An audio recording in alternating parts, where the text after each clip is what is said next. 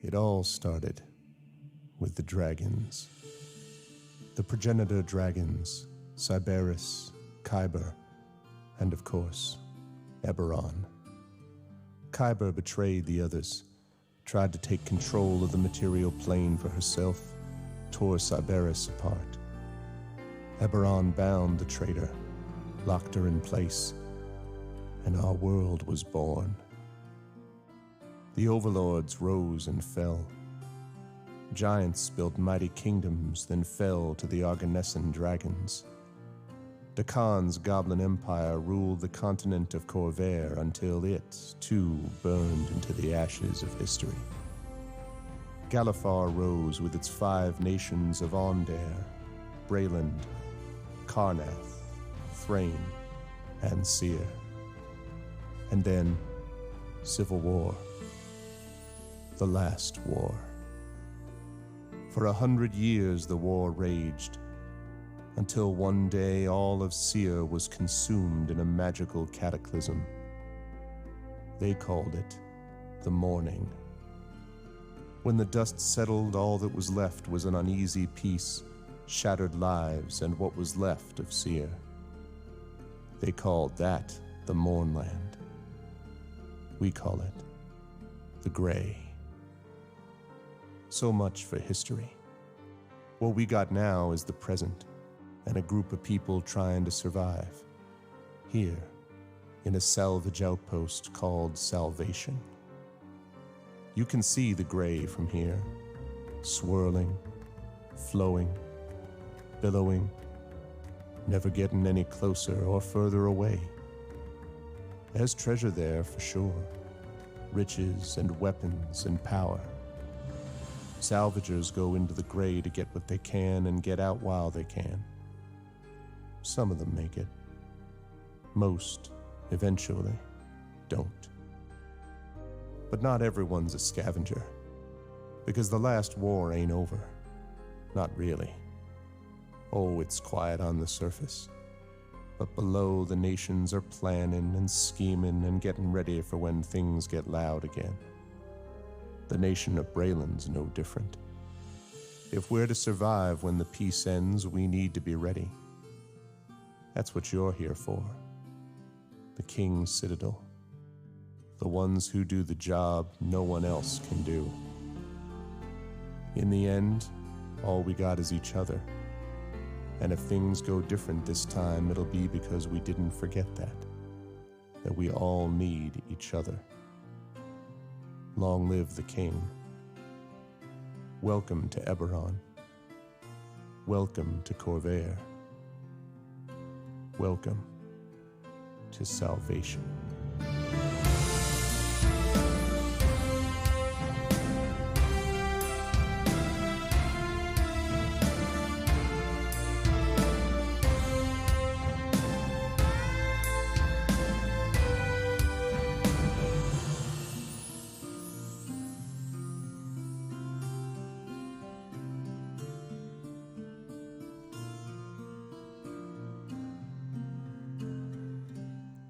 That's what I'm talking about. What's going on, everybody? Welcome, Arvanauts. Welcome, everybody, to a Saturday stream. It is Saturday, September 11th, 2021, and it is day 7 of D&D with INB. It is, of course, Eberron, the Oracle of War, and we are just entering part 2, which is entitled Voice in the Machine. I am very excited to be able to have everyone back for this Eberron adventure. And before we get there, I do want to remind everyone about ways to support us here on the channel. If you haven't done so already, please make sure to follow the channel. That is always appreciated. Please check out our YouTube with !ArvTube. Our Discord is !ArvCord. Twitter is !ArvTweets. Website, arvanelleron.com. On the financial side, !ArvShop is the merchandise area where you can support us by getting stuff for the Infinity and Beyond crew, this very crew.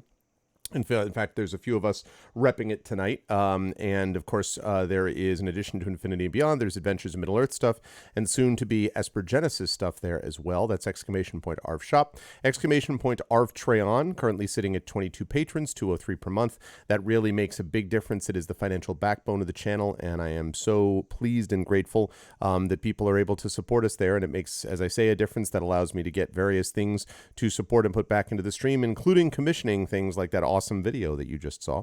So again, that is exclamation point Arv Treon there. You can get cool stuff for yourself as well as for the channel. And of course, subbing to the channel allows you to do that same thing. You can get the sub button, which allows you to get those custom sub badges and emotes. We've rolled out, for those of you who weren't here yesterday, we have rolled out a whole bunch more of custom sub badge colors and things like that that you can get. So depending on how long you've supported, you will get a different color sub badge that will change as you move on and grow in your support of the channel. So that's very much appreciated. And of course, you get inspirations to help the players. This is one of our first tabletop sessions of the month, by the way. So tonight, starting tonight, you could start using those inspirations to help the forces of good, as they say. And of course, on the publishing side, exclamation point Icarus for my Icarus graphic novel, award-winning graphic novel from Athos Arts. Exclamation point Library, Tales and Tomes from the Forbidden Library, my 5e adventure and sourcebook from Alligator Alley Entertainment. And soon we are going to have exclamation point Gray Shade KS, which is the Gray Shade Kickstarter, and I'll be talking more about that as I get more information in. Some very good, exciting movement on that front, but again, I don't want to make any further announcements until I have more set times and dates, so I'm holding off a little bit, but it is coming soon. And of course, as always, exclamation point BLM, Black Lives Matter, very important to affirm and assert the significance and importance of Black lives, and exclamation point Help Now, which is the World Health Organization page on suicide prevention.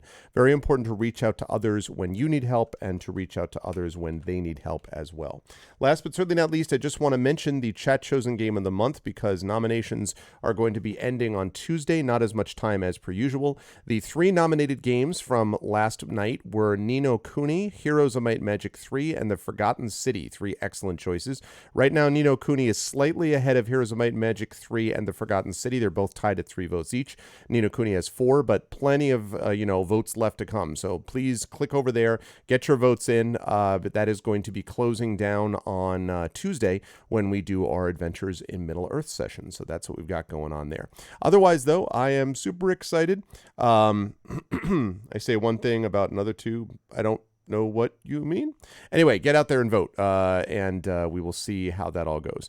Now, with all that said, I'm going to unmute myself and apologize to whoever I may have interrupted, and then I'm going to unmute them so they can be heard, and last but certainly not least, I'm going to head over to reveal the incredible crew of the King's Citadel. We are here with the group of Eberron, and all of us are here, even those who are perhaps not feeling well and or those who are completely in the dark and have decided to shut off all lighting systems completely, which is apparently the way that Rob is rolling today. But it is a this is everything is just going to be like I'm Yana, I'm Batman. Everything will be like that today. But I am very glad to see that you nailed it. That's exactly what she sounds like. That's exactly what she. Yeah, exactly. I don't care. It's all like when I'm quoting Batman. All that matters is it sounds like what Batman. How did you know Yana smokes Marlboros? Bruce Wayne is Yana. Anyway, it is lovely to see these people, and I will start as per usual with the person who is on the far left of this little up and down pyramid, I guess, and that is one Mr. Trendane Sparks. Also, like me, repping the Infinity and Beyond shirt. It is good to see it. I love that. Trent, how you doing? How's life in the universe with you on the left coast, and who are you playing today? This is kind of a ziggurat. That's what it is, yes. A ziggurat with Eberron at the top. Yes, quite right. Yes. The lesser D&D campaign on the top, yes. Not that I don't like Eberron, I just don't like it as much as I like regular D&D. But that's fine. How are things going? I think the Aleve is starting to kick in. I feel less like my head is caving in on itself. Oh no. Less like it, so it's fine. One thing I did want to mention right off the top. I know I didn't tweet it on the Discord because it's Discord and well, no, I might have put it. Whatever. I mentioned it on Discord. The Kickstarter for Delvers of the Beast World. the 5e, kind of companion book that does like a whole ton of furry stuff. So of course and they recently they unlocked dragons. It was a big deal. We were all like sitting on Discord over there just watching the numbers go up. I was like, come on. So we were all really happy that that dragons got unlocked. So that's going pretty well. Nice. Let's see. Yes, Elite works very well. It's great. Who am I? I'm Trent Sparks. I'm a professional, supposedly, thing that I do, narrator and voice actor. And I am playing. You do that voodoo that you do. Sometimes I do that. That vocal voodoo. Sometimes I do that. Well, newsflash, we all do that doo-doo sometimes, but you would don't really talk about it. Given some of the anyway. You're welcome, podcast listeners. Anyway, moving on. Don't say it, Trent. That's crude. Boy, that stopped you. Yeah, I always worry about the things that Trend decides not to say. I'm always like, wow. Because that means they're really bad. That's what I mean. No. So I'm playing this. He's not little. That was the last campaign. He's a normal sized guy. He's 5'10". A guy named Miatantin Tagashaw DeCanneth, who is our now level 2. Level 2. Yes. Artificer. Just regular dragon mark of making human, which means that he's got these dragon tattoos that start glowing on his forearms when he's working his making magic and whatnot. And he's very, very high intelligence. In fact, he's got a 20 intelligence, we realized, because when I was making the character in Roll20, it didn't apply the dragon mark of making bonus to his intelligence. So as I was reviewing it, I was like, oh, he's actually got a higher intelligence, but he's very incredibly, like, mind-bendingly average wisdom, so he tends to get distracted by his work a lot. Any particular highlights that you want to give of level 2 status that you're like, yes, I can now artifice this? It'll become clear. It'll become clear. Okay. Also, as a reminder, you start with 1 hero point. Remember to the party that if you have hero points that were extra, then those all disappear at the end of the adventure, and you the component that we just finished, Nightland, and we start Voice in the Machine with 1 single hero point each. And so that will be what Tanton begins with, and it is a pleasure to have Trent with us as always. Also a pleasure, of course, as we move up the ziggurat for a moment, to have Marie Bilodeau with us. And we now have learned everything there is to know about Canadian politics. I think we understand a lot about how things are going to go. It's fascinating. And Marie is happy to announce her candidacy tonight. No, I'm just kidding. I'm making all that up. It's like, D&D for all. D&D for all. That's a platform I can get behind. I will vote on that. Not vote on that today because I'm not allowed. But it's a triple D threat. It's a triple D threat. How are you doing, Marie? Other than trying to avoid the craziness of election stuff, how's life with you? And who are you playing today? Life is good. Last weekend there was cheesecake. Don't say it. Not too late. I'm saying it. I'm going to describe it now. Wow. So I walk into the kitchen, and it's a Saturday like any other Saturday. Beautiful sunlight streaming in through our bay window, and there stands Scary with her checkered red and white apron, holding in her hand a bowl full of batter. She looks at me suspiciously as I'm going, and she's just gently stirring it, much like a witch with a brew.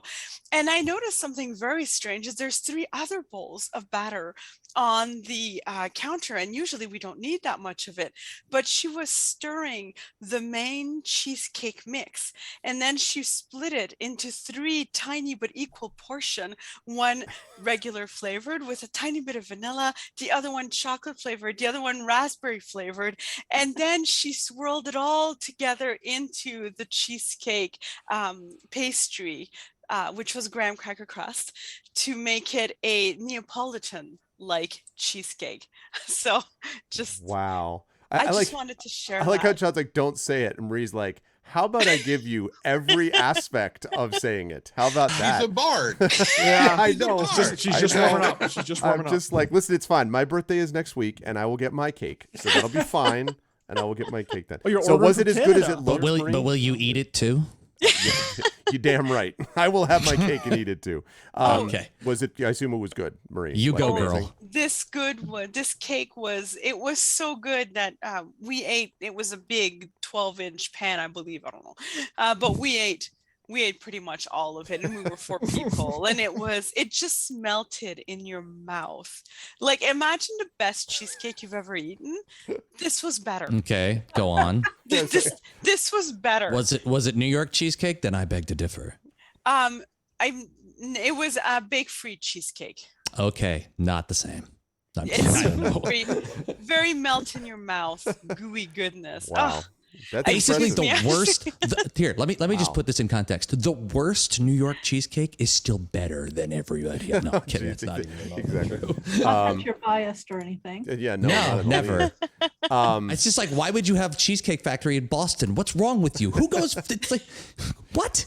Well, that is, now that I'm going to be thinking about the cheesecake. It's good stuff. I'm Raspberry glad there was chocolate that- cheesecake, by the way. Just I hear putting the it out there. cannolis No, in it's- Texas no, are it's- wonderful. Who does Look, that? it's tremendous. Yeah. It's tremendous. It Who are was you playing good. today, Marie? Uh, When not talking about cake. I wasn't gonna go on that much about the cake. It's just John asked me not to.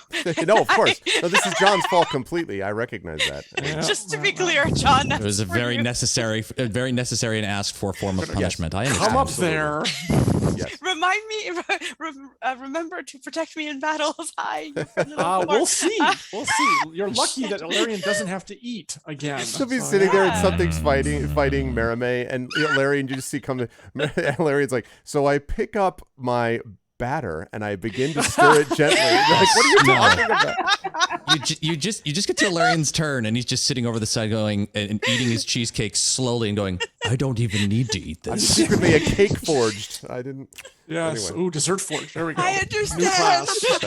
Have a bite for me. Dessert foraged Dessert is foraged. my new favorite class. You attack every creature with cake. With kids. That's right. That's right. Desserts, baby. So I am playing Mirimi Hawksmoor. I am a Kalishtar. Is that a Yes. Kalishtar bard? I don't know what I am. And I am. Welcome to my world. I forget who I am. I am here with my sister Nisiana, played by Jennifer Brozek, and we are adventuring together, and it's very exciting. I've adventured before. I've been to the wars, but now my adopted sister and I are discovering the world, and this is absolutely the best. It's awesome. I'm thinking of The Hobbit. We're going on an adventure, you know. Although this adventure almost led to everyone's death in the last session, so it was a Hey, little the rough. hobbits almost died too. So like That's it's true. Cool. Very true. Several It's very much times. along Yep. those lines. It is a pleasure to have Marie with us. It is also a pleasure, of course, to have, as we move down the ziggurat again, Mr. John Helfers with us, who certainly, whether or not you can know from cake, you certainly know from cheese. So, I mean, listen, like you have access to the greatest cheese.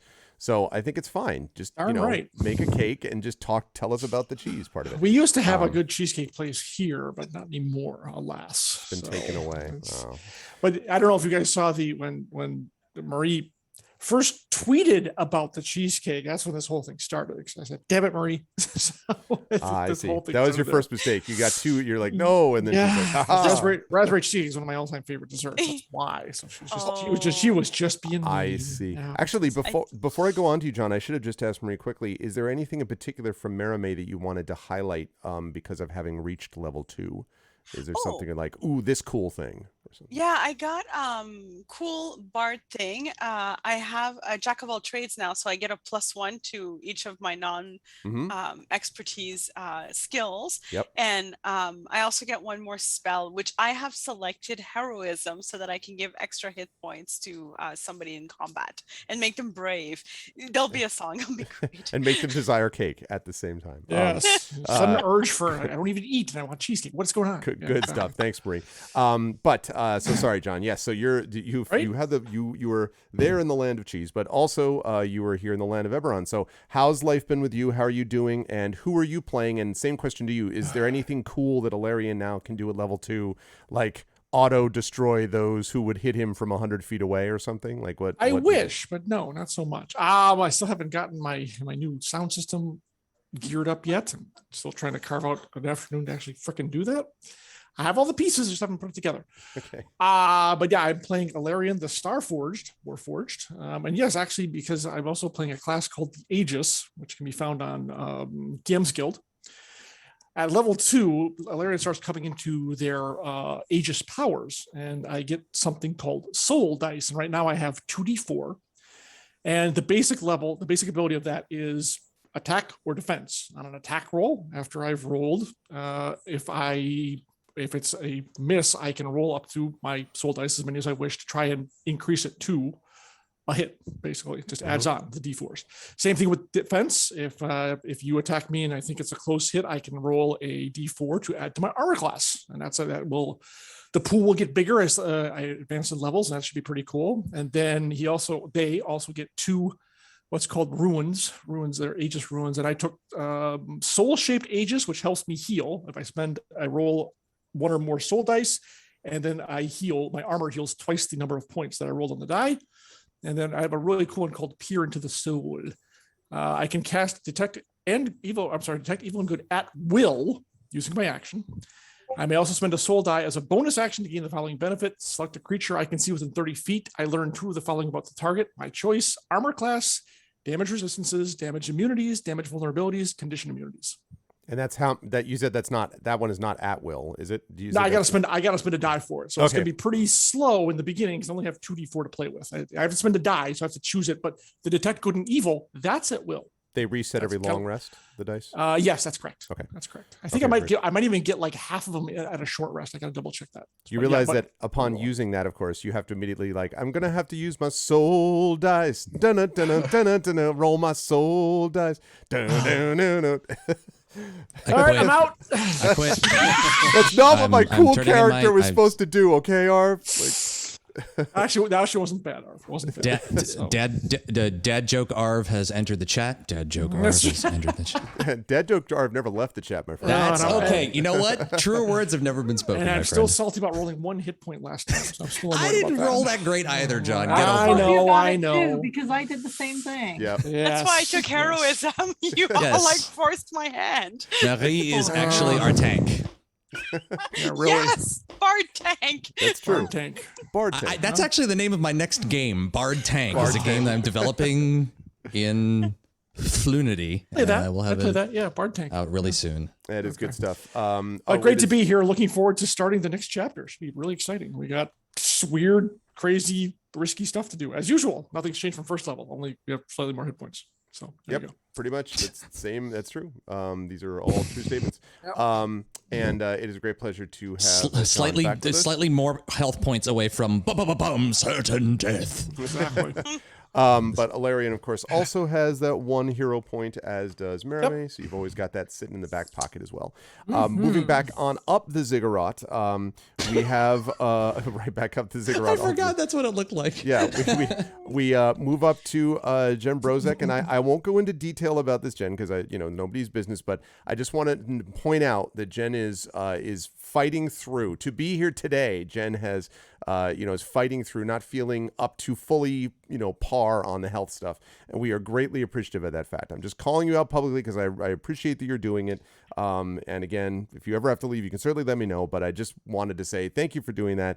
And I feel like this should give you an even greater understanding of what it's like to heal people as Nisiana. I'm just, I don't know. How are you doing, Jen, other than feeling under the weather? And who are you playing today? I am definitely under the weather. It started yesterday, like right after my meeting with John. I take no John, responsibility. I can speak from experience. John does have that effect on people. It's very true. That I tried to go to the hospital today. They couldn't see me. I'll find out tomorrow. As of right now, I'm still going to Gen Con. So if you're going to Gen Con, I will be in Authors Avenue. If I'm not going to go to Gen Con, if whatever I have is like super communicative and I am going to be responsible and not be patient zero at Gen Con, that will be announced on Twitter because I am a responsible gamer. Bravo. Here's to being responsible. You have your own con? That's amazing.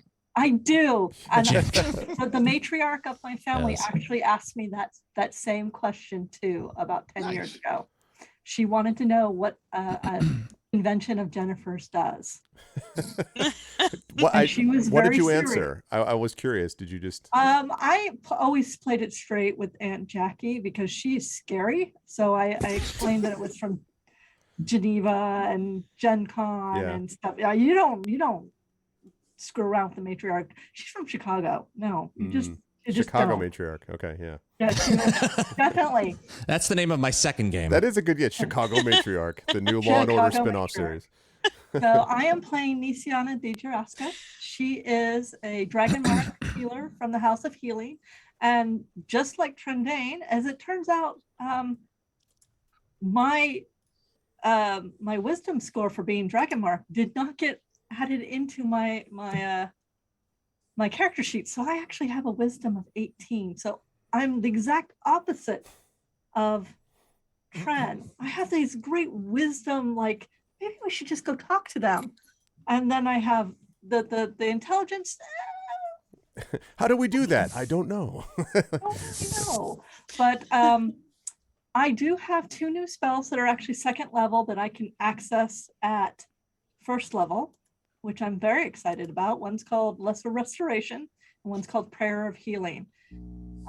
Prayer of Healing at first I thought was really, really exciting. Then I realized it took 10 minutes to do. So I'm less excited about it, but Healing the whole party is a very good thing, especially Healing after the what whole happened party. last time. Yes. Yes. and so I do have an extra healing slot. So I have three 3 healing ways to spells. heal people. And speaking of healing, let's see. The party has cost 135 gold pieces so far. Tantan got a healing word and a cure wounds. Alarian got 2 cure wounds. Mermaid got 1, and Spare the Dying was a cantrip on a civilian. So I'm keeping track of that. 135 gold plate pieces. It's good stuff. I can't wait to be like, all right, so we racked up $20,000 in gold piece debt, healing debt by the time we get to the end. Well, see, I'm paying off somebody else's debt, so I'm just keeping track of this. So it's not like whoever it is, it's like, I don't even know how to say it. Man, I have no brain today. That is what you're going to have to deal with. I'm in the tripping off same. the I know debt. what you mean. Yeah. And those of you who don't know about Dragon Marked, when I heal, I have a mark on my forehead that glows, and it stays glowy. So I'm not subtle. But then again, I don't think this group is subtle. So. Not at least so far in the Not open so much. methods. No. Some things, but when you go out to drop gloves, as they say, and get into the battle, subtlety then goes out the window. This is true. This is true, and I do appreciate my sacred flame and my crossbow. Yes, which have served you in good stead in the previous adventure. Well, I thank you again, Jen, for being with us. I am looking forward to moving forward into a world where Nisiana is doing the healing and not feeling not feeling unwell. And I was about to go down the ziggurat to Rob, and then he moved his sofa, and now he's back. So perfect. And that There was something really weird. Like I kept looking at it. Like when I'm looking at my picture, there was some line where it was like the camera. I thought the camera was off center, but then I was moving it and it's this not. happens with my and it shelves was because of the way they couch. are. I'm always like, am I? What? Yeah, absolutely. I actually hold on. Jeez. Keep going. I'm here. No, I'm just curious. It is of course our good friend Darkside Rob who's here, Hi. who's putting the dark in Darkside today. I didn't move the. Here's the funniest part of it. I didn't move the damn couch, so I don't know when that. Maybe I just been landing on it really hard when I don't know. You know what? It's like I was saying on my stream last night. This stuff only looks easy. It's actually much more frustrating than you can possibly imagine. Don't do Twitch casting. Like if you have an option, this is like when my professors told me when I wanted to be an actor when I was in college. It was like, if you can make a living doing anything else but acting, go do that. If you absolutely have to act, Go with God. That's the problem, though. They're always like, what's your backup? Like, for me, I was like, I'm going to, my career will be as an academic with a backup of creative writing. That is the worst combo backup of all time. Like, dude, I went in reverse. I've done 15 years of video editing, and my backup plan now after COVID was doing voice acting. Who does that as a plan? Yeah, it's madness. Exactly. Love you, Trent. Yeah, and actually, if we had George here too, he'd probably be like, listen, that's what it is. Hat trick. But it is a great pleasure to have Rob with us. Rob, how are you? And also, who are you playing? And do you have any cool new level 2 Yana abilities? Bruv, I am absolutely schnackered right now. I am so bloody tired. Like I did a stream last night and it was super fun, and I didn't think that I went super late, but what I found is after doing this for 10 years, even doing a 6-hour cast hurts a lot more than I thought it would. But also, my streams tend to go from like either low energy chill to like everybody is just talking about everything all at once, which those moments are fun. But when you, again, we just make this stuff look easy. You try talking for 6 hours, man. Like, I gotta tell you, it's like talking for 6 hours and trying to be entertaining, which I know for some people here, they're thinking, you being entertaining, that's a stretch now, isn't it? And I'm just thinking, we manfully refrain from stating you be quiet. But yeah, I'm a little tired, but as I said before the stream, I really have no right to complain about anything because there are others here who are feeling way more under the weather than I am. So I'm just going to try to bring my best of what I have available to me to this stream today, which includes me really not having anything new to speak of because all my coolest starts at level 3. Well, for everybody, a lot of level 3 stuff will occur. On this particular build, like, it's so funny because I start off with a lot of cool stuff, and then like I have water speak at level 1, and I have I have invocations at level 2, which is what I just got, which brings me, like, I get extra pools of stuff through invocations. They're either level dependent or based on something I take at level 3, which will be Gift of Savagery, which will give me access to other invocations that can then either add 8 temporary hit points or armor or opportunities coolest to attack. Savage skill, by the way, Gift of Savagery. Gift of Savagery is badass, and actually, I was going to take the other gift, which gives you more like, foresight and other things like that. But then it was like, okay, after the last fight we did, give me all the power of, like, especially because like I get extra hit points, I get armor points, I get extra weapons of attack. And like, my hands actually become like magical weapons, that I can do multiple attacks with. I was telling the party after this, like, after level 3, things really start to pop off for Yana, which is fun. But for this level 2, kind of Yana as usual. Yana and Altus, it's Haas and Pfeffer Incorporated. Anyway, but it's like 5 people that got that joke. Anyway, I got it. Yeah. Moving on. So for those of you who don't know who I am, I'm your host of Master Ceremonies, Darkside Rob. I run a stream on my channel, twitch.tv/Darkside Rob, if you want to be technical about it. RAHB. I'm a variety caster here on Twitch TV. I stream a lot of RPGs these days and do a lot of voice acting on my stream because I also make a living as a voice actor, doing audiobooks and narrating them, doing post-production, doing music production, doing audio production, audio engineering, mixing, mastering, all that good stuff in stuff like Pro Tools, Ableton Live, Reason, and I'll actually be bringing my music production off stream onto the stream starting this Monday, which is something I've been trying to do and been falling back on just going and playing video games because as hard as it is just to play video games, doing music live, even harder.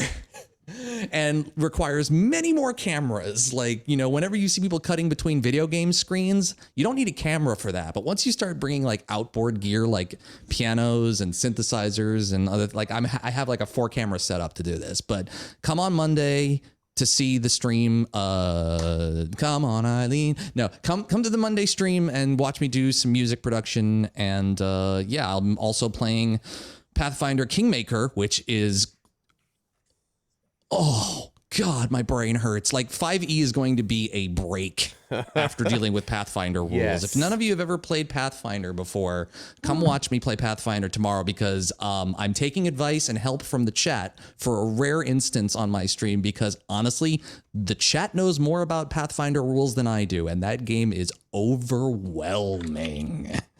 And on this stream, I'll be playing Yana and Altus, who are a duo combined together as a shifter, swift stride shaman.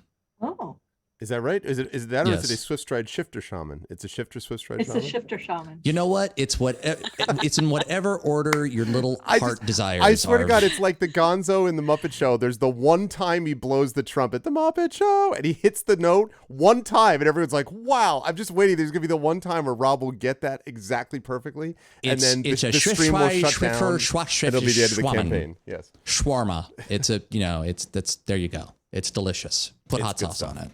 It is good stuff. I'm ready to go, though. I am glad. I'm excited to have everyone here, and let us fire up our recap and talk a little bit about what happened at the end of the Nightland as I fire up this music. Give me a little bit of this.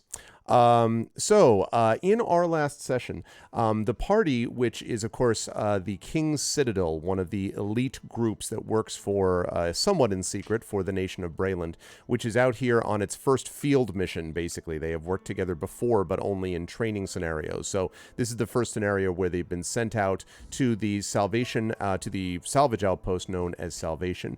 And once there, under the guidance of their contact here, Lieutenant Hilar Brasal, they began to set out to try to figure out things about the area of Salvation and to endear themselves somewhat to the citizenry here. And as I mentioned in my tweet on this subject, the party has definitely begun to attract notice of both positive and potentially negative kinds in terms of who it is that they have run across.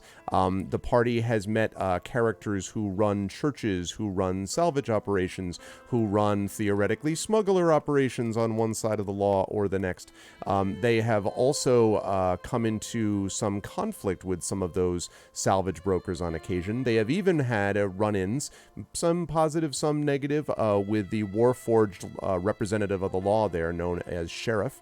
Some of the party likes Sheriff better than others, but in any case, and in the process of doing all this, the party managed to complete a series of tasks and endear themselves, as I said, somewhat more to the citizenry of Salvation. But as they are doing this, things have begun to gather. Shadows have begun to gather of possible other problems that may exist just beyond the needs of Salvation alone. The party had occasion to go several times into the Gray, the Mourning, which is, of course, the blasted and devastated land where a magical cataclysm took place, ending the last war many years ago. The party has had several occasions to go into that place and did so because they were trying to engage in various tasks and things like that. But what they discovered at the end of the last session, after barely surviving an ambush from representatives of an organization known as the Emerald Claw, is that there are others who are apparently now beginning to not only take notice, but perhaps view them as a threat. And so while the party is growing in power and authority and knowledge, they are also, as a consequence, growing in the size of the target placed upon all of their collective backs, as Lieutenant Hilar Brasal told them before setting off to head down to Sharn to explain what it is that the party had discovered. It was a mark, Merime, who knows, of course, Brasal for a long time, it was a mark of the caution with which Brasal was taking this, that he decided to go on foot rather than taking a lightning rail, rather than, using a messenger service or any of those number of things that he could have done, but he did not trust any of it, and so he went himself. And Merime, you certainly knew that that was beyond his normal. He's always cautious, but this is something which indicates that it got real. It got real fast. And so as we begin here, part 2 of the Oracle of War, we move into the adventure known as Voice in the Machine. So at the very end of our last session, 2 things happened that I just want to mention very quickly. The first is that there was a discussion among, I should say, Merime and Alarian and Nisiana and Tantan. I think all 4 of them, actually, were spending time talking to Sheriff and speaking to others, Mother Johanna, I believe, among others, about different aspects of the tasks that they had engaged in, And there was at least this thought at one point that perhaps they would have to let Sheriff know. They've already placed an apprentice of sorts, a deputy known as Whist, who the party captured earlier on. They've already placed that person with Sheriff, but that they might want to have other information available to them when some of these political things begin to move in the town. And there are some doubts among characters like Tanton, for example. Yes, exactly. I said there would be Eberronian politics, but with people like Tanton, who is not wild about Sheriff and basically believes Sheriff needs to be fixed, I believe was the term. And Sheriff doesn't want to do that. And so Tanton's like, listen, this is a malfunctioning machine. What the hell? So that's going on. But in the meantime, while that was all happening, Yana was back in the tavern, in the inn where the party has been staying, and was visited by a mysterious shadowy voice which spoke to Yana and basically explained that it was watching Yana and that it watched Yana and referred repeatedly to Yana as a shifter. Yana kind of lost it. It's been kind of a rough few days for Yana. Went up on the roof, but was followed, after throwing a dagger at this person, was followed by Merime and Nisiana also, I believe. I think those two went after Yana and spoke to Yana and basically said, listen, we're all in this together. We're all part of the group. Yana said that she really appreciated Merime's singing, and so there was a really nice moment of sort of bringing the group together. And the question is about what will happen with this shadowy voice. And at the very, very end of the session, the last thing we saw was Lieutenant Brissol sort of heading off into the sunset, as it were, to go down and report to Sharn. So, and as this adventure begins, I'm going to jump us forward. But before I do that, I just want to confirm, was there anything else the party wanted to do? I don't want to take a lot of time for RP or anything here because we're going to get a lot of chance to do that in a few minutes. But I just wanted to ask, is there anything left over from the last session that we wanted to attend to? You will have a chance to do some stuff anyway. You're not like going into combat or something instantaneously, but just, is there anything else that's a loose end that we need to tie Leaping up? ahead, how far? About 2 weeks. During that 2 weeks, then I would like to have started learning Goblin. I would like to have started. From Garunda, one of the people that you saved. Yes. I would like to learn that language because it's knowledge and it gets me closer to the people in the town. Yeah, me too. You know what? I'm going to ask both of you then. Is anyone else going to try to learn Goblin during that 2 week downtime? Not Yana. They have nice songs. I'm in. Tanton, what about you? I have questions about the nice songs part. Oh. But yeah, exactly. Rats and bones, rats and bones. Yeah. Spit it out. Yikes. Okay. No, not really. Tanton's got other focuses. I'm going to come back to Tanton. I figured you might, but I'll check on that. Yeah, so Yana has other focuses. I will as check well. on that too. So, but I want just to be quickly to the party though. I do want. I'm going to deal with the three doing Goblin. Then I want to talk to Tanton and Yana separately, but not a lot. And if you want to do something separate, you can, John. But not a lot of time, please. Too much on this because I want to make sure that we move into the next portion. And you'll still have plenty of time to do other things when we start the new portion. But I want to kind of set the scene for that. But let me just ask first. So for Merime, Nisian, and Ilarion, I would like all of you to make intelligence checks for me, please. I would like to see how well we do on this Goblin learning. Intelligence check. So mean. Correct. Not a saving throw or anything, but a check. 50-50. You're starting to learn Goblin, Dunsel? Well, listen, it's a romance language. I mean, clearly you should. Jeez. Nice. Right. Wow. Hey, there we go. Well, I made the check. It was right on the money. You did. So okay. So those of you listening at home. That's right. We have a 21 from Merime, a 19 from Nisiana, and a 10 from Ilarion. So Merime, this 21. I mean, first of all, Garunda is happy not only to teach you some Goblin, but also you express interest in the kind of musical quality of Goblin, and so she's able to teach you that there's a lot of like shanty-esque type songs, like we went rolling through the Mournland, Mournland, that type of thing. There's a lot of that sort of thing. And there's a lot of that stuff that it's like an untapped resource. It's nobody knows the quality of Goblin. So you know why? Never mind. So, yeah, exactly. So you picked that up fairly easily, Merime. I would say that by the end of that 2 weeks, you are in a position where you can kind of understand basics and communicate basics. I do not think that you could get into any advanced Goblin philosophy discussions. I was thinking about us talking about Quebec before. It would be like me trying to take my 3 years of high school French and be like, I'll go in and figure out Quebecois politics in French. No, I don't think that's going to happen. But can you sing the shanties of the people? That's where you get their heart. That's true. It's not with That's the true. politics or the philosophy. So you can kind of roughly kind of get to singing goblin shanties for sure. And I feel confidence I'm plays for a lot. Yes, I was going to say confidence plays for a lot. Just cough where you don't remember the words. It's good. So you've got that going on. Nisiana, you learn a fair bit as well. A lot of your focus as you're learning these words, you get a lot of information about the words that goblins have for things like healing tends to be things in the negative, like don't hurt or don't punch me in face or don't kick me in the knee. It's all this stuff. Like healing basically is like how to get you over having been kicked in the knee or hurt in the face or something like that. So it seems to be a very strange thing. But unlike what you've experienced with certain others, there is a refinement about the nature of the goblin language. And of course, as those of you who watched the video at the beginning of this will know, there was a great goblin empire, of course, which spread over all of Corvair and which dominated much of the world. And much of what we know of Eberron comes from that kind of goblin world. So this is not the standard, to jump out of game for a moment, D&D version of just, silly goblins who speak like this. And it's not actually usually that way when it comes to this. So there's a refinement about the nature of how they heal. And in a lot of cases, you're interested in how they kind of melded together knowledge of healing with sort of the natural world with more magical and or traditional divine spells.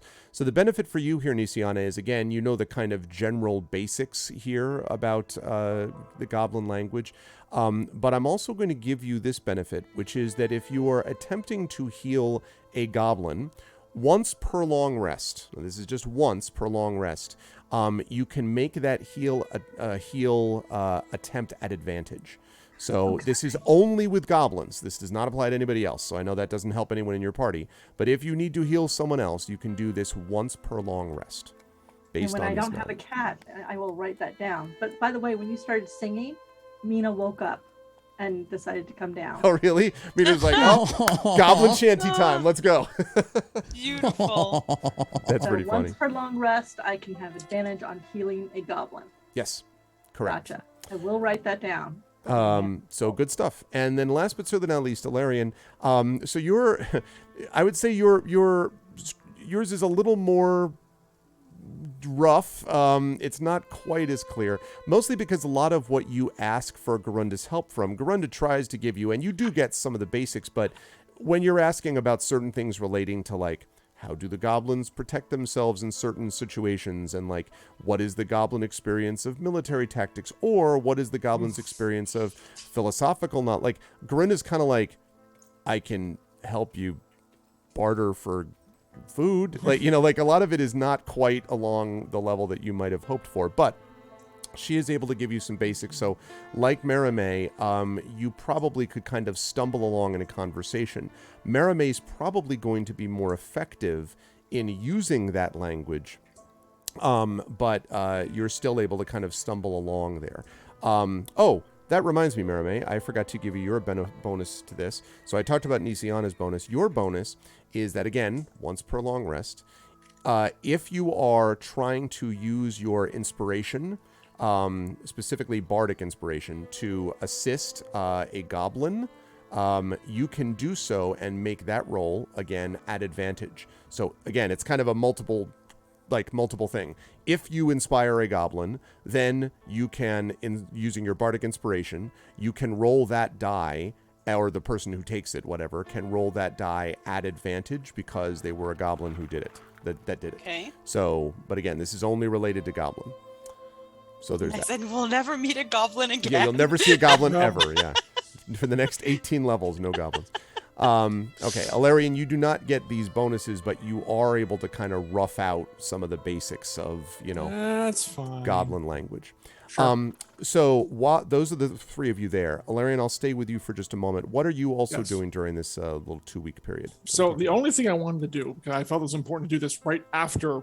That's fine. Yeah, that's why I wanted to ask. What's his face left? Yeah. Hilar. and this literally could be happening while we're walking back to the hotel after he like disappeared in the fog and all that. And I signal Marame so I can get the mind link up with her. We're, link up, yo. yeah, trudging back, and they say, while I believe I already know the answer to this, it still behooves me to ask the question. You have a much longer relationship with Halar Brassel than any of us. How much do you trust him? Let me lay out why I'm saying this as a observer.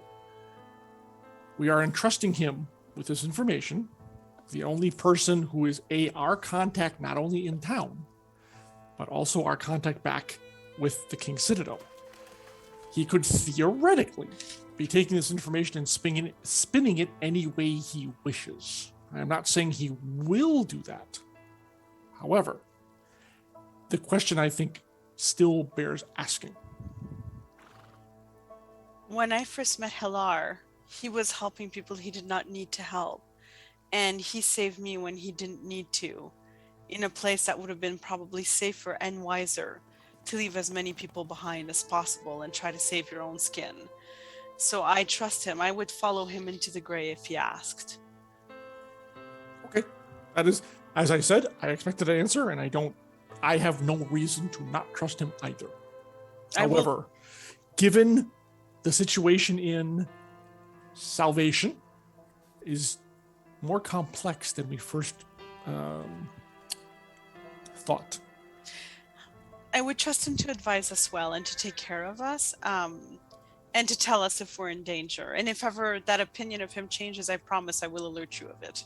But I doubt it. I understand, and thank you. All right, that was it, Arv. Good stuff. I will also highlight in the chat Dunsel's point. Do you know where the goblin race got its name? From observations, they carry forks and are always goblin. Oh, no. Thank you, Dunsel, for the worst possible. Just, but listen, I approve, and I would like to subscribe to your newsletter. Dad joke Dunsel has entered the chat. Yeah. Exactly. Dad jokes. Nice. Yes. Anyway. Yes. This is a hat even you can wear. Come up with a new one today and take the hat from Dunsel. But always a pleasure to have those jokes. Not really. Sometimes. No. So, I'm sorry. I got to break in because this would have happened in the 2 weeks. What's Since that? it is 2 weeks ahead, as I said last time, I would also attend church services at the Sacred Flame. Yes. The Light of whatever. So I don't know if you want to do that or whatever. We can talk about it later, but I'm just letting you know that would happen. If I'm not running around, that would happen in the interim. I will come back to that. I'll actually talk about that just before I open up the next section. But first, I want to ask about Tanton. I want to ask what you have been doing in this 2 week time frame.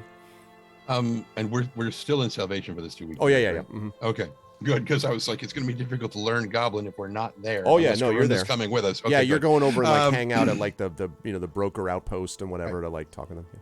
So Tanton is like every morning when everybody gets up, he's already awake and he's down and he's just got parts laid out on a table. And one of the parts that he has is his crossbow. And he's got his goggles down over his eyes and what looks like a gem cutter's tool. And the tattoos are just blazing, like a pinkish white as he's just scribing something along the bridge of the thing. And when it gets done and he like puts it down, lifts up the thing, he looks at it, and he looks across the room where there's like basically a dartboard, and he raises the crossbow and fires. The arrow goes across, hits somewhere that it probably didn't even hit the board at all. Okay. But it just goes thunk, and then vanishes and reappears on the bridge of the crossbow. And he's like, yes, perfect. And so he now has infinite ammunition for his crossbow. Awesome. Yeah, so it's called repeating shot. It's one of the infusions that he can do. But at some point when everybody else comes down, he's finally finished making his bag. And he's got it sitting out on the table, and he's got it flipped open, laying, and he's just taking parts that are like the size of almost like a microwave oven, and it's just a little bag, like the size of a small gym bag, and he's just stuffing parts, and it's just disappearing like Mary Poppins, carpet bag, as he made himself a bag of holding, and he's just stuffing all these parts into this thing. So it's now got a little bitty bag that contains all the spanner parts, and it doesn't clog up his backpack anymore, because he's learned how to make bags of holding. Does that mean he can find what he needs when he wants to? Yep. Just pulls it right out of there. I'm curious, is the bag, does it look absolutely just functional, or is there any little thing that you might be surprised to be like, oh, I didn't know that you would add this little decoration to it, like whether now that he's had 2 weeks to work on it, because that was the thing, that he said he could finish the bag, but he couldn't make it pretty. What he meant is that he could finish the structure of the bag, but he couldn't enchant it. And basically, mechanically, that was just the fact that he couldn't do it until we hit level 2. Right. But now that we've had these 2 weeks, he's put, runes around the inside edge of the opening and whatnot that, enable it to be larger on the inside than on the outside. Yes. And, all this other stuff. It's just, good stuff. It's like a TARDIS. It's the TARDIS rune. Yes. Very cool. And while that is happening, Yana, what are you doing during this 2-week period? Well, it's very interesting that you ask that. Not a whole lot. I mean, honestly, I think I have some conversations with Altus about life, the universe, things like that. No, I'm sure we don't have to RP this, but, I definitely feel like the two of them are discussing like who the voice was, how that affects things, how they're evolving, how, a lot of what I said in the intro is still true. That's like, you have not even reached your full potential, whatever the hell, that line would be. But essentially, it's a lot of self-introspection, especially because she's never really heard anyone just since starting this journey with her new friends, her new pack, she's been called Shifter a lot more times than she ever used to be, or at least that she can remember. Mm-hmm. And she knows that she is one, but she doesn't understand necessarily the way it's being used, but she she wouldn't be fully aware that in some cases it's being used derogatorily. Mm-hmm. Negatively. Yes. In a derogatory fashion. There you go. That's also, yeah. But she can definitely sense that it's not being used nicely. But at the same time, she's not, I think she's more she's more talking to herself about like why she did what she did, why it resulted in the voice talking to her, how, she needs to be more aware of, that her friends want to help her. She's not alone. So she has to, like all the stuff that the recap from the ending of the last event. And in the 2 weeks, I think she's just basically been like, I really don't want to go back to the gray. It's just like, don't worry. I'm sure there will be no reason to return. Yeah, exactly. But a lot of it is, I think like a cat, like a shifter, like a good neighbor, State Farm is there. If you really sponsor us, still the best joke made so far tonight. Yeah, I think she really just wants to figure out how all the puzzle pieces fit together, and she's not going to do that in 2 weeks. So I think she just keeps doing what she needs to do to survive. Got it. That makes sense. She doesn't really overthink anything. She's not one to overthink things. So this is, I think, a good. This works out well as a good segue. I want to put this actually on the, let us say, the holy day, the Sunday, if you will, of the 2 week mark. And we find ourselves in the Church of the Silver Flame, the Chapel of the Silver Flame, where Mother Johanna is giving a sermon about the need for protection in these times and why we protect innocence. What's the point of doing it in the first place? And Ilarian, you are there along with about 2 other people. That's pretty much it. Unless any of the rest of the party wants to go and attend with Ilarian. So that's up to the party. Does Where is anyone this? want to go? This is the church, just the chapel of the Silver Flame where Mother Johanna is. Alarion wanted No. to go actually see a sermon. So Yana would not go to that. The answer for that one is no. No. I'm probably trying some new Goblin songs somewhere. I don't know. I'm gonna go pick some flowers and give them to Yana. Tanton, are you going to this place also or He's no? working. I figured. So this is Alarion and like two people, and one of them is the equivalent of the town drunk. Pretty much, Alarion and is maybe there because at the end there's always the promise of a meal. So it's a small congregation that is watching Mother Johanna give this sermon, and as she moves through the various components of it, she finishes her sermon by saying something to the effect of this. She says, "The Silver Flame won't grant you a good harvest, as Araway will. The Silver Flame will not send storms like the Devourer. The Silver Flame is not, in fact, a god, or at least not one god alone. It is a resource to serve a specific purpose. There is no inherent conflict between those who believe in whatever god they wish and the Silver Flame. We are a pragmatic faith that is founded on public service. The world is the world. The harvest will sometimes fail. At times, weather will devastate your crops. At times, the gray itself will seem to reach out and grab those who you care about, and bring it to within itself. There will be betrayals. There will be reversals of fortune. But through it all, the Silver Flame will be there to protect those who must be protected.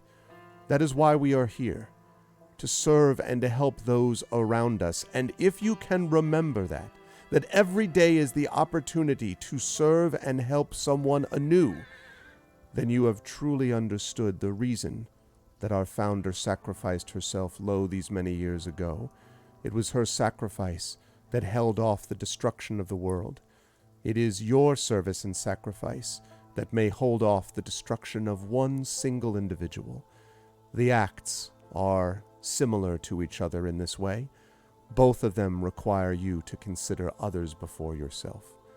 And so, I ask you to give generously, to help generously, and to, in your own hearts, feel the burning of the Silver Flame." So there's a silence, and then, "That was great. Where is the food coming now?" This one human, whose name, ironically enough, is Flask, is sitting in the back pew. And Well, on is the just nose sort of there are. slumped over. Hey, you got to talk to Flask about it. That's the only name he can remember. And so it's what he asked for, and it happens to be his name. Very convenient. And he's slumped over one of the pews. It's on his belt buckle. With this kind of clapping. And Ted. Right there one of on the other person who's there attending with you kind of looks over, scandalized. This is an older woman who has been there for a while, and Mother Johanna kind of just ignores basically Flask's, clapping. And then comes down, and she and her apprentice bring around the offering plate. There is nothing put in the offering plate by the time it gets to you, Larian. Doesn't take very long. Do you want to add anything to this offering plate? Yeah, I'll put 2 gold in. Okay. So that happens, and if you got any extra, I wouldn't mind having an offering to me. Yeah, you know what I mean? And kind of looks at you and then hiccups and, "I'm sorry, it's probably not appropriate." And leans back over the pew. And so Mother Johanna, like with the long-suffering look that only someone of the cloth can probably understand fully, and or certain parents at certain times, and picks the plate up and says, "Thank you. It is most generous." And then turns and goes back up to the front. And the service is now over. Flask is given his promised food, which is just like sort of a half rations, and kind of waves and says, "Thanks, it was a good speech," and wanders out of the sanctuary. Mother Johanna spends some time talking to the older woman before she leaves, and then it's just you, the apprentice, who's busy, cleaning up after the service. What's the apprentice's name again? Since that was the one who got... is almost accused of the crime. Yes, exactly. Give me a second. I'll find it. Yep, please. It is. This is in the other, sir, not appearing in this picture. Did not write it down. No, Sorry. I got it. I just have to find which one it is. Wait, you write things down? For when we're actually doing plotline stuff, I do, because Oh, notes, Rob. I actually have kept track of the salvage. We have and legacy events. Jeriah John. Literally- That's his name. Jeriah. Sure.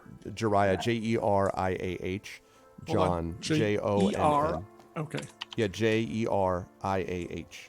John. Oh, he's like what, an acolyte? He is an maybe? acolyte. He is an acolyte and the only acolyte here. Well, yeah. So yeah, of course they will wait until it is just the three of them, as you've said. And they stood at the back of the church because they're aware the pews probably will not support their weight. So, which is fine. Okay, it sounds good. Thank you, Rob, by the way. And then they come up to the two of them as they're kind of, doing their thing, and waits until the lull, like they kind of finish tidying up or whatever. And they nod at Mother Janana Teleskandros and says, your words should be a balm to this town's ears, and yet they look around, the empty. They do not seem to be reaching the populace. I mean, there's got to be at least 100, 150 people here, probably. Oh, yeah, more than that. It's probably about a population about 300 or so. Right. Do you have any idea why the service is not bringing those who should be hearing your words? She sighs heavily and she says, the problem, I'm afraid, is that people here are too focused on what is in front of their own noses. If you live in salvation, most of the time what you're doing is trying to survive.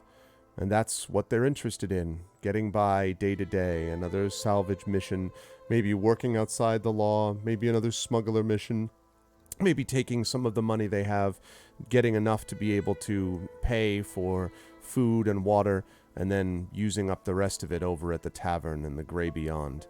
I wish I could say more than that. It is deeply frustrating to me, but I think it is mostly that they are focused on themselves and perhaps their immediate families, but thinking of their service to others. This town, very few have helped those within the town, so perhaps they have not learned the importance of helping others either. Maybe you can change that in them. Consider that for a few seconds, and that is I'm unsure whether I can be the catalyst for that change, but we will see.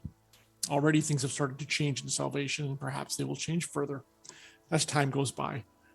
In any event, I thank you both for the sermon. It was most enlightening. And they turn and glide out the door. And as you glide out the door, Mother Johanna says, "The light of the flame go with you, friend." Okay. They don't reply. They just leave. Okay. While this is happening, the rest of you are back in the aforementioned Gray Beyond. And I would say that the four of you are downstairs eating breakfast as people, you go to church and the rest of people are eating breakfast at the same time, presumably, at a certain point. And so you're eating breakfast and you are reading a newspaper article. And I actually have a handout to give all of you for that. So I'm going to show this. Visual aids. Visual aid. So this is the Salvation Times.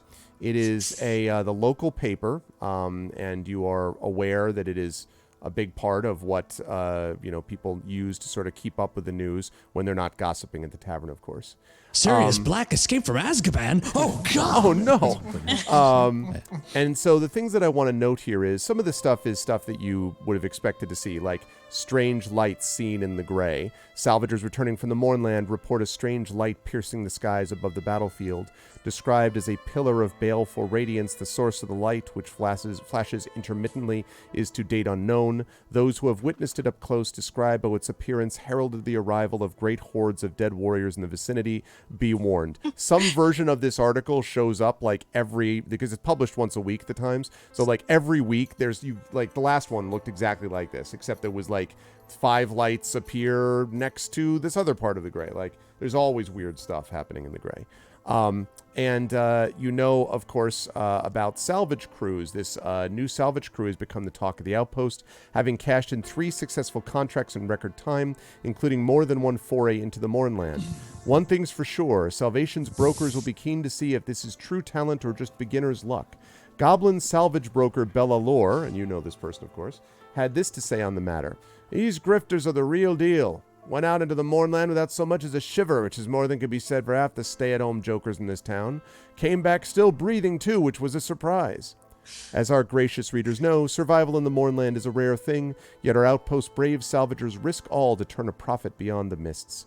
What magic trick has this new band of adventurers employed to assure their survival? If they're brave enough to venture out into the gray again and lucky enough to return, this correspondent assures you he'll be securing an interview in the pages of this periodical at short notice. Oh, good Lord. And then there are 2 that there's also, of course, an advertisement. Don't die in vain. Leave your savings for the poor and infirm, ruined by war. Where you're going, you won't need it. You know, there's a bunch of this stuff all over the paper. But there's 2 in particular sort of headline articles that strike you. First is the Ash Hounds stir up more trouble. The mercenary gang known as the Ash Hounds, currently in the pay of our gracious broker Eberron Karnak, and you know Eberron Karnak is the one that you suspect as being the contact for the Emerald Claw in Salvation. You haven't been able to challenge her because she's too powerful, but you have questions for her. And so, according to the article, it says that this gang, the Ash Hounds, has been accused again of intimidation, affray, and general drunkenness in the outpost. After paying their fines, Karnak said, "Big engines need to blow off steam, don't they? At least nobody's been badly hurt yet. Let's just keep it that way. Here at the Times, we say, yes, ma'am." Because, of course, they do. And last but certainly not least, gray dogs missing in Mournland. Another salvage crew has gone missing in the Mournland, bringing this month's toll of no returns to 8. The gray dogs were said to be investigating the ruins of Calixari and were due back in the outpost 2 days ago. As the last crew who ventured that way almost all drowned in a pool of living mercury, hopes are not high for their survival. So that last one is the one that you're sort of kind of looking at with, I imagine, some interest when you are there and an orc enters the tavern. And as you are sort of watching this orc, the orc goes over to the salvage board, which has been moved to the inside of the tavern right next to the door. And he says, "Well, don't you look like no, that was..." Yes, exactly. Exactly, I wish. And nails a parchment sheet to the salvage board. Doof, doof, doof, doof. And you can see, even from where you're sitting, it's not that far away from you, that it says, "Missing in the Mournland, the Grey Dogs. Cash reward for rescue or recovery of missing crew. Speak to Bellalore at the salvage market." As the orc heads for the door, word is already spreading that another salvage crew has gone missing in the gray. And as you are sort of, as you're looking at that kind of thing on the salvage board, the orc actually stops at the door, turns and looks at all of you, and then the 4 of you who are there, and comes back to the 4 of you and says, quietly, so no one else can hear besides the 4 of you, "Bellalore asked you all to come special. She says there's a friend of yours that's gone missing with this salvage crew, and that she'll give you the info. Apparently, there's a Lieutenant Brossel who's gone missing with them." And then turns and leaves. Now, this is the first time Brossel you hadn't heard back from Brossel, but it was starting to occur to you that it had been 2 weeks, and you would have thought that Brossel would have made his way back by now. But you hadn't heard from him. Wasn't that surprising. This is the first you've ever heard of Brossel going out with any kind of salvage crew or anything like that. So. I can't believe he was back, and I can't believe that he left, and I can't believe that he's missing, and should Hey, be just hold on. okay. Hold on. Okay. Breathe. Thank you to the orc. We will see Bellalore as soon as we can. I'm kind of patting Marimay. We should wait until Alarion gets here so that we all go. As far as we knew, he didn't leave with the salvage team, but we don't know for sure.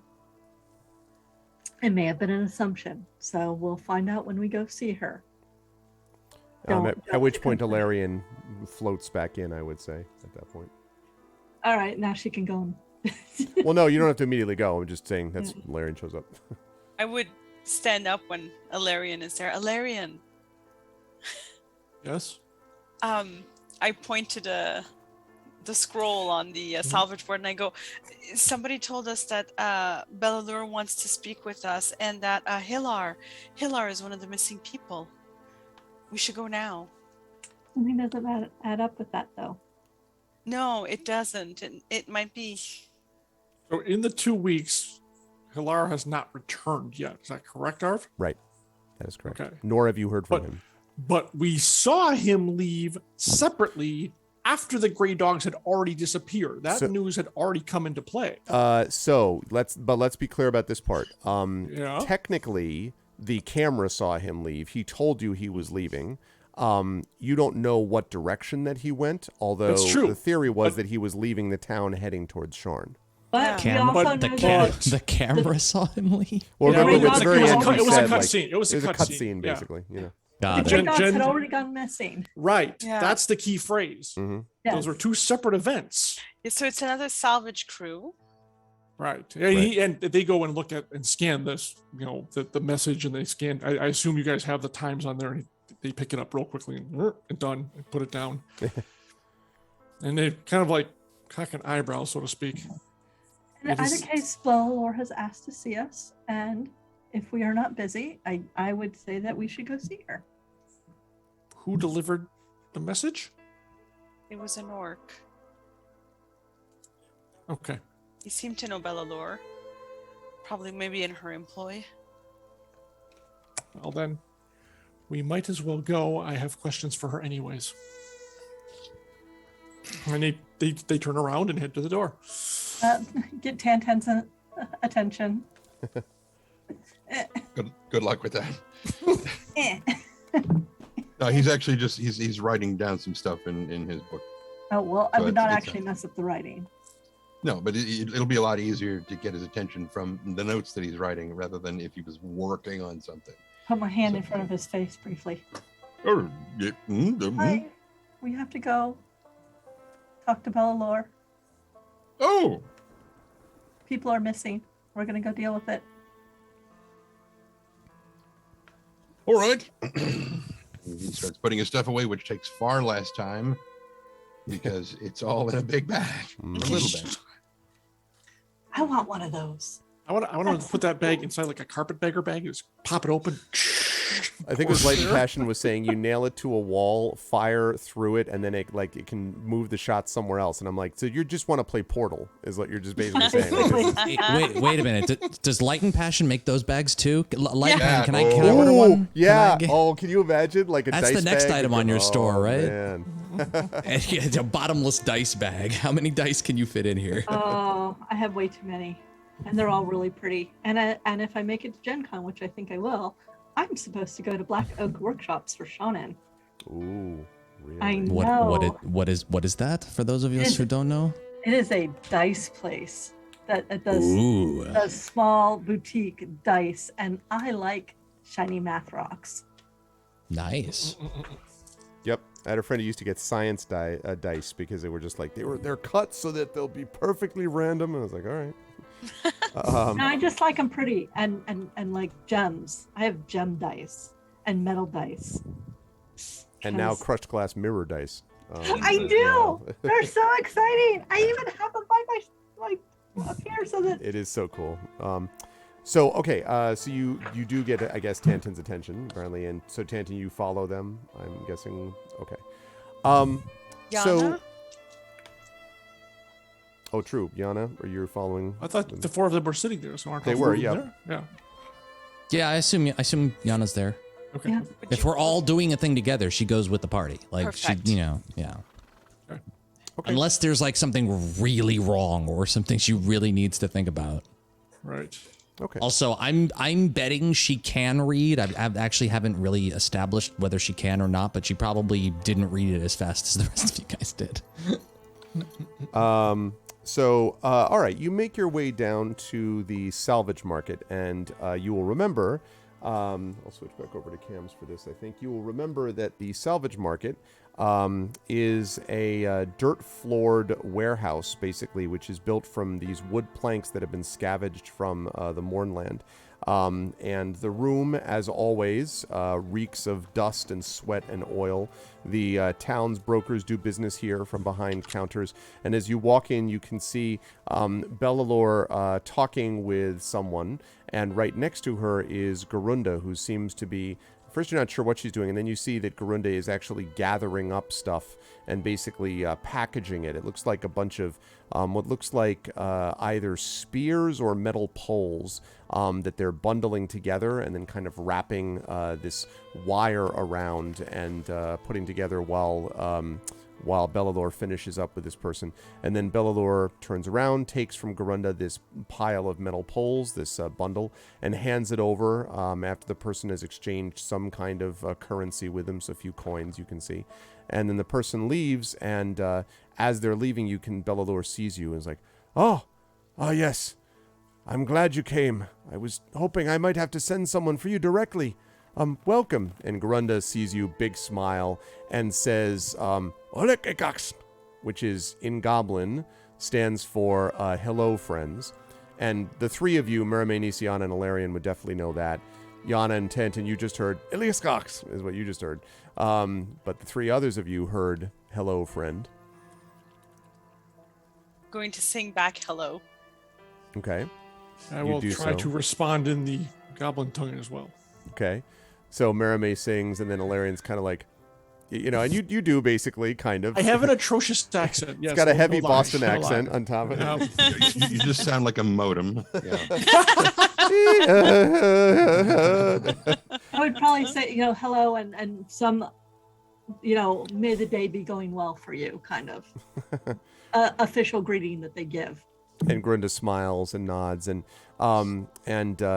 so as you head over, Bellalore says, "So, my friends, did you see? I guess you saw the thing on the board, and my messenger told you the date I had for you." Mm-hmm.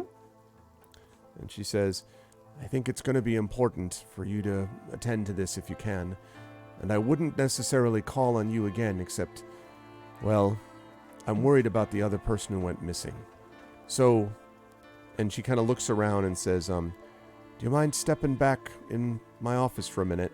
And she points to the room within which she generally probably sleeps. It's this room behind the counter.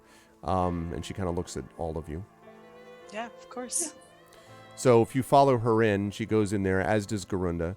Is there room for all of us? Yeah. Just. Ilarion, fortunately, doesn't, sit down all that much because there would not probably be an extra chair for Ilarion after everyone else is seated on tables and chairs. And, of course, the room beyond is not just the living quarters, but it's also where they keep excess stock. So there's a bunch of, metal and, strange vials of things, and there's metal ore of different kinds and rocks, and it's kind of a mess. The counter itself is actually quite organized, but in the back, not so much. Anyone who's ever worked in a stock room, and I have, will tell you that the stock room is not nearly as organized as what you see in front of the store. But you're all able to sort of sit down, and she says, all right, so here's the situation that we're facing. The first part of it would just be my problem. It's the last part that might be yours, or at least I think so. You heard about this problem with the gray dogs. Yes, the salvage crew? Mm-hmm. I've been their patron since they got here last summer. They're good. They get into the gray, they get out, and they don't die. Kind of like you, although they're probably not designed for fighting. They're much more about retrieving. It's my best salvage crew. Most of the time they've been able to get what I need and get out and do so cheaply and quickly. I'm lucky to have them. In fact, there have been some others that have tried to steal them out from under my noses. Like I heard a Erlen? word. Still, go ahead, sorry. Is it like Erlen? Mm-hmm. And she nods and she says, Irulin, for example, was interested in getting a hold of them at one point, but fortunately, they're loyal, and that's partly what concerns me. So, Arv, before she continues, Sure. as when Nisiana brings up Rulin, I'm watching for what's her name's reaction? Not Garinda. The other one. Garinda? Bellalur's reaction. I'm watching for her face. Does she frown? Does she like, that kind of thing? when what happens? When Nisiana brings up Mhm. Arulin's name, what is Bellalur's reaction physically? Like frown, scowl, yes, spit on the floor kind of thing? I would say a scowl, and I will give Alarian an insight check on this. The scowl's obvious, but I'll give you an Okay. insight check on it. All right. I'll take the insight check on it. 13. Yeah, your sense is that Bellalur is obviously smart and all that, but Bellalur does not suffer fools gladly and generally doesn't play this kind of like close to the vest, I don't really know, you never know what I'm thinking. And she doesn't have necessarily the kind of vague charm that Zodor has, your smuggler contact that you've met before and all that. So it's clear to you that Bellalur is not happy to just hear in general the name of Irulin, and the fact that she then goes on to say, yeah, Irulin basically tried to, steal out this crew from under me. That's the way that Irulin works. Kind of move in, try to overwhelm, try to use her authority and position and her extra resources to drive out others. And she hasn't been able to do it because sometimes her methods are heavy-handed enough that it pisses some people off. And so that's why people like Garunda and everything is able to keep, with her cleverness too, is able to kind of keep somewhat pace and even with Irulin. But it's definitely not easy, and Irulin is often doing this all on easy mode because of the amount of money that Irulin has to be able to use. So not a positive reaction, Alarian, for sure. Okay. And so she says, so Bellalur goes on to say, well, a few days back, I sent them, and actually, did we say something, did I hear you folks talking about the Grey Dogs disappearing before Hilar left? Because Hilar left 2 weeks ago. Yeah, And well, when we were in the salvage yard, they had already talked about the Grey Dogs being missing. Okay. Right. So, right. So that's right. Okay.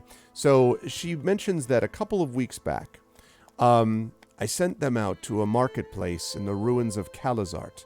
Any of you ever heard of that? No. Calazard? Calazart. Where is she's not actually saying that. Where is Calazard on the map in relation to where we are? Calazart is some 80 miles. Let me see if I can bring you over to. Is there over anything there. historical or? I can have you make a history check for me if you'd like. Sure, not that I'm very good at that, but why not? Oh, here's okay. 13. Okay. There we go. 13, So I mean. let me pop up the maps for chat too. There we go. Okay, so and actually, all of you are not currently in the Mournland. You're currently outside of the Mournland. Down there. I also have to remember that Yana actually doesn't fully remember where she's from originally at this particular time. Right. So yeah, absolutely. This right here is Calazart.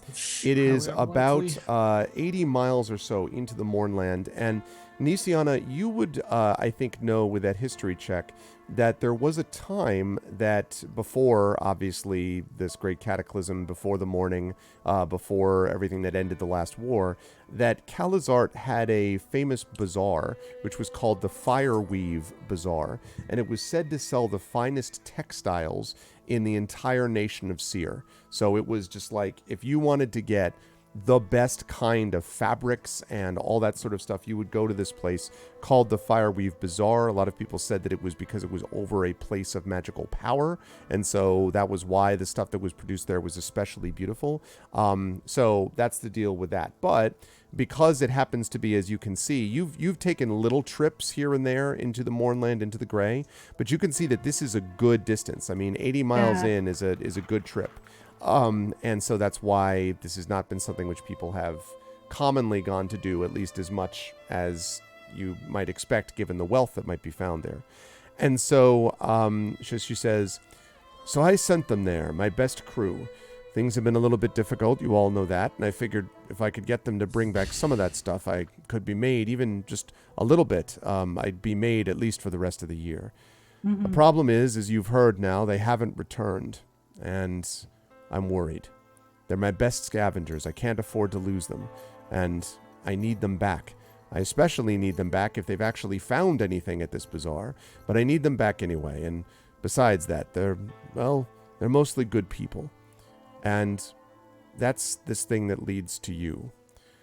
So I would say about 3 days ago or so, your Lieutenant Hilar Brassel came to me.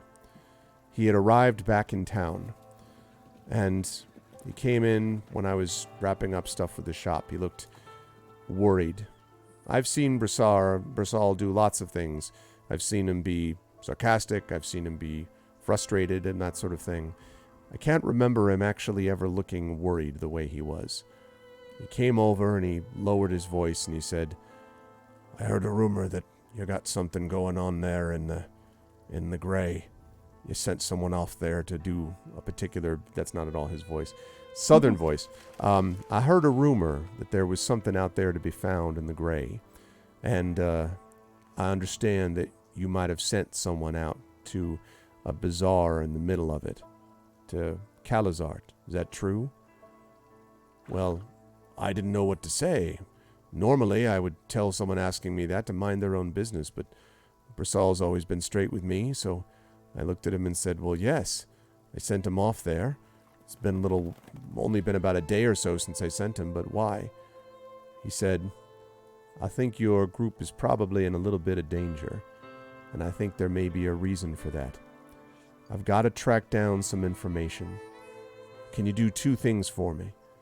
First, can you give me any information you have about what your group looked like? I'm going to see if I can find them and bring them back. And second, do me a favor and don't tell some of my friends that you've seen in town, the ones that helped you before, about this yet. If I don't come back, then I'm going to need them. I don't want to put them at risk if I don't have to. But and then he kind of trailed off and he sort of looked at me and said, I can't say more for now, but give him this note. And then she holds up this piece of paper, which is just looks like a folded over note, and she holds it over to you, the group. I will open it up. So inside is a very brief note, and it reads, My friends, I apologize that I could not bring you with me to begin with, but I have gotten some most disturbing news since I came back from Sharn. I think we need to escalate our efforts here. If you don't hear from me in the next few days, I need you to come to try to find me if you can, but use caution and care. If what I see is true, what I've heard is true, we all might be in more trouble than we thought. Signed, Hilar Brassal. And then there is a rune down below, which is a interlocking K and C, which you know to be the special, basically, wax seal of the King's Citadel, which indicates that it's legit, from what you can tell anyway. And so as you're reading this, Bella looks up at you and says, That's all I know, but if Brassal's a tough one. If Brassal didn't come back, I mean, you know your business better than I do, but I'd be concerned, and I still want my own crew back anyway. So, as soon as it was clear to me that he wasn't coming back, at least it had been too long, I had someone hammer up that sign that you saw and come to find you directly. I'm hoping that you can help. And she falls silent. I'll glance quickly at the other and say, well, I mean, I don't see why we wouldn't help. Do you see why we wouldn't help? Anybody has any concerns, or do we just get the information and supplies we need and go help them? Well, it's a ways in, and if I remember correctly about this bazaar, it was very, very important for fabric. And the way I know about it is they had a particular linen fabric that was really good for non-magical healing and putting on wounds. But it's a while. It's quite a distance into the gray. So if we're going to go, we need to be prepared. Yana is not thrilled. Yes, Guess who gets to go back to the gray? We are not. We know. Poor Donna. Oh yeah, you don't even have to hear her say anything because she hasn't. She's just like Her standing ears with the go group. down. If she could hiss right now, she's using every bit of restraint to not. But you know, she's made a promise and she's gonna follow it through. But she is not saying a word right now. Well, we need to find Hilar anyway because of other stuff. Ellalore, do you have access to any animals riding mounts you could lend us? Walking this distance will be difficult at best. It would be better if we could travel faster. She nods and she says, I thought about that, and the truth is, as you know, most pack animals don't want to go anywhere near the gray. They spook, they get warped, turned into creatures. I heard tell once of a horse that turned into a wyvern, and we never heard from either one of them again, at least not the owner. But I thought about one way that I could probably help, and I came up with something. When we're done here, I'll take you out back and see what I've got for you. It's not much. I wish I had better, but at least it'll go a little faster than just by walking. Mm-hmm. You mentioned Marulin Karnak. You have had conflict with her previously? She kind of chuckles. There isn't anyone here in Salvation who does any work with salvage or anything else that hasn't had some conflict with Arulin. Either you work with Arulin or you're her enemy. That's the way it works here. And frankly, there should have been more done against her a long time ago, but people here are too absorbed, too focused. And Garunda says in Goblin, Masnak, which the three Goblin speakers here know to say is coward. Yes, Cowards, I should say, plural. It seems that viewpoint is prevalent in Salvation. All right, thank you. Unless anyone else has any other questions, if you would take us out to what you can supply, it'd be oh, wait, one more thing. And they pick up the hand crossbow, the crossbow they're carrying, and stick it in front of Tanton's face. Do you need this for anything? No, I have my own. Thank you very much. Okay. And then to the rest of the group, does anyone else need this or wish to use it? I have What my it- own. It is effective. What are It's you a light, holding? it's I'm a sorry. light crossbow. It's always good to, if you can use it, it's always good to have something like that. I have one. I have Altus. Yes, but No need. All right, that's enough. So he hands it to Bellalore and the 8 bolts. I assume we're leaving quickly. I would like you to take this and give me, I'm going to attach you to this, it'll be easier. Get me 10 javelins. Whatever you get for the crossbow in profit, you can keep as commission. And she kind of looks down and she says, as it is, Solarian, I'd be likely to try to give you the javelins as cheap as I could anyway. I owe you, even without you giving me the crossbow. I have no need to carry it. If you want to put it on account for me, you may do so, but the offer still stands. But I'll need those 10 javelins before the end of the day today. And she says, well, I can provide some of those. The problem is that one who just walked out the door took a bunch of my best ones. But I still have a few. And she starts like bustling about, pulling things out of from under piles. Things, shift and fall alarmingly.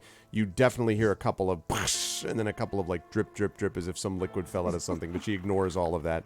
And finally assembles and she says, I've got this. And she's got 5 javelins. And she says, this is what I've got. I'm sorry. The rest of it I'm going to have to get ordered or make, but I can't get it by today. It's all right. She 5 holds will it do. over to you. Got 5 javelins and 1 javelina that's on the spit roasting out back. Oh, man. And we can always recover them. Indeed. And for those who are wondering, the light crossbow is worth 25 gold on average. A javelin is worth 5 silver pieces. So, Yeah. but And Alarian you doesn't can really sell care. it in Salvation at usually about half cost, so you figure, Yeah, about like a 12 12. gold, but still, way more than would be necessary, yeah. I'm a little curious as to why he's giving up the crossbow, but you know what? It's up to him. If he thinks the javelins are better, awesome. I hide behind him anyway. If you wish to ask, you can. Feel free. At some Up to point, you. maybe. All right. But at this point, I'm not going to do it in front of other people. Oh, but they wouldn't care. Yes. Valerian may not care. Okay, Valerian's an odd duck. so you are, so you're going out with the rest of the, group, then? Do I understand that correct? Everyone's going out to follow to the back of the warehouse, basically? Yes. Yep. Okay. I am always curious. Okay. As you're leaving, the Garunda says, I'll stay here, Mom. I've got some more to do.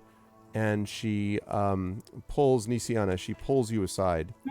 And she says, Nisiana, we got this in the other day, and I'm pretty sure Mom would be okay with me giving this to you anyway.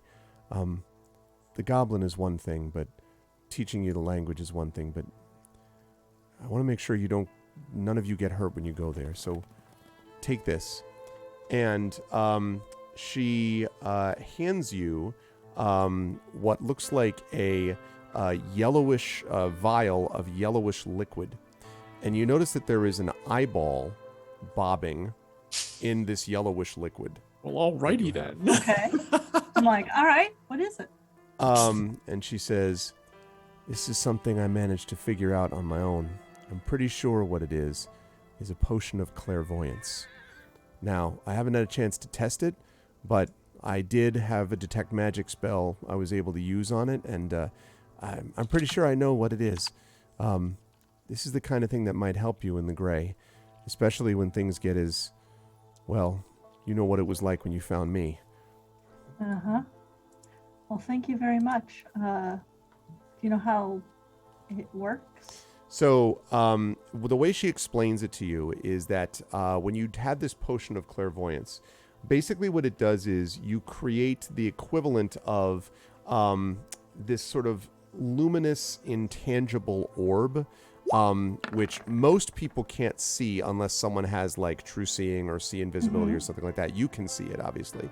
And when you drink it and this thing there basically appears, and you are able to basically put this orb within range, and the range is a mile, in a location that's familiar to you. So in a place you've either visited or seen before, or in an obvious location that is unfamiliar to you. So if it's like, I put it around the corner, like you can see there's a hallway that turns, so you can be like, I'm going to put this on the other side of the hallway, because you don't need to have been in the hallway to know that that's what it's doing, okay?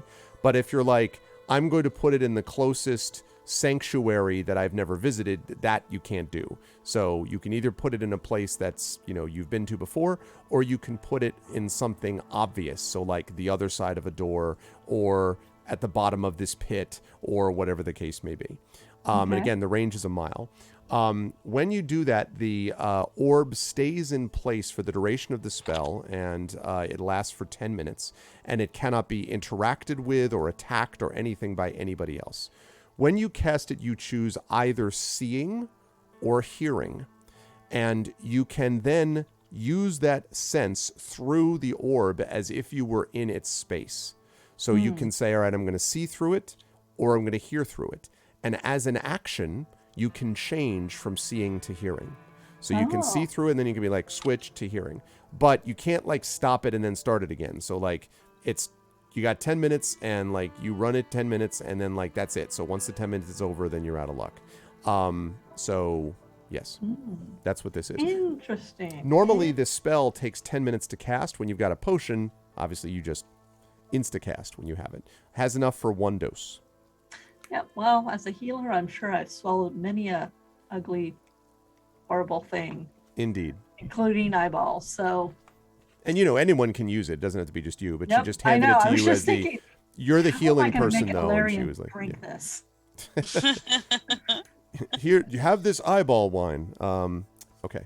So then you follow the rest of them out. And I should say, by the way, just as a quick note to chat, that the specific reason they received this one is because in last adventure, they got the legacy event of having assisted Garunda. So had they failed to do so, they would not have gotten this legacy event.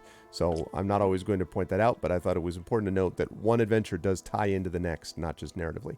All right, when you go out to the back, Ilarion, you arrive on the scene first to see Bellalore looking somewhere between sheepish and embarrassed at this thing. Now, what this basically looks like is, I'm going to have to go out of game for a moment.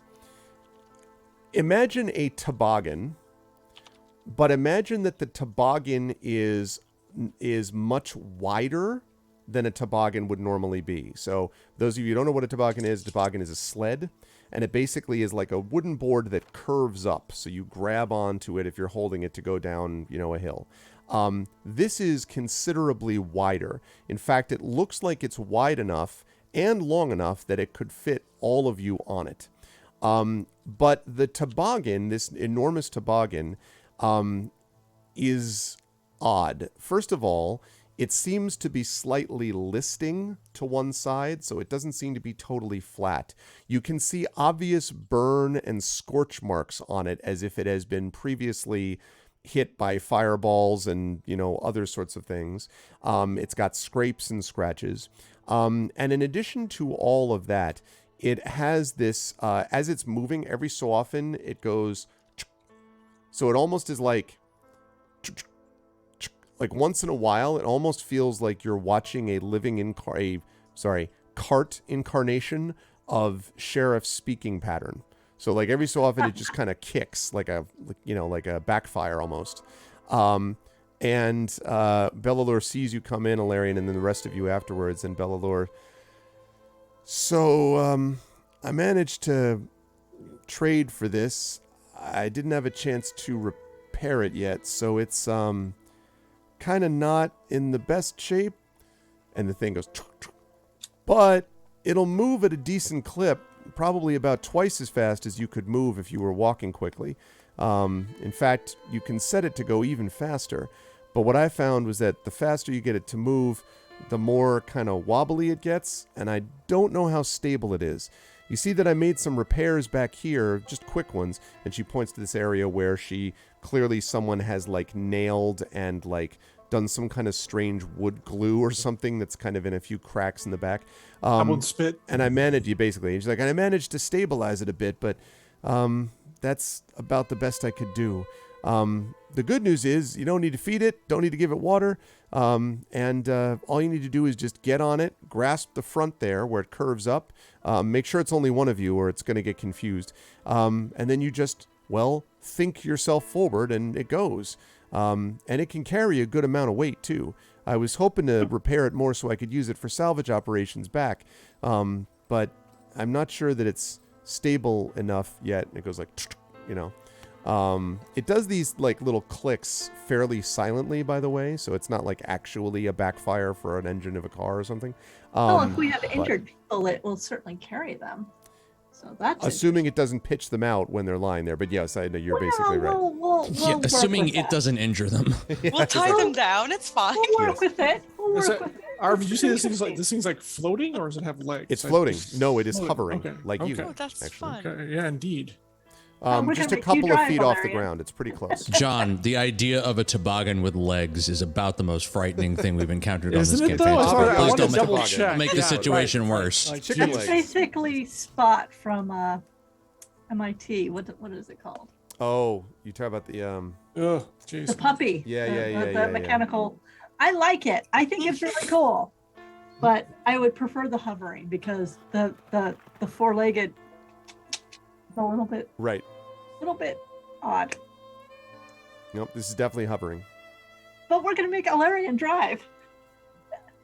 Why am I driving? I'm not even sure it can carry me. It might be too much weight for it, to be quite honest. Yana doesn't say anything, but she's kind of looking at this thing perplexed, like, what does this do exactly? Like, she just doesn't quite understand how It this thing carries is all real. of us at the same time in the same direction. It at ensures speed. we won't exhaust Oh no, ourselves. she didn't say any of that loud. She's just looking at it, like hearing what Garunda Mhm. was saying. Bellalore probably. Bellalore, Yeah. sorry, and it is just like she's not gonna say no, but she really wants to. She's again. This is like, okay, this is number 2.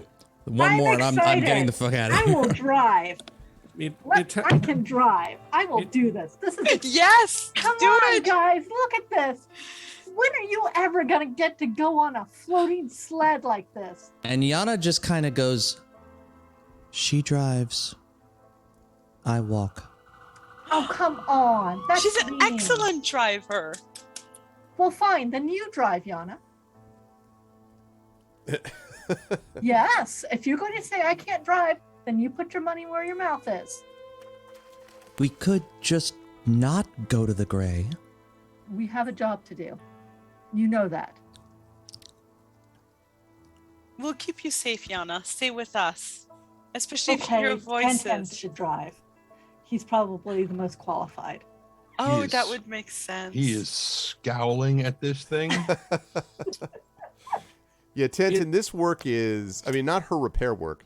This thing is like, this needs some needs some work. Yeah. Could Me yeah, and attention. actually This with that, is a 78 Pinto with a broken fender, and the Pinto With- started half broken. With so. the bolt still in the back that makes them explode when Yep, you rear yep, end them. yep, Yes, exactly. exactly. Yes.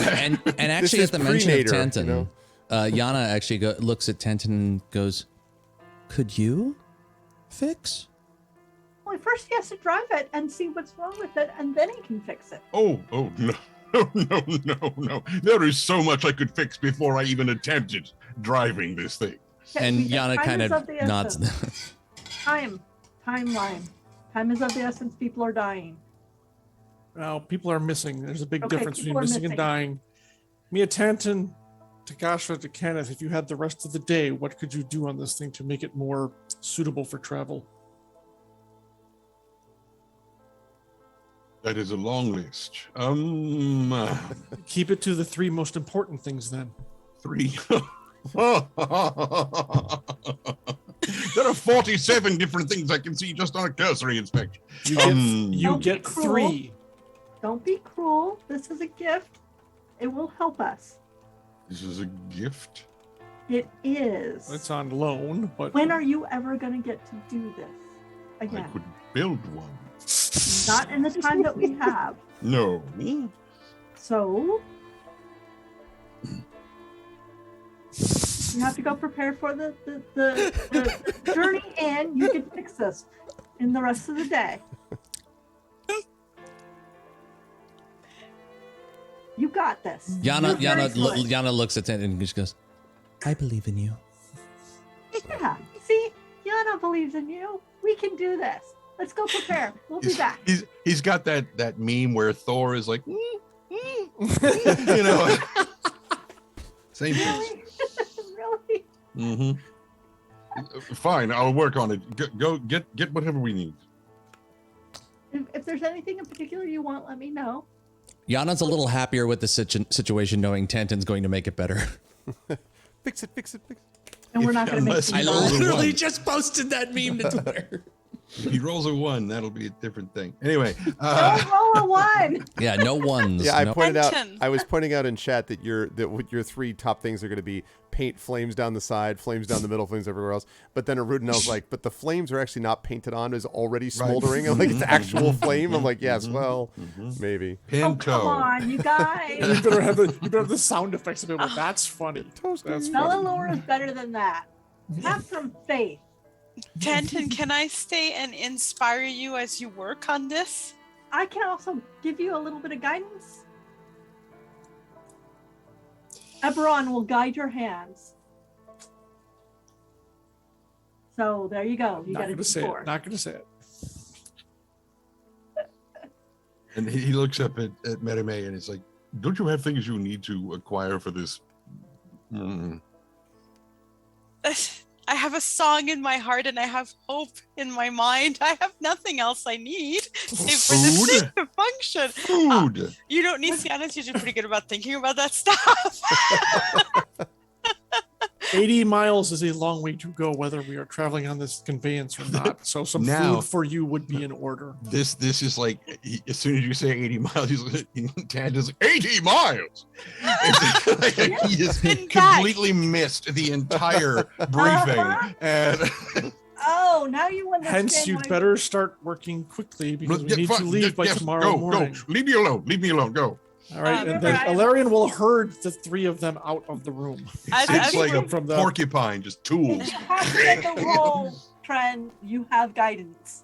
And as we're being heard at all, I'll scream back, Tantan, remember that time in the battle where you fixed the thing that was kind of shiny with the thing that wasn't really shiny and they kind of were shinier together? You've got this. And you're Yeah, inspired and as well.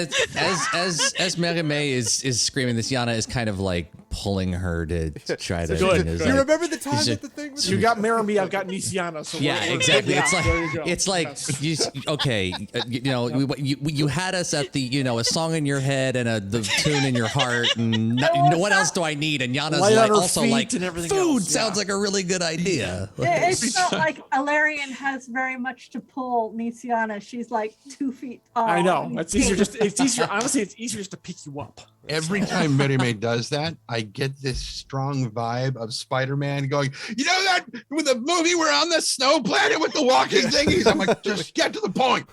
You know? That's got the best line. I was like, how old is this kid? He's like, I don't know. I didn't carbon date him. Oh, I love That's that the best movie. line. Hey, my favorite thing was his movie thing with the alien queen. I thought that was Yes. awesome. Please So- don't put your eggs in me. Please don't put your eggs in me. I love that. No, don't diss him. Yeah. Pull somebody out the airlock. No, it's- Spider-Man is awesome. Plus, Yes. oh, absolutely. Yeah. Who My else can father's get his favorite ass kicked and superhero. still be coming up with, like banter all the time? Plus, look, also, I actually liked Tobey Maguire as Spider-Man back in the day. I thought he was Yeah. pretty good. But Tom Holland, it's Tom Holland. How could Tom Holland not be good? Tom Like, Holland. I don't know, man.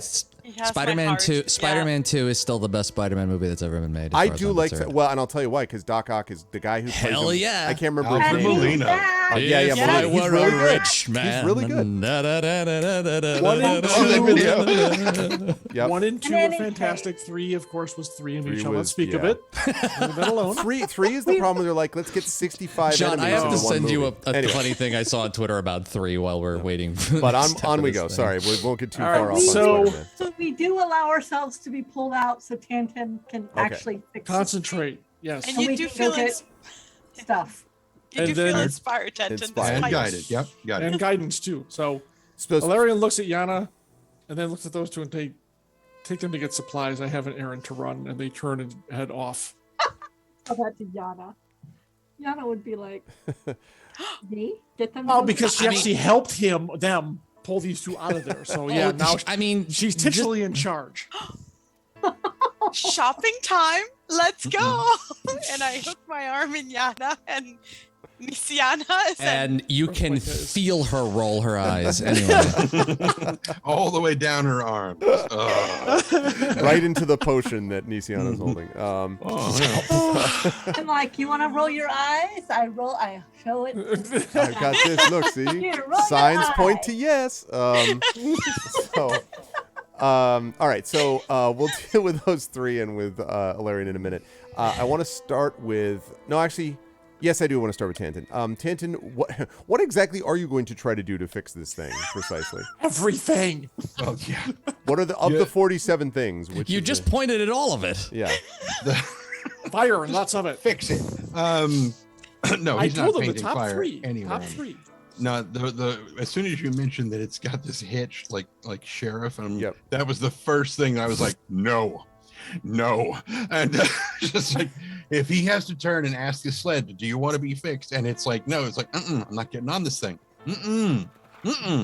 But no, he's gonna first stabilization.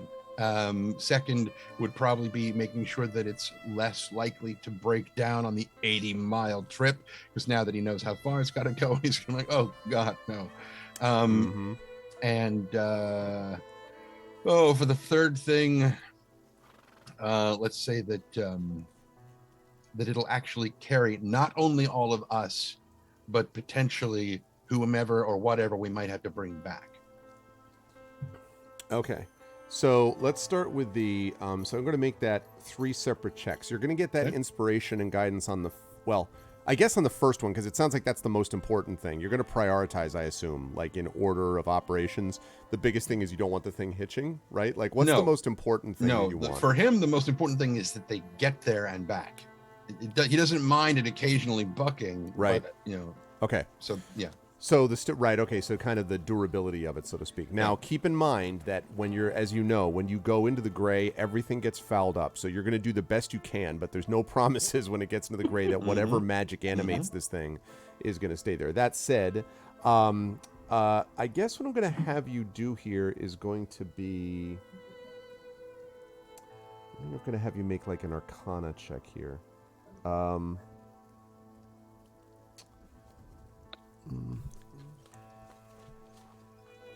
think that's what I'm going to have you do. Hold, please. DM is buffering. You just see the floating circle where the sled is. Exactly. Okay.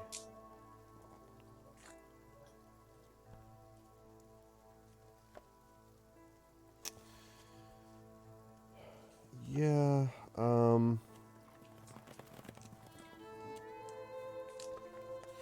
80 miles into the Mournland. That is a lot. That's almost to the other side. no, not quite that much. I It's know. not quite that much, Close but I to- know what you're saying, though. It is quite a It's way. in Not even the center. halfway. Not even halfway through. Yeah, I know. Crazy. I In think any case, I think we I'm can going to come have back. you... I think I am going to have you, I believe, make an Arcana check on this. I was trying to decide if I wanted you to do that or if I wanted to do maybe something like investigation, but I think Arcana is going to be the way to go for something like You wouldn't this. make an artificer's tools check?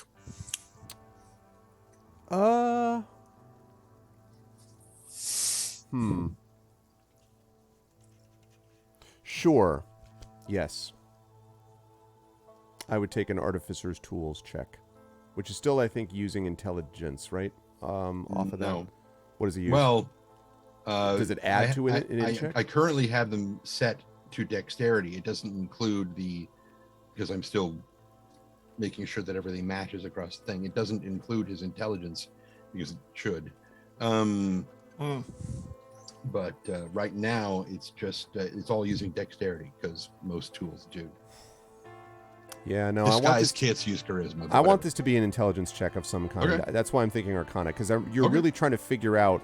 You're not 100% sure, even Tanton, how the hell this thing is floating. Like, I mean, obviously there are things which can be enchanted and animated in some way, but something is odd about this thing. So, yes, so check? Arcana, I would say. And you said this was at advantage because of inspiration.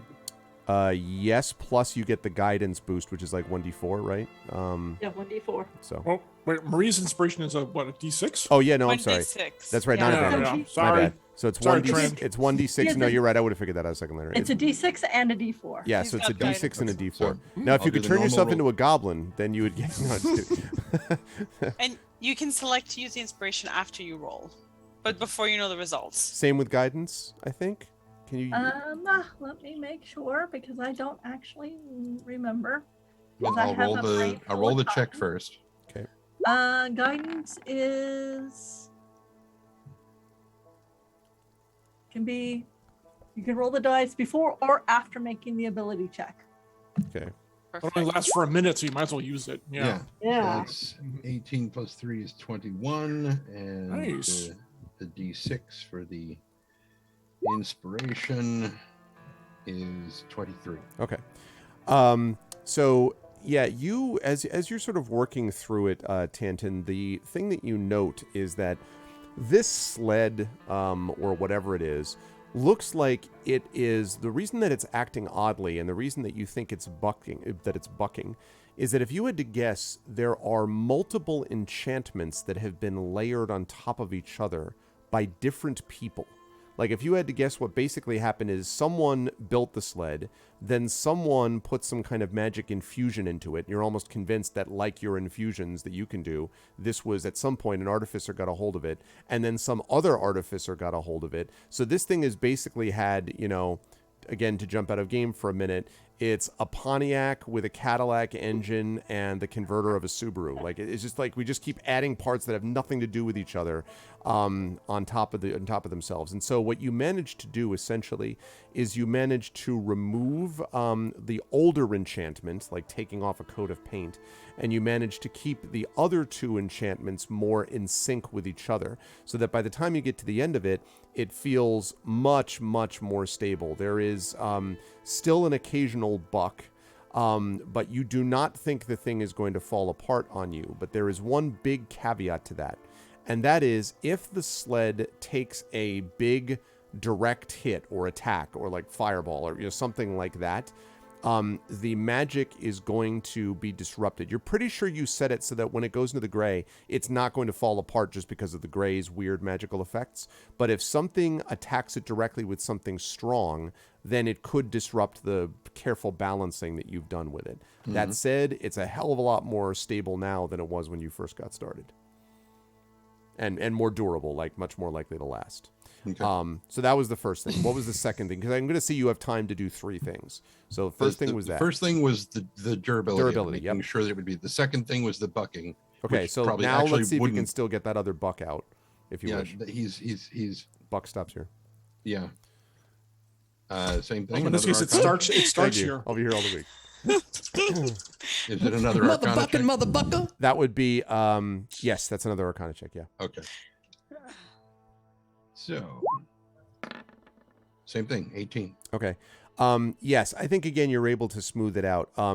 The impression that you get now is that as opposed to, instead of having it go like way up when it bucks now, it just sort of shifts slightly. So basically it's like as it's moving along, it'll go like left a little bit or right a little bit, but it's not going to, anyone who just is unconscious lying on the sled is not going to get thrown off anymore by this thing. So you've definitely been able to do that. Okay, what's the third thing you wanted to try? The third thing, which after fixing the second thing, he realizes that this probably should have been the second thing, but he's focused on doing stuff. The third thing is making sure that it's going to be able to carry not only them, but anybody or anything that they might want to bring back. Okay. All right. That I actually think you don't need to do a check for. You can just assess that.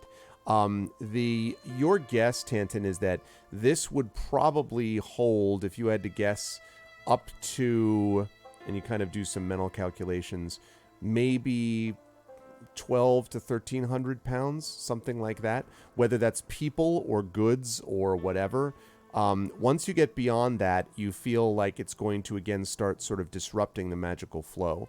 And there's something else which strikes you, Tantin, as odd about this. And I'm going to ask you, because you asked that, I am going to have you make an Arcana check. This is not to succeed at the assessment. You've done that.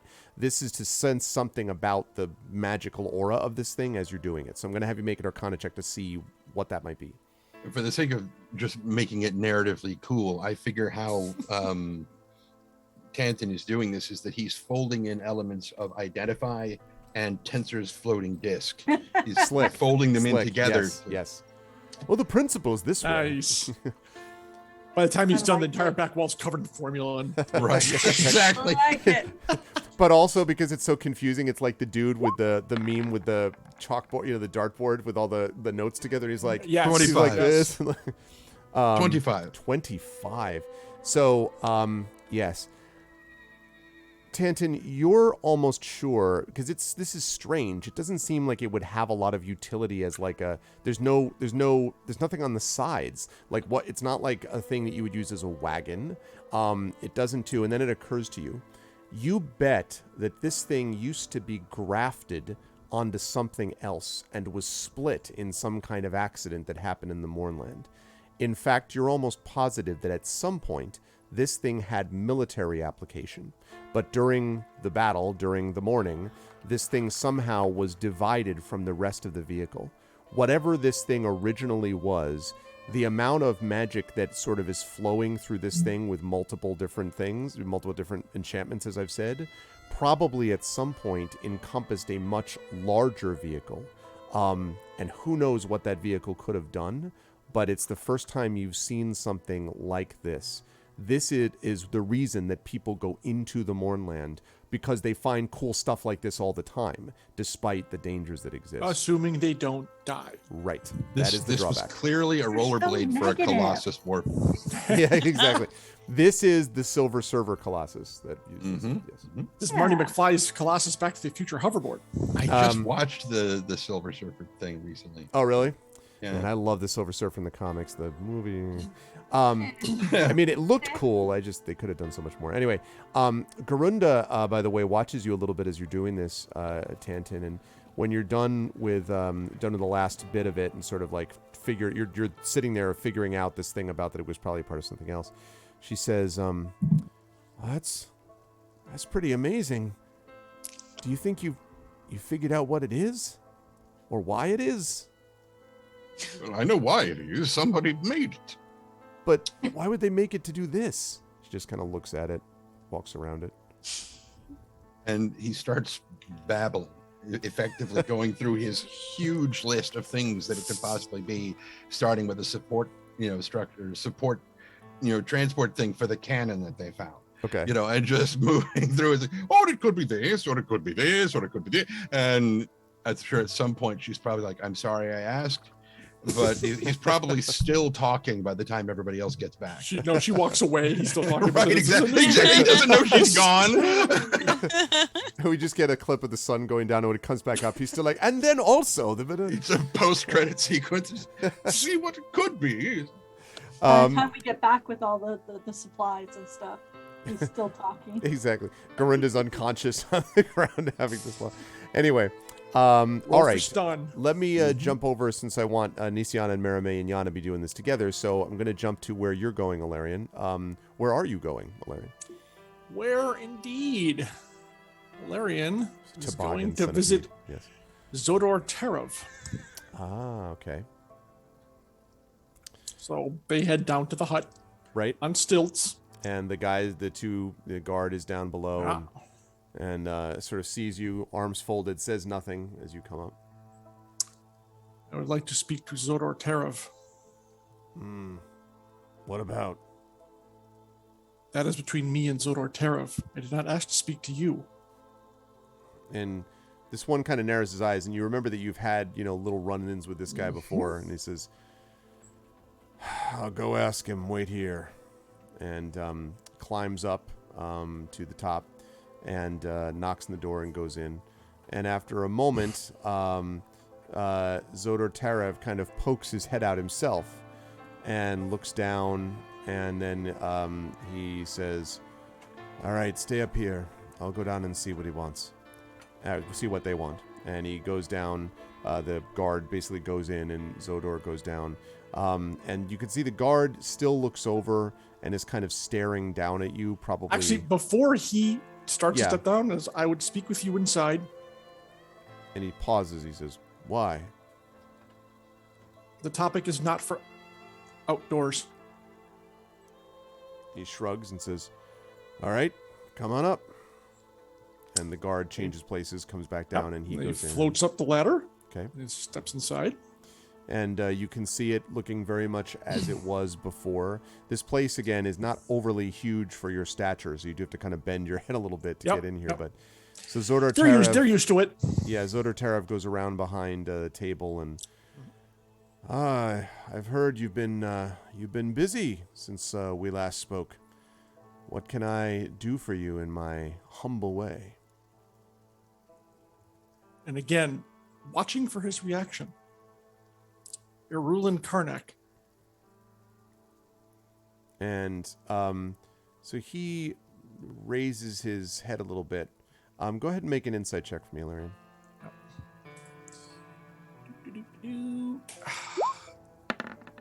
16. You can see that Zodor immediately becomes wary, guarded, and kind of says, "What about the fine Irulin Karnak?" Cock their head a bit. Do you work with them? No one really works with Irulin Karnak. They work for them or against them. But Irulin doesn't suffer others to be partners, and she probably wouldn't be interested in working with me. Why? If you're going to get involved with her, I've got to warn you, you're going to be stuck with her for the rest of your lives, which may be considerably shorter because you're working with her. He kind of leans back. I appreciate your candor. Tell me, and I mean no disrespect when I say this, why does she suffer you to exist in salvation? Because I know enough to be able to play several sides against the middle. If it were up to Irulin, she would already own all of salvation. And if it were up to Irulin, not only would she own them, but she would have, and he kind of thinks about it, she would do things her own way all the time. But because some of us don't bend the knee, and because there are a few people in town that don't much feel like taking orders from anyone, Irulin included, it means that she can't move against her rivals the way she'd want to. There's a few salvage brokers, actually more than a few, 5 or 6 of us around. She starts eliminating her competition, we'd get wise to it.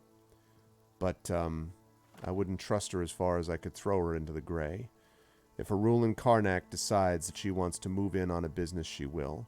And if she ever gets the chance to do it, she'll figure out a way to end obstacles to her power.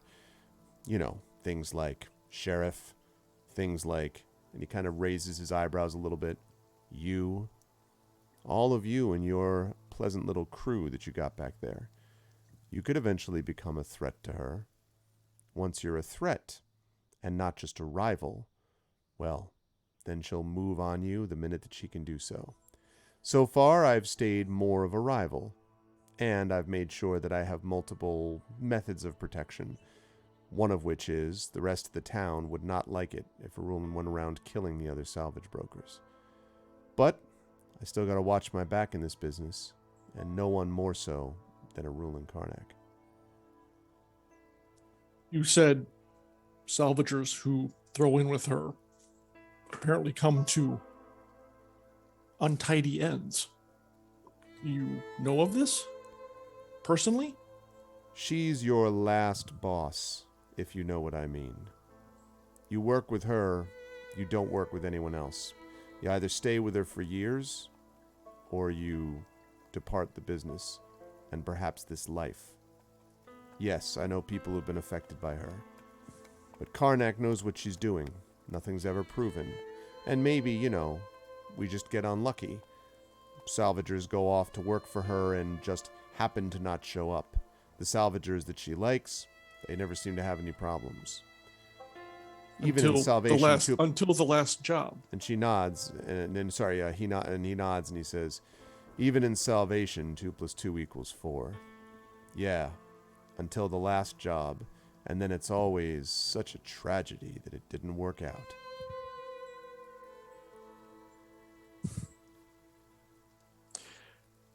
Has there ever been a case where you've worked along? You said your rival, but has there ever been a case where you worked alongside her? No. You're still here. Never. Never. And that's the only one I can say that with. I've worked with Garunda in the market, and a handful of others too. Oh, they all say, and you know reason as to why now, that they don't necessarily like working with me, they don't trust working with me, and on, but you know the reality. The reality is, I am who I am, and at least I'm loyal to my people, and I don't make things up.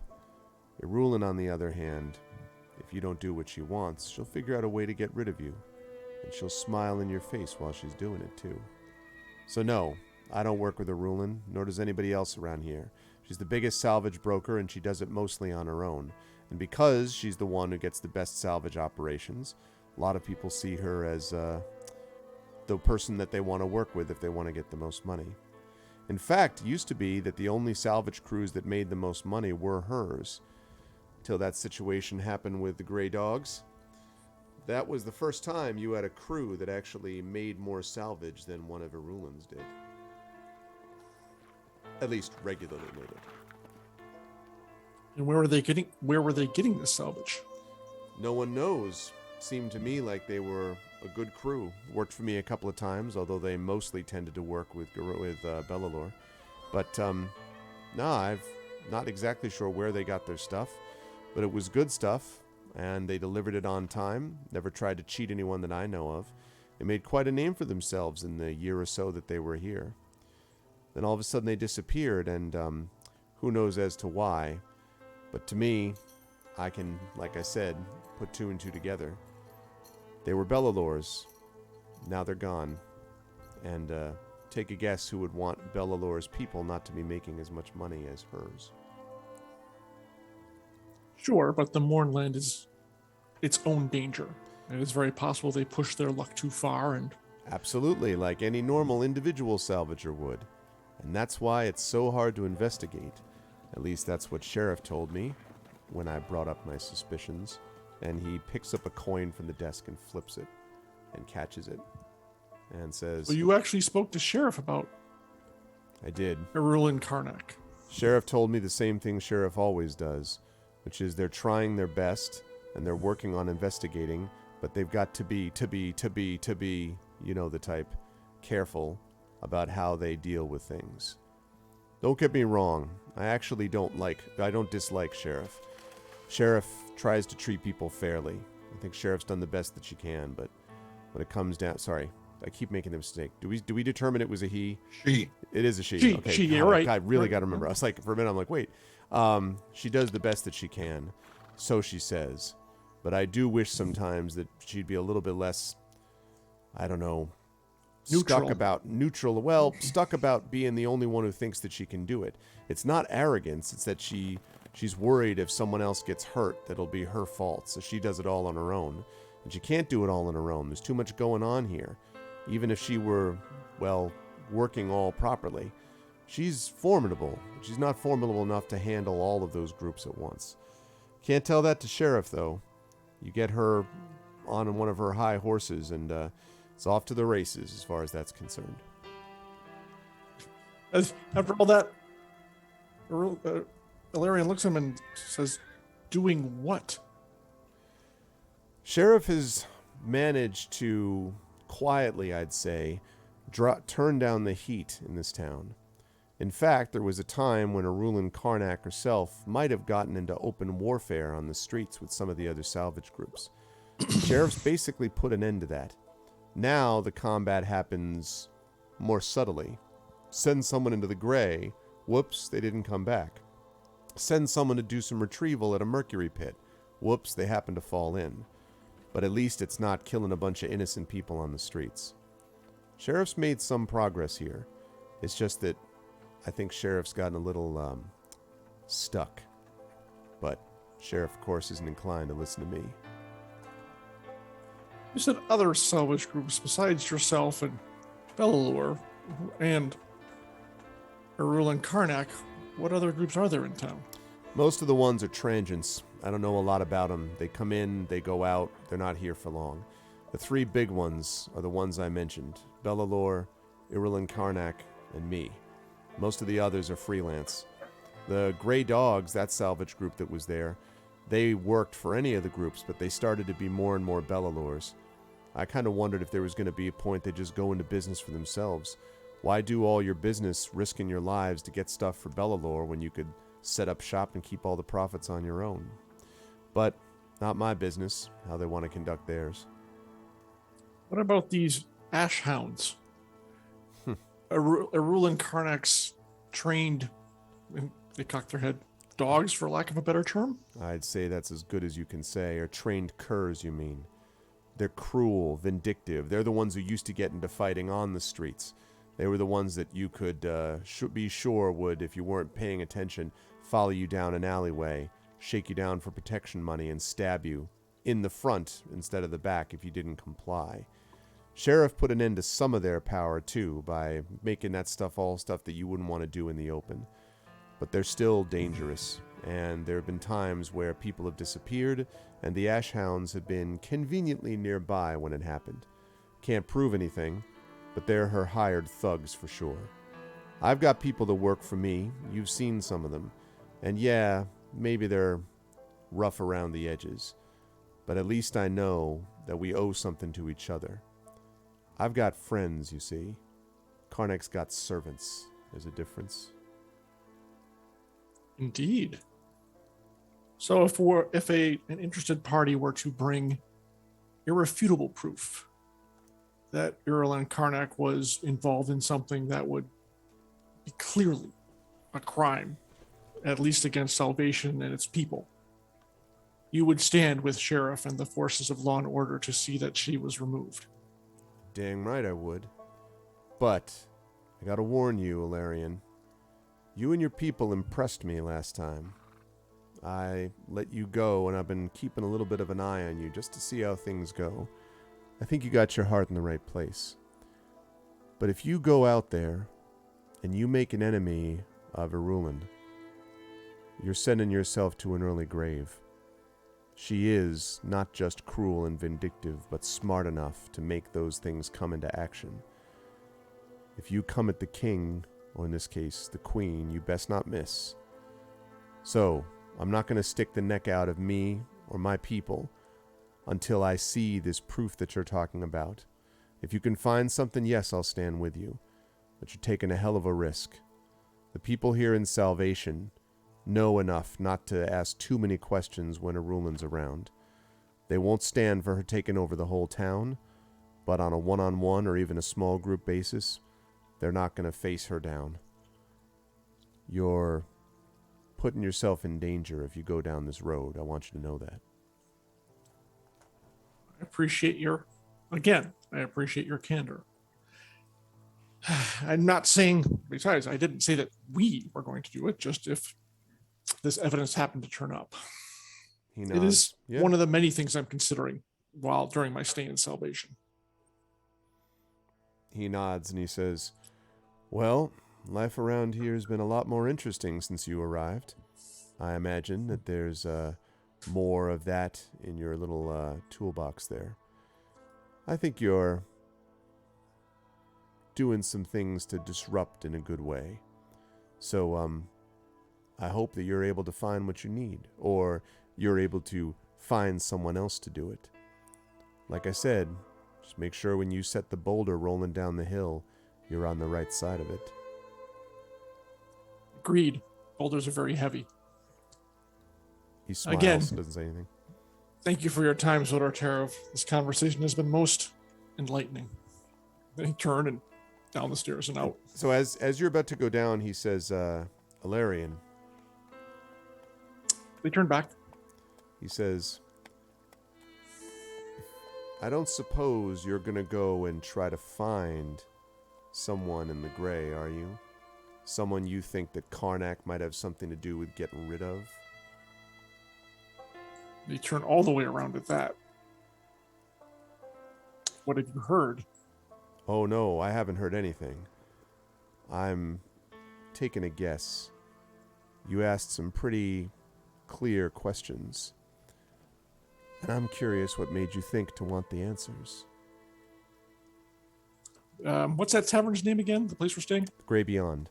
Yeah. And they come halfway back into the room. Have you been to the Grey Beyond today? Not today, no. Bellador posted a reward for the Grey Dogs to go in and retrieve them. We're salvagers.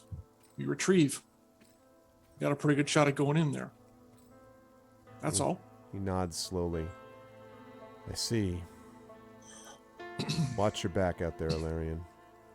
It's the Grey, and it's the people going into the Grey that I worry about. Always. They turn around, head to the door, and then they stop and turn back. One more thing, Zodor Terev. What do you know about the Emerald Claw? And again, out of the corner of their eye, watching him for a reaction. And he kind of purses his lips and he says, it's a cult. That's what I know about him. Go ahead and make an insight check for me, Larry.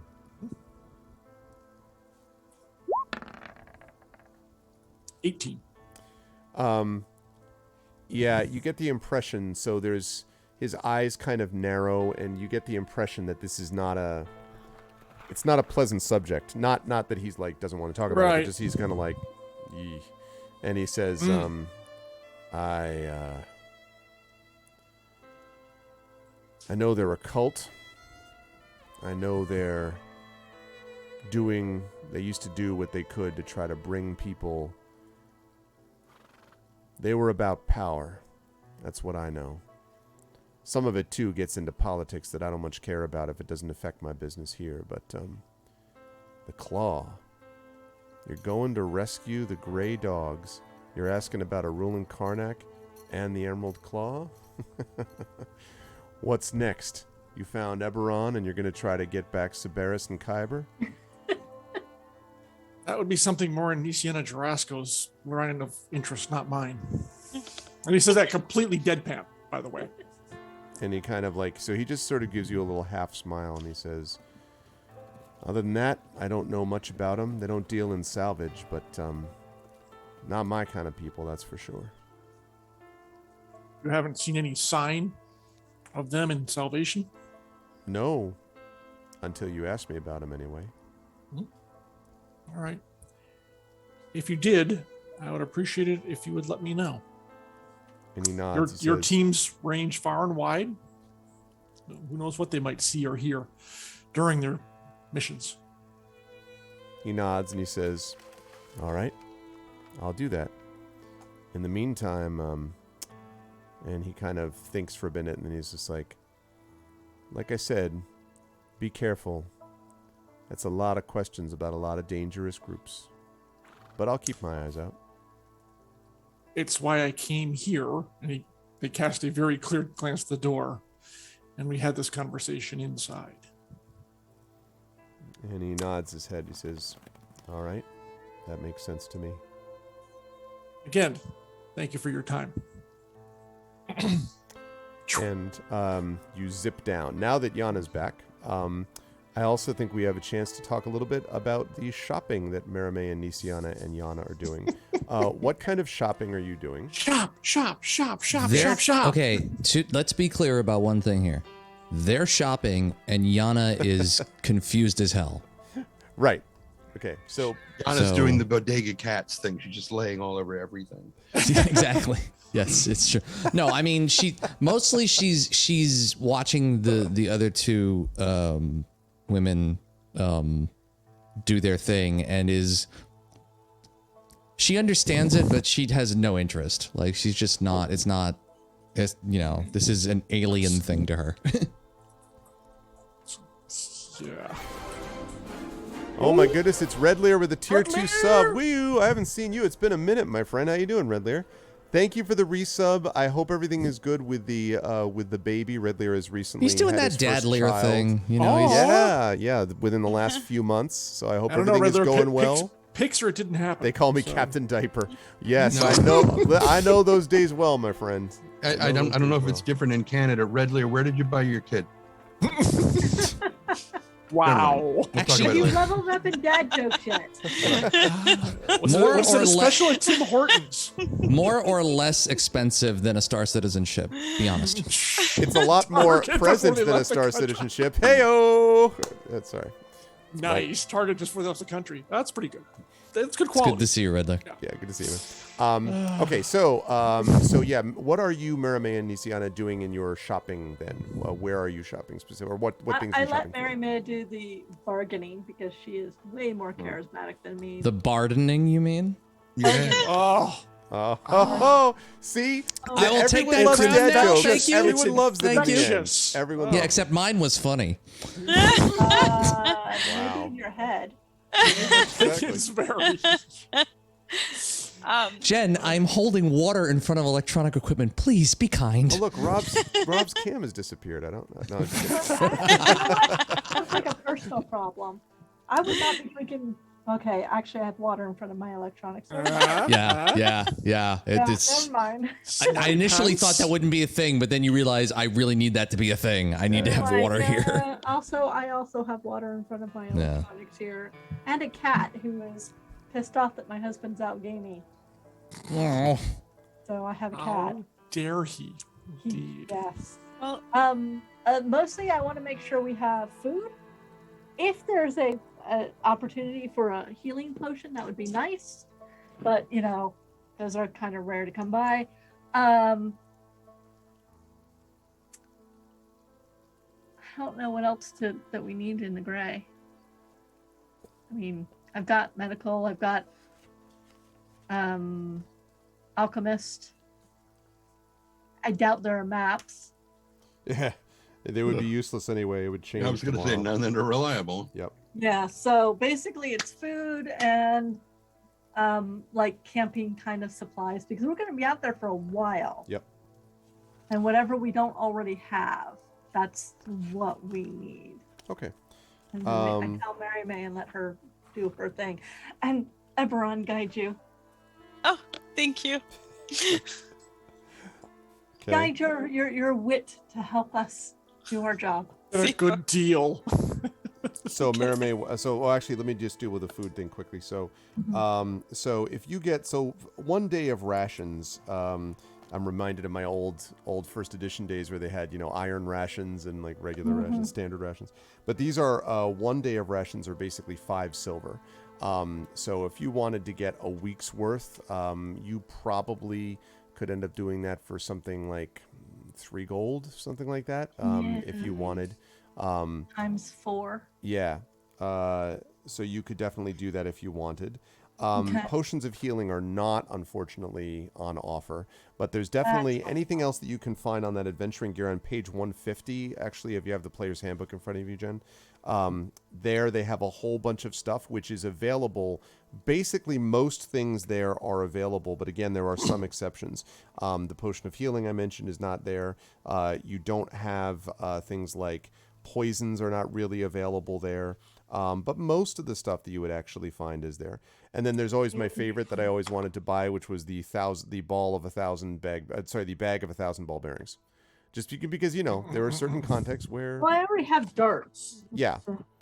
Nah, but ball bearings are all about that. Make That's people slippery slip. 150. effect. Yeah. Wait, which book are you talking about? Is it this one? Player's handbook. No, Yeah. the No, the player's handbook. handbook. Just the PHB, if you have that. While she's looking for that, Marime, what are you looking for, if anything different? I mean, we're going into the gray. It's going to be kind of dark. If they have any colored ribbon, I would be interested in looking for that. They might. What like as in decorative, or like what would you be using it for? Ooh. Are there non-decorative ribbons? Sure, there are ribbons that have specific, particular special skills that are there are particular I ones that missed out on sometimes my happen. ribbon purchasing days. Yeah, exactly. No, just a few decorative ribbons if they have some. Yeah, Well, we should not a lot probably of get color some chalk, options. They too. basically have a couple of red ribbons, and Oh. so All that's right, I'll basically do. it. Okay, bear with me for 1 second. So red ribbons, and then anything else? Did you say? Chalk and lanterns. We probably should get some oil if we don't already have it.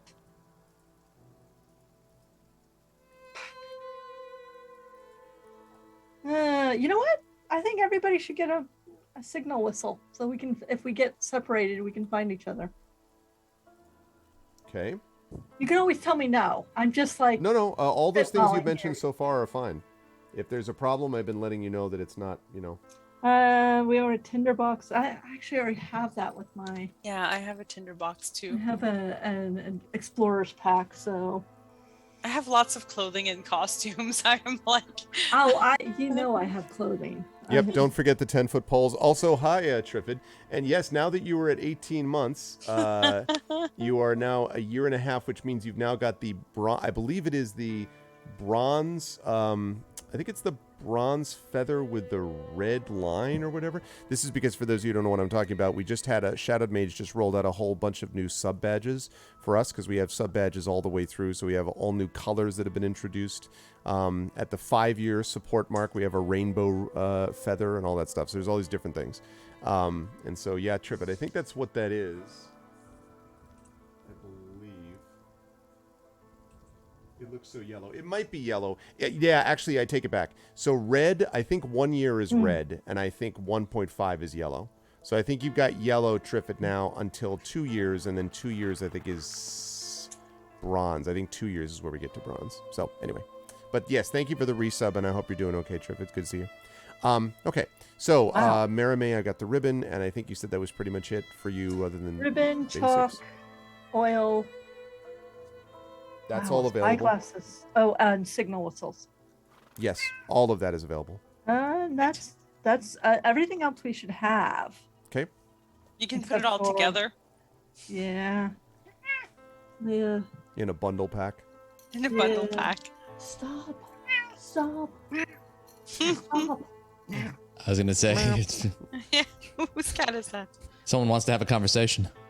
That's my cat. It's Pharaoh because I'm talking to you people. So he's like, here we go. Here we go. Everybody see my giant 18 pounds of dumb love. So cute though. All he wants is me to hold him. Forever. Forever. And And beat him up. ever, and ever. and ever until he wants Forever. something else. Okay, so Yana, you're watching Nisiana and Marimay do their shopping, as you said, confused. Is that? It's is that not fair really to say? confused. It's just like she just doesn't have a bug for buying things. Like, she just, if she needs something, she hunts for it, or she makes it, or she tracks it down, or she just bloody well takes it. Like, she's not a big shopper. So she kind of watches, with interest because it's her friends, but not really any interest in what they're actually buying. She doesn't really think I imagine if there was something she would need, she would, buy. She surely knows how to buy a thing, but there's nothing that she desperately feels like she needs. Okay. And I, we would make sure. I imagine that, Yana, is there anything that you want here? No. Okay. I mean, Easy. I got this ribbon. We'll talk. and much like a cat that's been shown deer antlers, she's like, you put that on me, I will murder you. I would not put it on you without your permission. First of all, we'll find it. Little bow is. We'll talk. At your own peril. At your Throw a own bell peril, on it. Mary May. I have this new thing. It's Bell the cat. It's for I'm the excited to birds. That'd be like Yeah, that'd be like the time I attempted to put the collar with a bell on my first cat, who was not a violent cat, but found it in him. So he found another gear and was like, and that was the end of that conversation. Yeah. Okay. When you were done with this shopping, the three of you and Alarian all meet up back at the place where Tantan is just finishing, apparently, talking about several things to a rather bemused Garunda, I would say. And you note that the cart seems to be in much better condition than when you left. It seems to be more stable and not bucking as much as you noticed before, and seems to be hovering fairly, docilely now there. And it is there and available to you.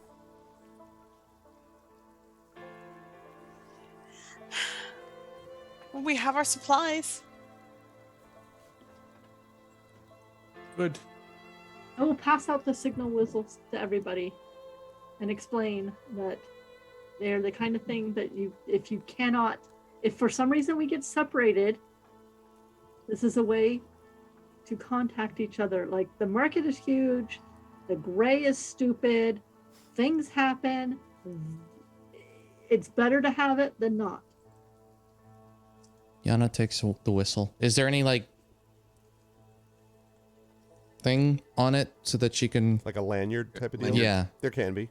I'm sure I got there is. ribbon for it. I was just gonna say. I was gonna say, there's a use for that ribbon yet. I'm it's one of those things that we haven't done a concentrated into the gray where we're going to spend this much time, and it's also a very good way to alert people to danger or something if you don't have the words for it. Are they just whistles, or is there anything magical about them? No, they're just whistles. They're They make just a whistles. loud, They just shrill noise. They make whistle sounds. Cool. Got it. I'm going to put all of the whistles on red ribbons and cut them and hand one to Yana with a little smile, like. She takes it. She kind of, she smirks. She's I guess she's slightly amused by the whole thing, but she does take. Is it big enough for her to put it around her neck? Yeah, it is. Yeah. Then she puts it around her neck. I mean, it's just one of those things. And that, she, sorry, go ahead, Jen. It's just one of those communication things could be very helpful. Agreed. She says, Yana, after putting it on and looking at it, she looks at Madame May and goes, "Thank you." It was Nisiana's idea, but I'm glad you like it. And I look pretty pleased with myself. and then she this is what you see Yana do. She kind of puts it back down on her. Larian takes the whistle for a moment, looks at it, then hands it back to Nisiana. As long as you can make a whistle sound, I don't care. Well, She this will not help me. They don't because breathe. Yeah. You can't make Sorry. it. Correct. How do you speak then? I just do. That doesn't make a lot of sense to me. I guess. It is part of my being. But I do not breathe, so that's just useless to me. There is much about Alarian that doesn't make a lot of sense, but I just take it as it Explain it is. to you. You see, Okay. Perhaps later, Tenton. On the trip, we'll have plenty of time. For now, I suggest we turn in because it'll be an early start tomorrow morning. If the Well, I sled guess you're doesn't, gonna if have the to sled start- doesn't collapse, I think it's going to be awesome. It actually looks a lot more stable. I see you got the 3 items done.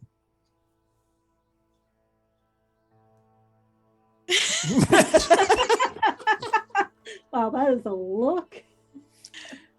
And actually, Alarian will step on or sit on it to see, because if it can take their weight, then it's in a much better shape. it seems to just slightly shift Mhm. below your weight as if you're standing on a boat in the water, but it does not, sink or collapse or anything. Tenton, what did you do to it? Well, I'll spare you the long answer. Probably for the Because- best. Most people on this planet will be dead by the time I finish explaining that. Suffice to say, I fixed portions of it. There's about 44 other things I need to. Well, I could do some of those along the way. For the most At least you part, won't be bored. I wouldn't be bored anywhere. I've got plenty of things to do.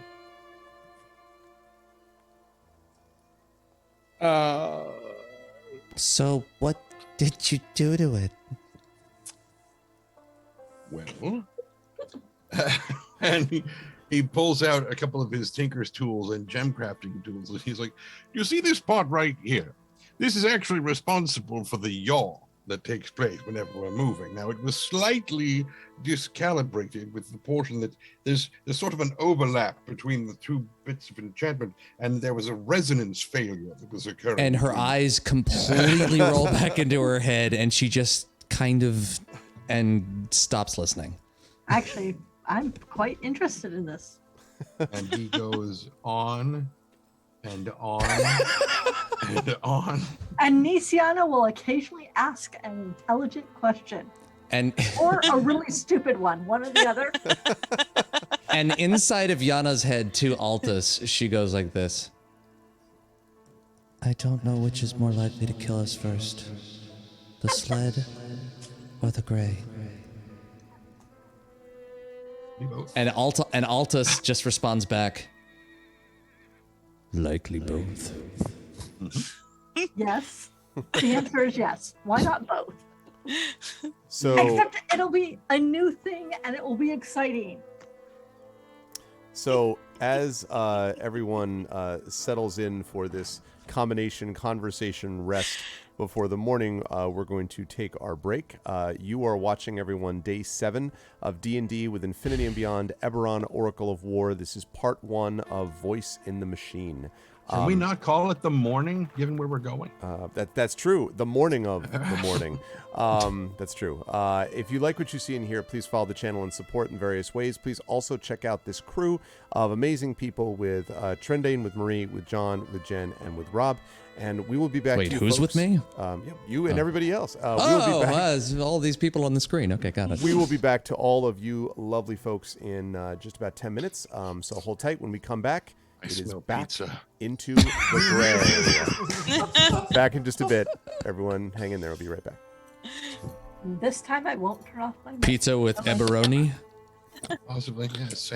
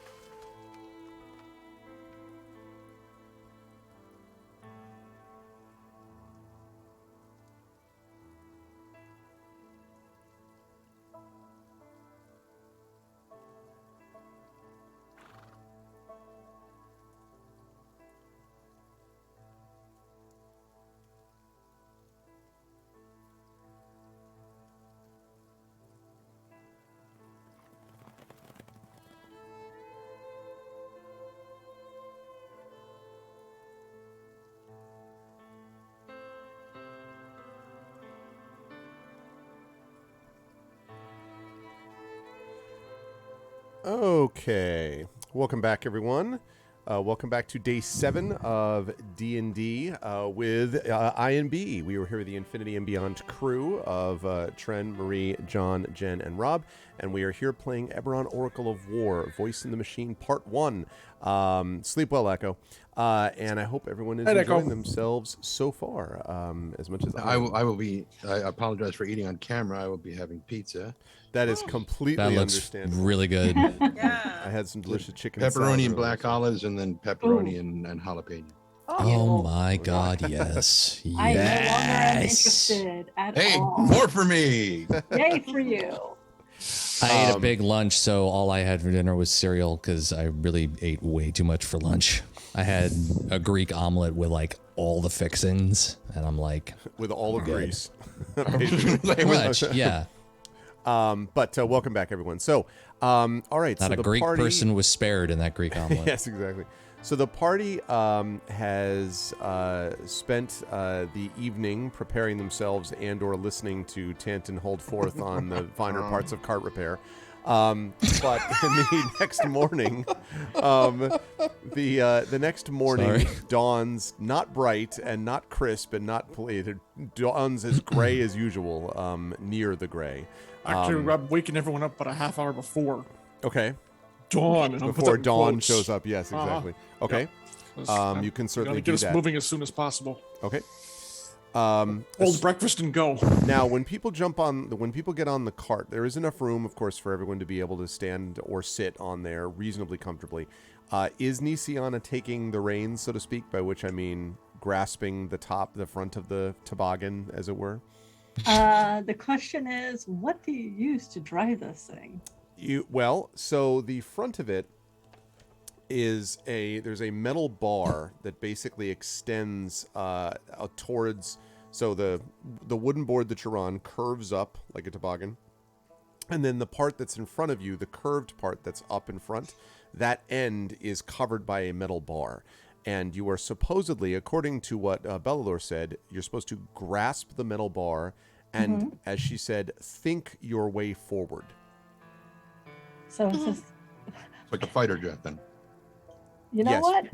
Like Firefox, the movie with Clint Eastwood that no one will ever have seen.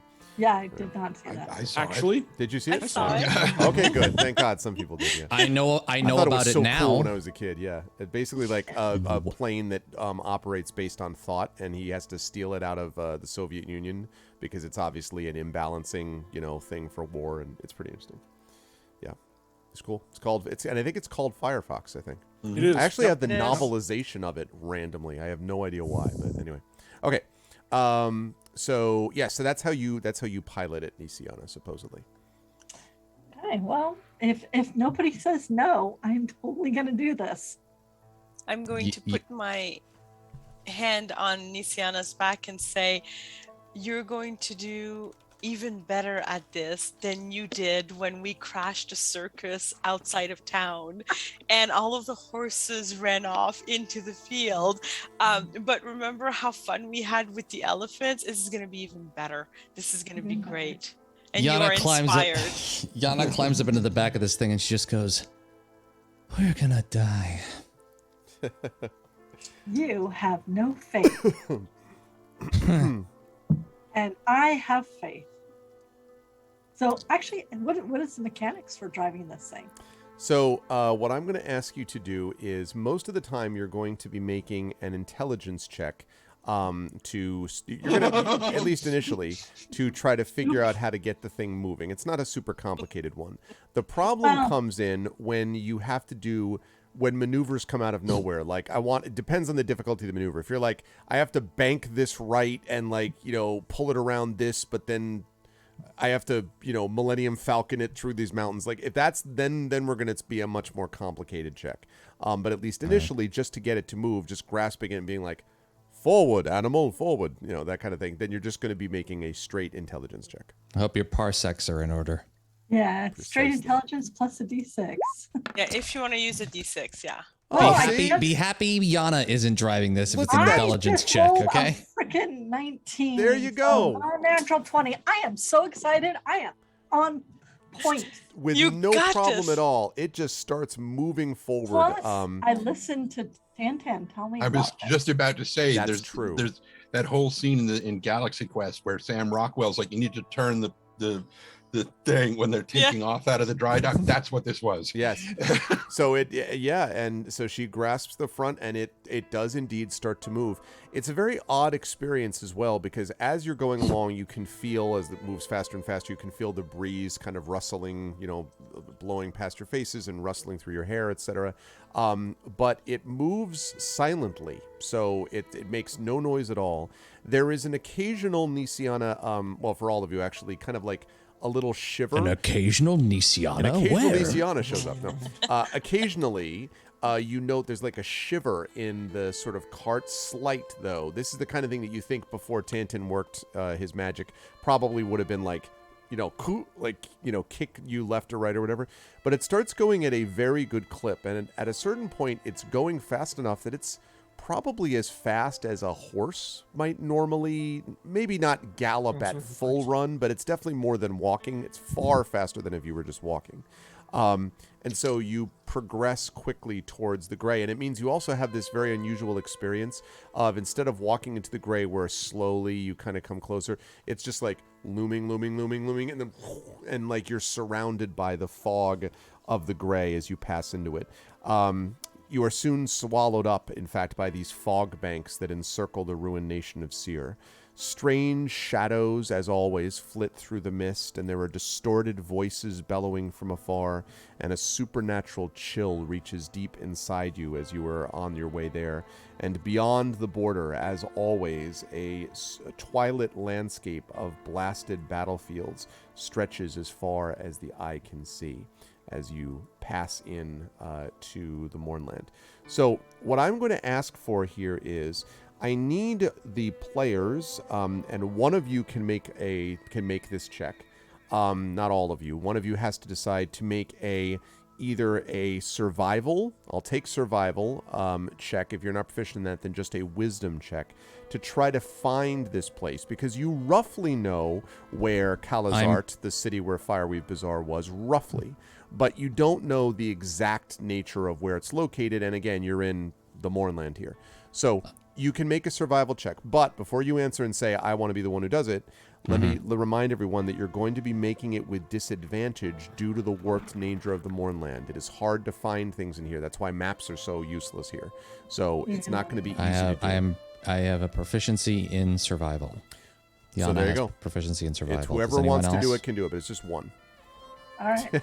Tantan, well, maybe left. All right. I mean, I have an 18 wisdom, but I will go with the proficiency in. If you have an 18 wisdom, then you do it, because my wisdom is an 11. So it makes sense because you're piloting it too, Nisiana. So yeah, I'm 18 wisdom, plus I haven't used the guidance yet. So go ahead and make a survival check, or sorry, wisdom check. I beg your pardon. Wisdom check. At disadvantage. Oh, God. Well, the first one was 11. Let's hope I don't get less than that. 23. So 11. Do I get to roll my d6? I suppose. Yeah, you could use your inspiration for that, because the inspiration you could save till you wanted to use it, I assume, right? So Yeah, it lasts for up to an hour. Okay. Yep. Okay, so I'm going to use the d6. So it's on the 11 plus 6. So Nice. 17. 17. All right. Yeah, I heard about this place. I know. I remember there was a house of healing here, and they were really excited about this particular silk that helped make wounds heal better, and So you start to kind of move in that direction. Now what I need each of you, please, to roll a d20 for me. No modifiers at all, just a d20, but I need each of you to do it. Random roll. Yes, right. just a random That's not ominous at all. You'll be fine. Yana rolls a 15. Oh, nope. Yana rolls a 14. 14, I okay. got 15. I rolled an 8. Oops. 15 for 10. Yeah. Okay. Team for Illyrian. So everyone rolled above 10 except whom? Me. Yeah. Our I was pilot. driving. Okay. You drive off a cliff.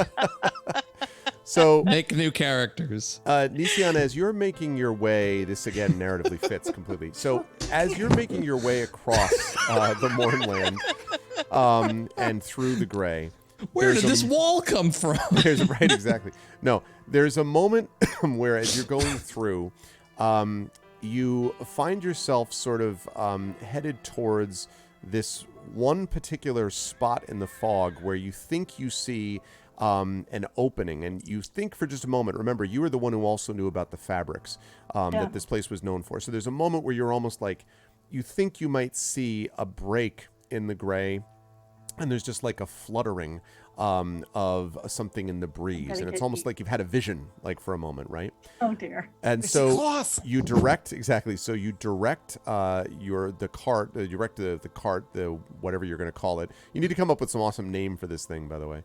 Noggin. But what is it? Noggin. Oh, noggin. How about Rosebud? You direct it towards this area, and then as you were heading towards it, at the last second, Nisiana, something strikes you as weird about it. It looked at first like it was this part of the vision that was kind of an openness of blue, but then it looks as if it's reflecting back at you in a way that you find troubling. And so you bank the sled, the toboggan, whatever, away just in time, but not before your part of the sled, so just the front of it, touches the front of this sort of weird kind of distortion that you see in front of you. I need you to roll 1d6 for me, please. I'm gonna get eaten. This is gonna be bad. You're fine. 6. You got this. 2. Nisiana, you have this momentary sort of, this thing that you thought was a vision does indeed, as you pass through it, just you, because you move the cart you move the sled before anyone else is affected. But you have this moment of going through and seeing this vision, but then seeing yourself in it, and you are several years in the future older. It's as if a vision from your future. And you see yourself sort of standing there and staring, and what you are looking down at is a group of your party, Tantin, Merime, Alarian, and Yana, all lying cold and motionless on the ground. And you see them and stand above them, and you are, for a moment, blindingly aware that this is your fault. You couldn't save them. And when you come out of this, it only lasts for the moment, but when you come out of it, you feel sort of older in the same way. You have aged by 2 years, Nisiana. And this vision stays with you. Now, because it's only 2 years, it doesn't have a huge, you're young to begin with, it doesn't have a huge mechanical effect, but it stays with you, this vision of the people below you. And probably no one around you would notice unless they were staring right at you, because it's only this momentary thing. Even when you move the cart, the sled moves smoothly enough that it's not like they feel they're being jerked way off course or something. So it's up to you if you want to tell them what you experienced, but that's what you feel as you go through it. At this point, I think I'm just going to focus on driving the cart and being a little bit more careful, and think about the whole thing of they're all dead and it's my fault.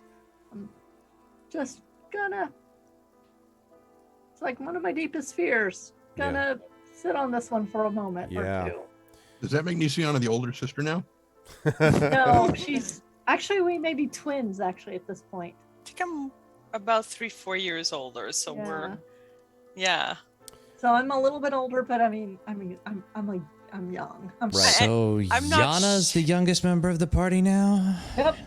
I'm not sure how old I am, to be fair. Like, street urchin, no clue, really. That's Picked an right. age, liked it. You just have to estimate, right? Like, Good guess. that's true. Nisiana's nails and hair grew 2 years worth. I mean, good gracious. I mean, I guess like your hair probably would have lengthened a little bit. That's true. You probably would have. I don't know about the nails. Maybe I'd have to think about that. It happened for Captain Picard. That's true. Yes, true. She True point. chose. And if it happens to Picard, then it would happen to anybody else. But Nisiana, so the good news out of all this is once you've had this vision, you do see that beyond where you were driving. So you you kind of veered off, as I said, and you were the only one who went through this sort of weird area of distortion. But beyond it, in front of you, a ruined city, almost certainly the ruined city of Calazart, looms through the gray haze. So this is about I would say it takes you about a day and a half before you get to this point.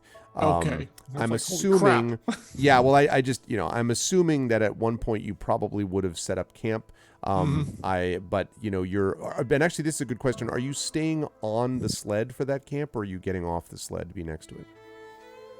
Traveling the whole day, I'm sure people probably would have wanted to get off the sled by the end of the day, so we probably would have pitched a camp on the ground. Okay. Unless people said otherwise. You shut up, Commander Dunsell. Sled's the gray slade. Outstanding. Oh. Well done. Gray Slade. Oh my Gray goodness. Slade. Nope. It's Nope. infectious. It's infectious. It's gonna be something else. So yeah, unless there's an overwhelming reason to stay on the sled, I don't think there's any Well, it reason we depends would on really the do ground. that. I mean, how Well, dirty yeah, the that's what I ground. mean. And how If it has like a effective- ravening maw willing to look to eat us, then that might be a problem. So so we could like tent on the thing without being on the dirty ground. That's true. So assuming you stay on the sled, or well, I guess it's up to you. It's however you want to do it. If Get you want off to the be next to the sled, stretch, you but can do would it. probably go back and Okay. sleep Yeah. on So it is the next day when this incident that I describe happens, and beyond it is Nisiana, where you see what must clearly be sort of roughly where you were told you think the map it should be, this ruined city of Calazart. There are towering tenements reaching for the heavens, pockmarked, though, you can see as you get closer, with impact craters and fungal growths in different places. And right inside the city walls, most of the walls, of course, are long since fallen and destroyed. There's rubble here and there. But you can see what must be, Nisiana, the Fireweave Bazaar. It is a sprawling marketplace with a faded canopied roof. There's junk strewn throughout the market's main thoroughfare, and its windowed shop fronts are covered in grime. And as you kind of slow the sled down, and go through it, you feel very uneasy, I think, would be the way to put it, as you kind of are going through into this map. Or into the, I'm going to show you a map, but going into the bazaar. Right near the front as you're assuming that you continue to go in through the wall and kind of where the gate obviously is, there is right next to you, as you slow down, a grimy map of what you would suspect would be the Fireweave Bazaar. Much of its surface has rotted away, but there are some stores still identifiable, and someone has scratched crosses over certain shops on the map. And if you slow down to take a look, I will give you a handout of this thing. Absolutely. I mean, I'm not gonna go digging in there. I mean, we slow down, look at maps, let everybody else decide what we need to do. Is there any sign of life here yet at this point? Make a perception check for me, please, All right. as I slide you over to this map. Ooh.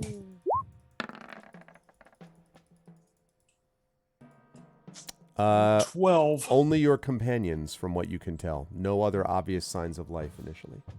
So this is what the map supposedly looks like, and you folks are starting right about here. In fact, if people, do you need me actually to copy and bring over tokens? Did I ask this before, or did you do it before? We should be able to It do was it. a mix last time. That's Okay. true. I need to make sure that I make tokens for people like that are not just these squares. I got to do basically what Ilarion has there, so I've got to use my token magic at some point. Okay, so so you are basically right around here. Line must be drawn here. And you can see before you what this looks like. So this is exactly what it says. You can see bolts and tumblers, hounds of Baracus, the plaza, musk, message station, all of these words. And then again, someone has crossed over some of these or put like a question mark or things like this that you can see here. Okay. It certainly is grimy. You got that right. Well, if I were a salvager searching for specific things in specific places, I would mark off where I've been. Except, didn't you say this was on the wall? Yes, but the scratches on it are much newer. Okay. Any other signs of inhabitation like fire pit, tent, another boggin, something like that? You mean that as you go in? Well, no, by the map. If someone was camping here, there'd usually be signs that they were camping here. Because they had to come back and mark off this was no good, this was no good. So they like, so you mean like, is there any place where they marked that we like stayed here or something like that? No. Okay, Right? Sorry. The wall with the map. Mhm. Is there any sign that someone was staying there? No, not from what you can tell. And I take it no footprints or anything on the ground? Not anything that you could see. A lot of this seems like it's mostly sort of, I would say mostly sort of stony ground. There's some like loose sand here and there, but not too much. Also, I should say that the market itself reeks of just dirt and rot. And this whole building, now remember, this is basically an enormous building. It's much of it is sort of open now to the air and stuff like that, but it is still pretty much just a huge building. And the entire building, not only does it smell of dirt and rot, but it creaks ominously under the moaning breeze. There's wind that kind of blows through, and so you hear this every so often of the creaking of the wood that's there. So, yes. And above you, I should say, right here, and so on.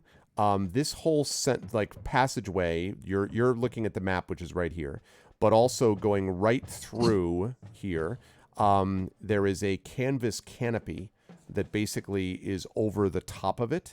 So the buildings outside basically has these wooden walls gradually falling into disrepair. The floors, as I mentioned, are kind of stone with a little bit of sand. And then a lot of these have this, above you, there is this canvas canopy. There are rips and tears in certain places. And some of the rooms you can see are also exposed to the sky. Okay, the printing on the map is the same age as the map, or is that also newer? The printing on the map is the same age as the map, yes. Okay. The only thing that's newer are the marks, in particular the crosses and the question marks and stuff like that.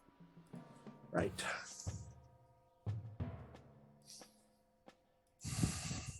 The Mournland Mall, yes. Just looking at that. I'll be in the food court. Nope. What do you want to do? If the marks were made by the gray dogs, it would seem we shouldn't have to, unless people want to, check out the X'd out spaces. And we should concentrate on the ones that aren't. Either the question marks or penetrate deeper in through this strange cave tunnel system. And they point to this part over here, because if they made it to here and it pings that, that's as far as they made it before not coming back. So whether you want to look at this, the Dragon's Hoard or Carpet Realm, in case we find something of use, because keep in mind, of course, we can also look for salvage here as well, besides the dogs. So glancing into Miller's and Rockworks, are those rooms intact? Or yes. Are they collapsed? Or okay. No, those rooms seem to be intact, but they also seem to intact but covered in rubble mostly. Like it's passable, but it doesn't look like there's anything in there. And hasn't been for presumably some time. Just confirming, for Tanton's sake, he's confirming that the X's indicate that this is a room that has already been checked, not that's this your is impression. A room where the ceiling is caved in. Right. No, okay. That's.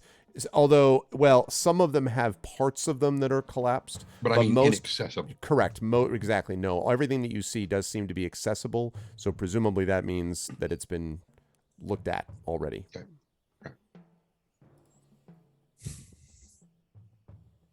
Well, I mean, we could get a carpet for the boggin, could make it a little bit more comfortable.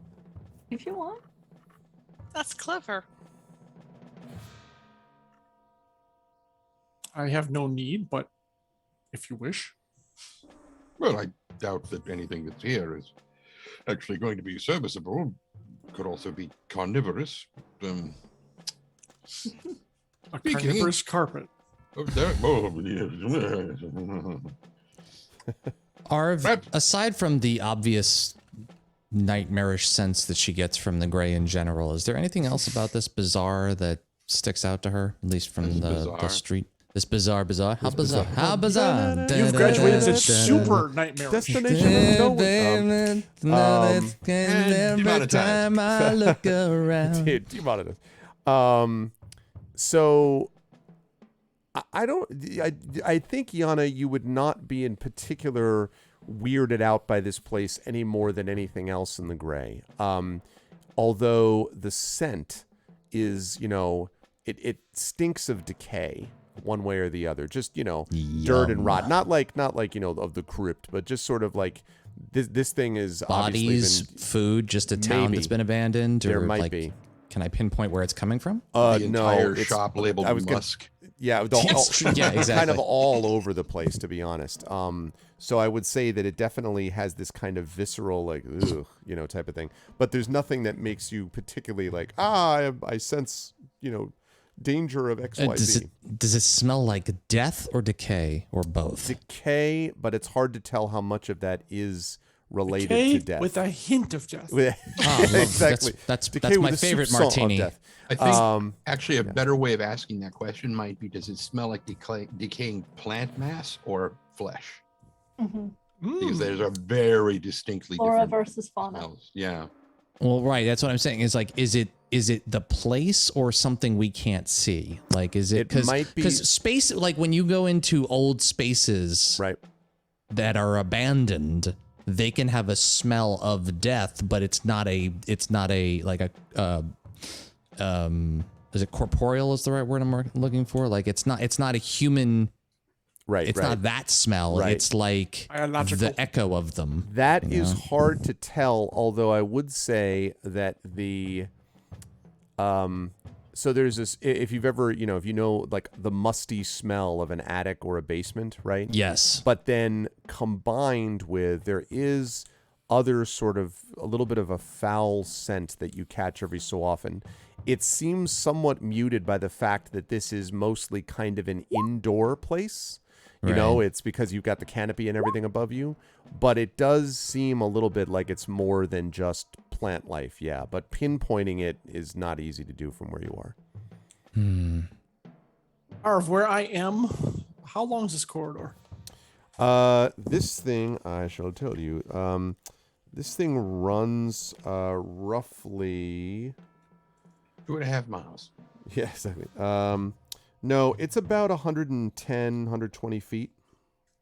Okay. From the entrance that you came into to where those little tunnels start. Okay. So are you looking in? Yeah, sorry. Yep, that's right. Right here. Sorry, I think that's okay. Hinton. There's plenty, but it's plenty wide. This is what. Oh yeah. Oh yeah. It's like it's 20 feet wide. Okay.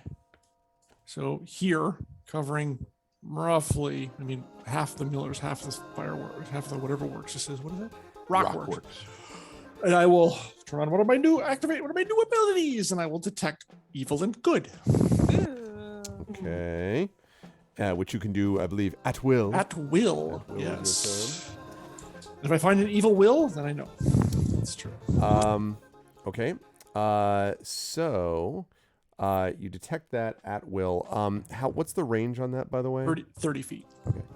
All right, hang on a second. I'm gonna have to shut off notifications because Rob was dealing with this last night too. Because people's. Oh, you're having that wonderful. Everybody is. Yeah, I just got really mad about that on. Yep. Don't talk about him. Yep. Don't talk about him. That's it. So no, I'm not mentioning him. I'm just saying. But I do want to welcome Pilot Mike in because Pilot Mike's legitimate. Welcome, Pilot Mike. So. Actually, it's concentration for 10 minutes, but I'm gonna concentrate for 10 minutes as I walk down the hallway. So. Okay. Just give me 1 second. I just have to do something here quickly. Actually, I'm gonna. Okay, let me know when you're ready. I know what I'm gonna do.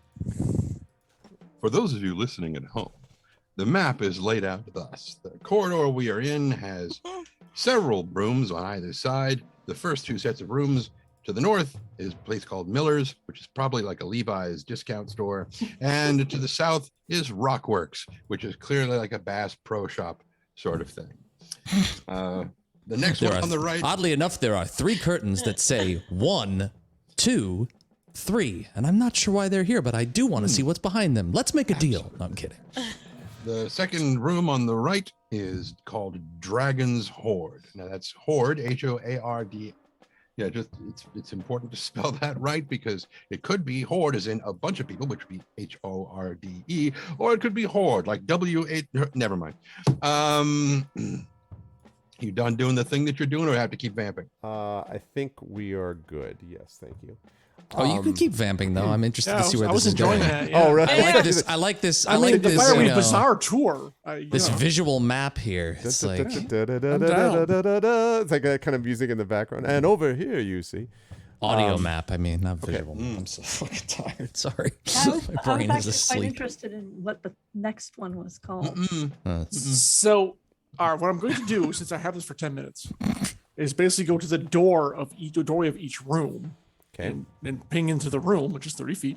Okay. And then if I don't get anything, I will go down here, same thing, here, same, up, down, up, over to over here, basically pinging every space I can look at. Okay. Yeah. Let's see. I would. Okay. Given that that's the case. This kitty butt. Let's see if I have information. Okay. Good. There we go. And just find this one bit of info. Wow. Okay. So, I got it. You're going to say something else, Tanton? Like, or were you trying to vamp to benefit? No, I was actually going to say that it's like as soon as we got there, Tanton would immediately start ritual casting detect magic, and following along behind Alarian. Okay. So, assuming that you're taking your time to do that, I will say that. So. And this is just looking in. So I'll describe quickly also what it looks like, when it looks in. So to the north and the south here where it says Millers and Rockworks, it's pretty much, exactly as you said, like it doesn't look like anything in particular. It's just kind of sort of rubble and nothing seems to be particularly interesting there. To the south here, so in this thing that's called the Dragon's Hoard, or whatever. It's an arcade. Oh, sorry. Yeah, I wish, and that'd be great. Tons of fun. My local arcade when I was a kid. Okay. Hey, we've got a Dave and Buster's here in Green Bay, which kind of stuns me. Wow. Yeah. Exactly. We've arrived. This, yeah, exactly. Up, down, left, right, A, B, start. Yes. Yes, the height of entertainment at Dave and Buster's. Hey, if they've got a BattleTech center, hell yes. Do they really? I would be stunned. Oh, if they have Aren't those BattleTech all? center. Oh, okay. Didn't the last 2 of those break recently? Like, No, they're still being patched together and worked at Gen Con. Yeah. They still appear there. I see them every. Yeah. 20 years old. It's amazing.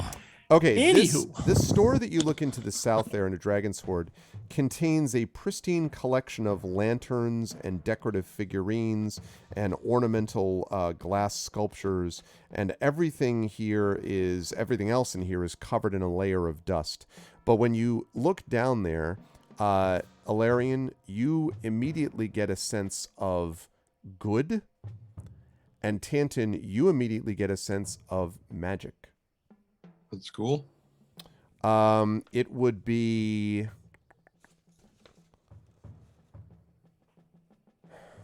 Please be the one I'm picking up. Please. Alteration.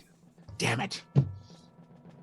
No, actually, that's not true. It's probably okay. I'm going to look it up rather than just guessing. Let me draw upon my knowledge. Okay, look, I do have a lot of knowledge, but how about I just tell you, like, get it right correctly? Just give me 1 second. Encyclopedic knowledge, sir? Listen, you play long enough. Okay. Yana would not also sense this magic? Does Yana have Detect magic? Detect magic? Oh, okay. I didn't know that. I was like, wait, what? Really? I mean, she's yeah. Divination. Divination. Divination. Okay. Damn. Still not Divination. the one I'm hoping for. That's. Wine. I was hoping you were going to say it was enchantment, so I could be like enchantment. Enchantment? Because I love doing that. Yeah. No, divination. But this shop seems to be more or less, except for Dusty, more or less intact. Yes. This is one of the ones that has, like, I think, a question mark. Getting evil. Yeah, exactly. All right. Well, it says I know where. So in the room, kind of middle of the room, back of the room, front of the room. I would say towards the back of the room. All right. In fact, Tintin, you are behind me, right? You've been kind of following me as I go to this room, door to this or that. Yep. Okay. Is there any outward sign you're actually? Well, you actually spent 10 minutes casting something, so I probably would figure it was detect magic. It would be funny that Tanton actually doesn't even tell you, and it's just like, "Oh, go on," and you're like, "Well, he's like right behind you." Are you getting anything from this room? Oh yes, there's definitely some divination magic over there, and over there, and over there, and over there, and over there. Not actually over there and over there and there. No. See, that's exactly what I said. It's in one particular spot, Tanton. It's in that, but within that one particular spot, it's there and there and there and there. That's right. Yes, totally. See, told you, God. All right, give me a second here. I would like both of you to make perception checks for me, please. Just the two of you. Oh, Just no. the two of you. This isn't anything that fall under Arcana? No. Arcana's intelligence perception is not. Well, just checking. Mm-hmm. Oh. Of course. Oh, watch this. Come on, match. There you Oh, go. damn. Yay. Good. Someone got it. That's the important thing. Really kind of hoping to get a one as one. Stop. Okay. So, all right. So you've got the okay. Did you roll that? Okay, Larian rolled that. I got the one. Thank you. And Tantin, you got 19. All right. Tantin, when you look inside this shop, you see around the shelf, one of the shelves in the back, where the your divination thing is like going off. You see something crawling around the shelves, and as you look, it looks actually like. Bear with me for just a second. Be a pseudo dragon. Be a pseudo dragon. Be a pseudo dragon. Be a pseudo dragon. Level 2, and now's the time. That would track for our encounters this campaign. Pseudo dragon would be awesome. It'd be like Kitty Pryde with Lockheed. Oh God, I love that little guy. Yes. You see, I'm going to be pulling it up on Roll20 here right now. It's gonna be a fairy dragon. Yes, but it's good. So look at and you, it's Trent. magical. Yes.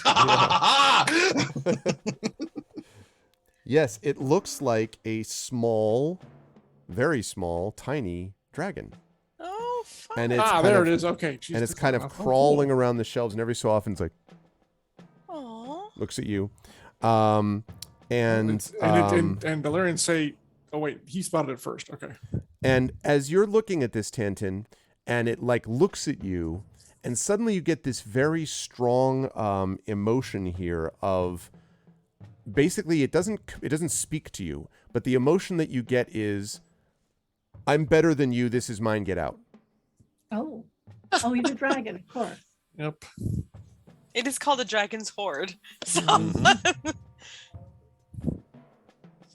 And Tant is basically just going to kind of, as soon as he locks eyes on it, and because he's seen one before in Sharn, and so he just got this big bright smile because his eyes are still glowing, almost the same color as Alarian's from the detect magic spell, and he just smiles this big smile. Oh, hello, wonderful to see you. Oh, I don't indeed. Actually, I may have something for you. And he reaches into his pouch and pulls out a silver coin. Like another one. And it kind of like looks at it, and the emotion you get is curiosity. Actually, I think you should meet a friend of mine. She's very, very nice. Mary May, would you come here, please? oh yes. I see what the hell he's talking to by this point. At this Yes. point, he points at Mary May directly to it. You can see it. It's like, Can Yana see it? yeah. If you come over to the door, sure, you can see. Oh, it I'm now at the too, yeah. door. Yeah. Oh yeah, you could see it now. Yes, and it, again, it's like looking at all of you, like, but it seems to, curiosity. And now She all of you that are here, you is- in your mind, it does Yeah. not speak to you. The emotion you just get is like it's curious. Oh, She is in awe of the thing and does not know how to react. Oh. She has never seen a dragon before. Even a small one. Tanton holds the silver coin out to Mary May. it's a dragon. Okay. I'll hold out, kind of like you. Yeah. Sorry, Tanton. No, go ahead. Okay. I'll hold out my hand kind of like you do when you don't want the animals at the petting zoo to like chew on your fingers, Right. flat. And Uh-huh. I'll try to gently mind link with it. Okay. So when you mind link with it, you make the attempt to, the emotion that you get is sort of like you don't, it doesn't speak to you even through your mind. You going to bed, hun? I love you, honey. No, See not you yet. tomorrow. I'm gonna be. Oh, not yet. The emotion you get is good night. No, that was my child.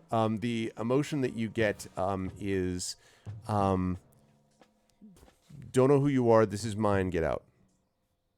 Like it doesn't seem angry. It seems sort of this is my stuff, and don't steal my stuff. Okay. So if the creature is able to understand at least one language, I'm going to try to just gently speak to it at least, because it can. Yeah, you can speak to it. You get the impression that can sort of project emotions to you simply. It is doing so, by the way, before you did. This thing is communicating telepathically through its emotional state. Oh, fun. I'll kind of reach forward and be like, coin, you want it? And then you get the emotion of positive, like, yes, interested, curiosity. Okay, I'll deposit. Can I deposit it gently near it without freaking him out or getting my fingers Presumably. bit off? Well, you do that and sort of does the, and then you put it, if you put it in the floor somewhere or whatever. Then yeah, I'll do it gently. And it reaches forward, and do I have? No, I'll just use the camera cap for the extra darkness too. And then I'm so tempted to have it eat it like it's one of those coin machines that you put the thing in. I was so tempted, but no. Mostly because I don't want my camera cap to break. So it just is like, and then it kind of looks at it, and then it tosses it and catches it again. It's so cute. And it seems to be tossing it around. It looks very much like a cat or a dog playing with something. It seems to be the emotion you get is fun. Like it's having fun with this thing, flipping it up, looks at it, looks down at it, kind of, and it's sort of rolling it around with its claw. It kind of picks it up and then spins it a bit. And then it looks up at you and is like, and the emotion that you get is anything else? I'll take out. I'm very enamored by my ribbon. I'll take out another piece of ribbon. Okay. And I'll just. And it kind of gently move it in front. It follows you as you're. As you're doing the ribbon, it's following you around. I really want to put a bow on it because I would love to put a bow on something, but I'll telepathically link into it, the great joyful picture of a bow. And it kind of looks and then it says, it seems like curiosity, and you get the impression the emotion is curious, like me, something about it, me, curious, bow. Oh. And I'll be it tilts its head and I'll kind of gently bring it forward, holding the two strands so that, if it... Canton will hold his finger up so she can do an example of tying the bow on. Ooh. So I'll do that, expertly tied, and then I'll point to it, and then I'll say... leans its neck forward. I'll take the ribbon. Thank you, Tenton. Mm-hmm. And then I'll see if he'll want to keep its neck forward so I can put it around its neck, or maybe. So when you reach out to its neck, so first it's kind of I'll hold it up so that it comes to me, not so You're much. You're gonna garrote me. I know you are. And then yeah. This is how Jimmy the Fish did it to the last one. Right. All right, and so it leans forward slowly until it gets all the way where it's right next to your your like where you're holding the ribbon, the open ribbon. This is how I lose my nose, guys. Don't. And then I'll just. It's only like the size of a cat. He couldn't get it all in one bite, so That's just a little true. bit. Well, it's a little bit of nose, and then I'll very gently tie it and delicately, like I've tied bows on cats before. Okay. And so you tie the bow like around its, and it's around its neck, and it's sort of slowly kind of like so for what it's like trying to look at itself with the. Say Tanton pulls a mirror out of his various stuff and holds the mirror up. And so it sees it. It's like for a minute, and then like as it sees the mirror. Mm-hmm. And then it kind of looks, and it's like its wings go up a little bit, like its hackles raised to be the equivalent, like towards the mirror, and then it like goes so close that it like bangs into the tink tink, everything like bangs into the camera. It kind of bangs into the mirror, and then backs up again, and then then sort of looks, and then it puts one claw up towards the bow, and it's like feels it, and then it's fascinated. Then like it's just sort of staring at itself and pressing the ribbon, and the emotion that you get is complete absorption, like in something else. Might remind you of something, Tanton. Actually, This is exactly what I was going to say. I don't think we can adopt this. No, But can it adopt us? Yeah, I'll be like, all of the stuff is here. maybe he'll be able to tell us if somebody else like us came through. I could probably ask it that. I'll kind of. It'll follow us. It is now tilted its head like almost upside down, like trying. I mean, it's very adorable. What exactly is it? Make a nature check for me, please, Nisiana. Do I have nature? Yes. Apparently, I get a little bit closer. You know and I'm exactly what this is. Oh, it's a. This is a pseudo dragon. Absolutely. It is a small, tiny little creature that often is found in like wizard stores or like, magic shops. It is generally like, it is intelligent. It is not like a dragon, like, uber intelligent or anything like that.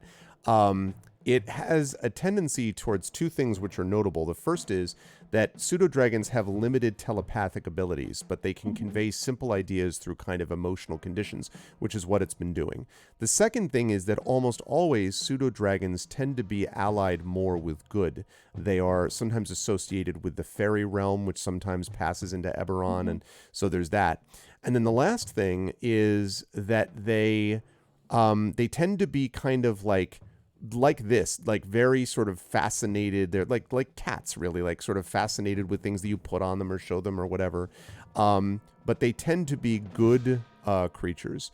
But despite the fact that they look a lot like dragons, it is important to note that they are in fact not a dragon, nor are they particularly related to them in any respect. They don't do that. Although there have been pseudo dragons that tend to have kind of delusions of grandeur about how good they actually are. So it's conceivable that this creature, maybe thinks of itself as being kind of pretty awesome and dragony.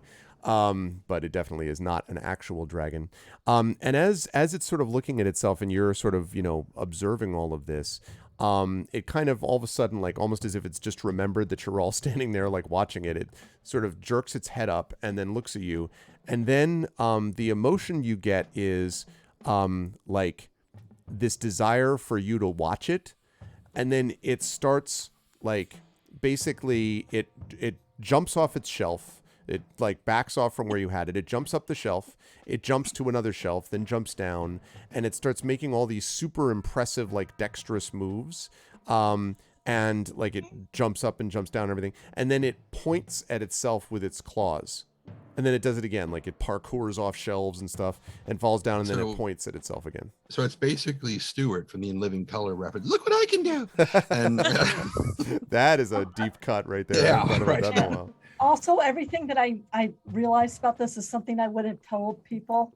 And then when it taps itself, I would applaud it. And so it kind of tilts its head like, and the emotion you get is sort of disappointment. Like that seems like that's not. So it does it again, and then does even more cool, dexterous stuff, and then.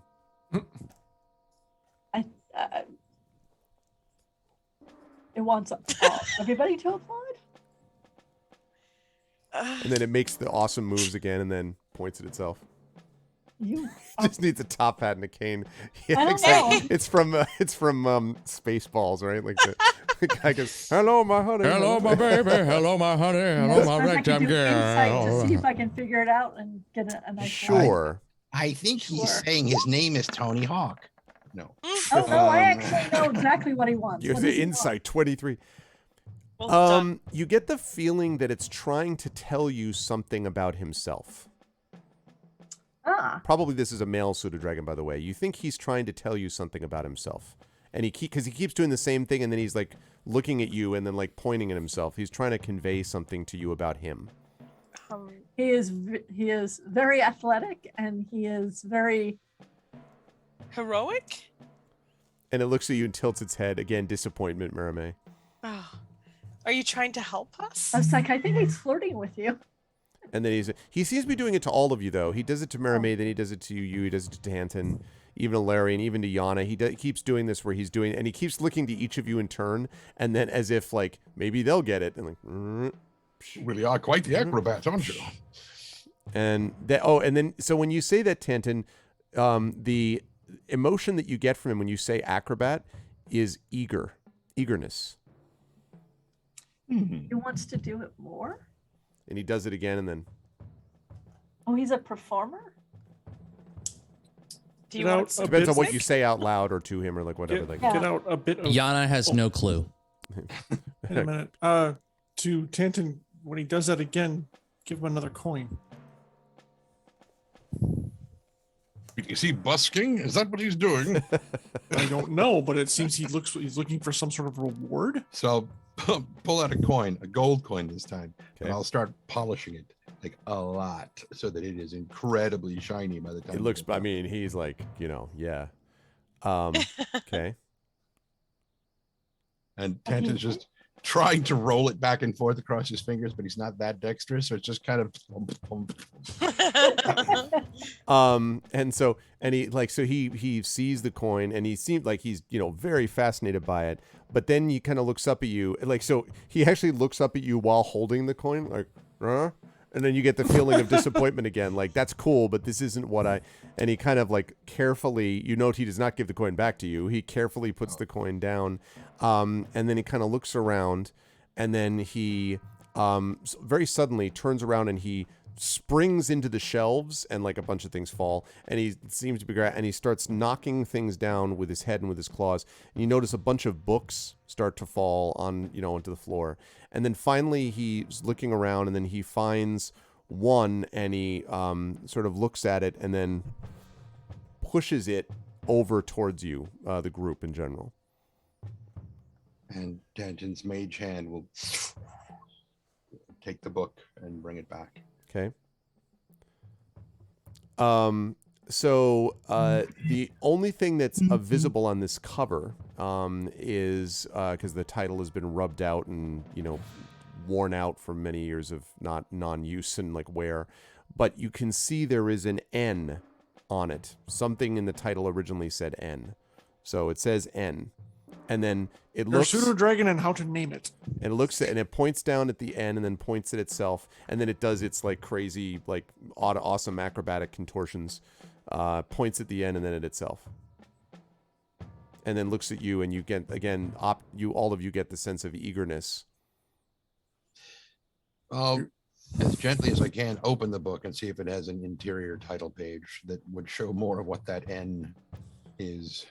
No, the interior page says the negative effects of planar destruction, and it's like this treatise on like something That's a related. terrible to that. name. Yeah. It definitely started with N as well, but it was Is your name Ninja? And so when you say "ni," he sees like his head perks up, but then when he says "ja," disappointment. He's Yeah. a red dragon, not a blue dragon. Oh, that's. Is your name Sorry, it's a N? bad Twitch joke.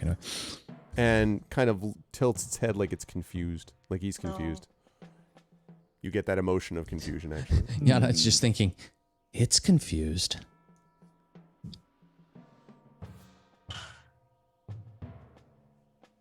Yana has no idea what to make of all this. She's still just like And a miniature dragon. Like, what And then, the hell? like, And Alarian steps forward. Na, ni, no, nigh, new. so Any reaction from any of those? well, when you say na, like ni, ni, it, you get the sense of eagerness when you hear the ni. No, it's none not. of the other one, none of the other ones. It's not right. It's not Nani Div. No. Niflheim. It's clearly Niflheim. Niflheim. No. So nigh? Or what is my Ni or first ni, something like that. Ni. Ni. Ni or ni. Yeah. It is the pseudo dragon which says ni, Indeed. and then it jumps around and like jumps up, holds on the shelf for a moment, then leaps off, landing acrobatically without falling on its face. Yana's getting a little bit tired of this and she just kind of goes, why won't it just tell us? He can't. It speaks in emotions. I like that. I don't know whether to include chat suggestions now or not. It is not Nimoy, Thornex Bobby. nimble? It is definitely. Nimble's a good one. Nimble. So Oh, when you nimble. say nimble, it flips out. It backflips multiple times. You get Well like done, joy. It like, pumps claws and everything. Oh, is that Apparently, its its name? name is Nimble. Nimble. You're welcome. Oh, Thank you All to right. my host. I totally read that on what you said. yep. Actually, I was the one who came up with it and I wasn't reading chat either. Thank you very much.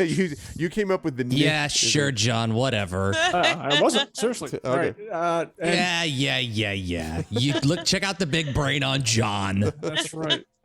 Alarian, now that puzzle has been solved, goes out and then just to the hallway. That's it. He's like, Nim- okay, great, and leaves. Pretty much. Nice to meet my you. job is done here. Nimble, do you want to come with us, or have you seen others like us that you can help us find? So Nimble kind of shrinks back, and the emotion that you get is fear. But and definitely you do not get the impression that Nimble wants to leave. Although seems very happy to have you around, but does not seem to want to leave. Have you seen others come through recently? And Nimble's emotion is kind of I'm trying to think of how to put this in emotional terms. Fear and anxiety. You get the impression that like it's been something has made it afraid. Something has made him afraid before you. If you had to guess, that might be people, but he doesn't really have the ability to convey specifics. Okay. Is there anything that you have here that could help us in making this place safe? And Nimble kind of like tilts his head, and then he goes over to one of the books, and he kind of, with his teeth like and his claws, kind of puts the book up on like one end, and like on its edge, and then he like takes another one and puts it up next to it. So he kind of makes like a mini book wall, and then he kind of like hides behind it, so you just see his eyes. Okay. What an amazing grasp of tactics he has. He would like to have a door or something put in so that he can hide behind it. He's telling us to be careful so we're not easily spotted, maybe. Every so often he lifts his head over the wall and peers at you, and then How many books are in this room? there are a lot of books here. Most of them, Yana, seem to be quite old and sort of moldering, and like some leather-bound books, but there are a number of books in here, yes. And other things, trinkets, doodads. There's a lot of also what probably is broken glass as well, that's in the ground, but it's like long since broken, so that there's no liquid or anything down there, but yeah. So she sort of makes her way up behind Mérimée and sort of over her shoulder without like leaning in too far, just kind of says, maybe he knows of another book in here that would help us. There are lots of books in here.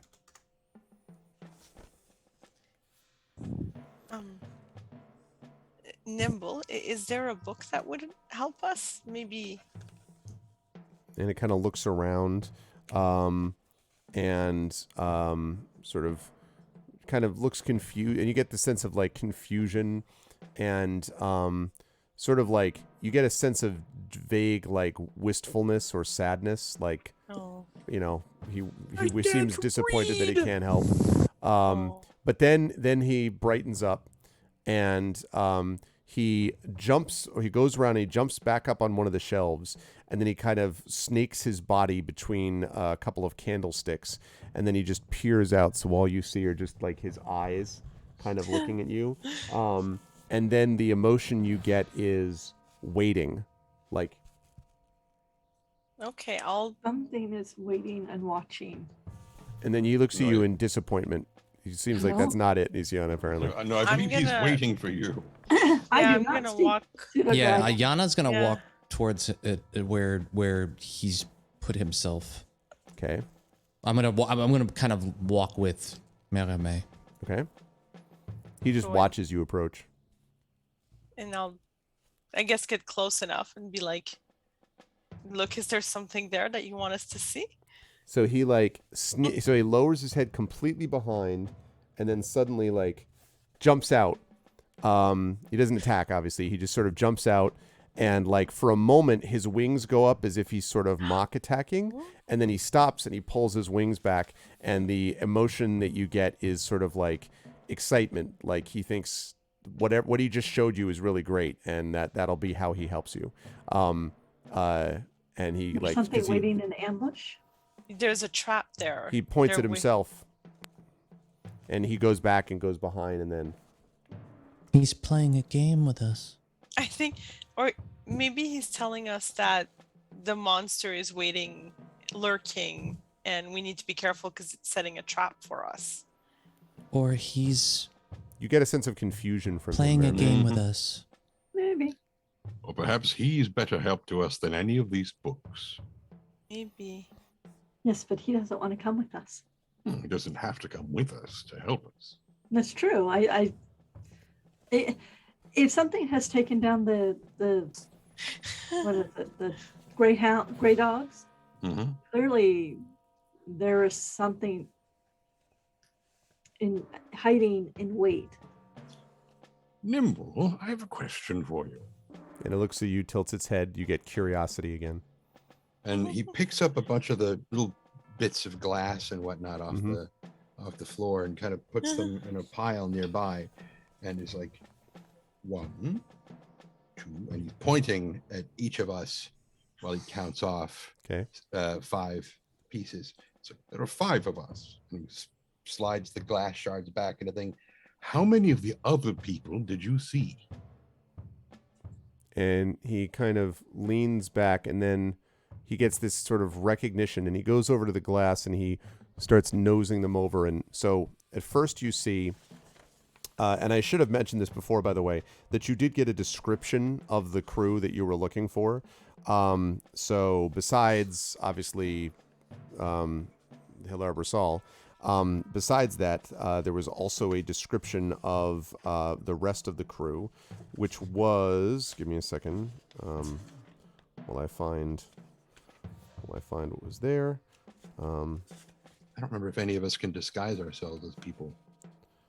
Okay, here we go. Not yet. So soon. They were described, so that the people who were part of the crew were Dervo Tellis, who was a male dwarf, Nella Hallthorn, H-A-L Thorn, who was a female halfling, Sprocket, who was a warforged, Tandal Khan, who was a male human. So there were 4 people in the salvage crew, and of course, Brasal. So again, Dervo Tellis, who's a male dwarf, Nella Hallthorn, who's a female halfling, Sprocket is a warforged, and Tandal Tandil Khan, Khan, who is a male human. And then, of course, Brisal. So the pseudo-dragon now, pushes glass over until there's 4 pieces, basically, of glass. Then he looks up at you and waits, and then reaches down and pushes another piece of glass, but not right up on top of the other 4. Mm-hmm. And then he goes and puts push until there are 10 other pieces of glass, not next to the 4 or the 1, but in a separate group. Oh dear. Wow. And he looks up at you.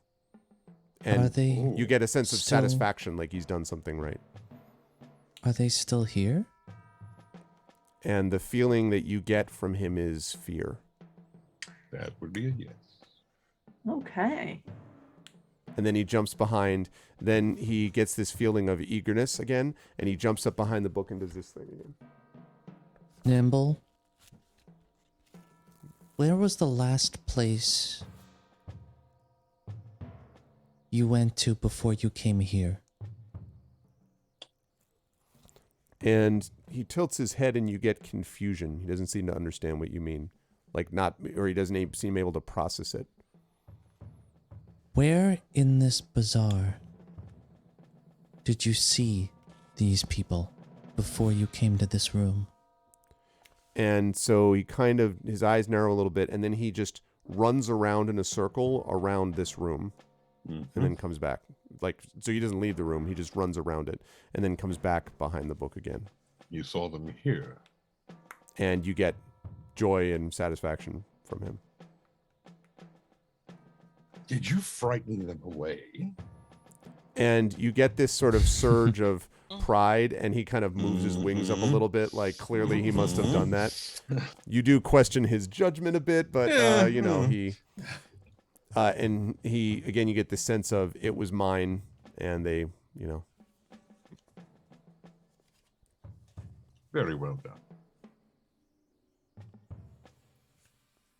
We'll have to take great care in here.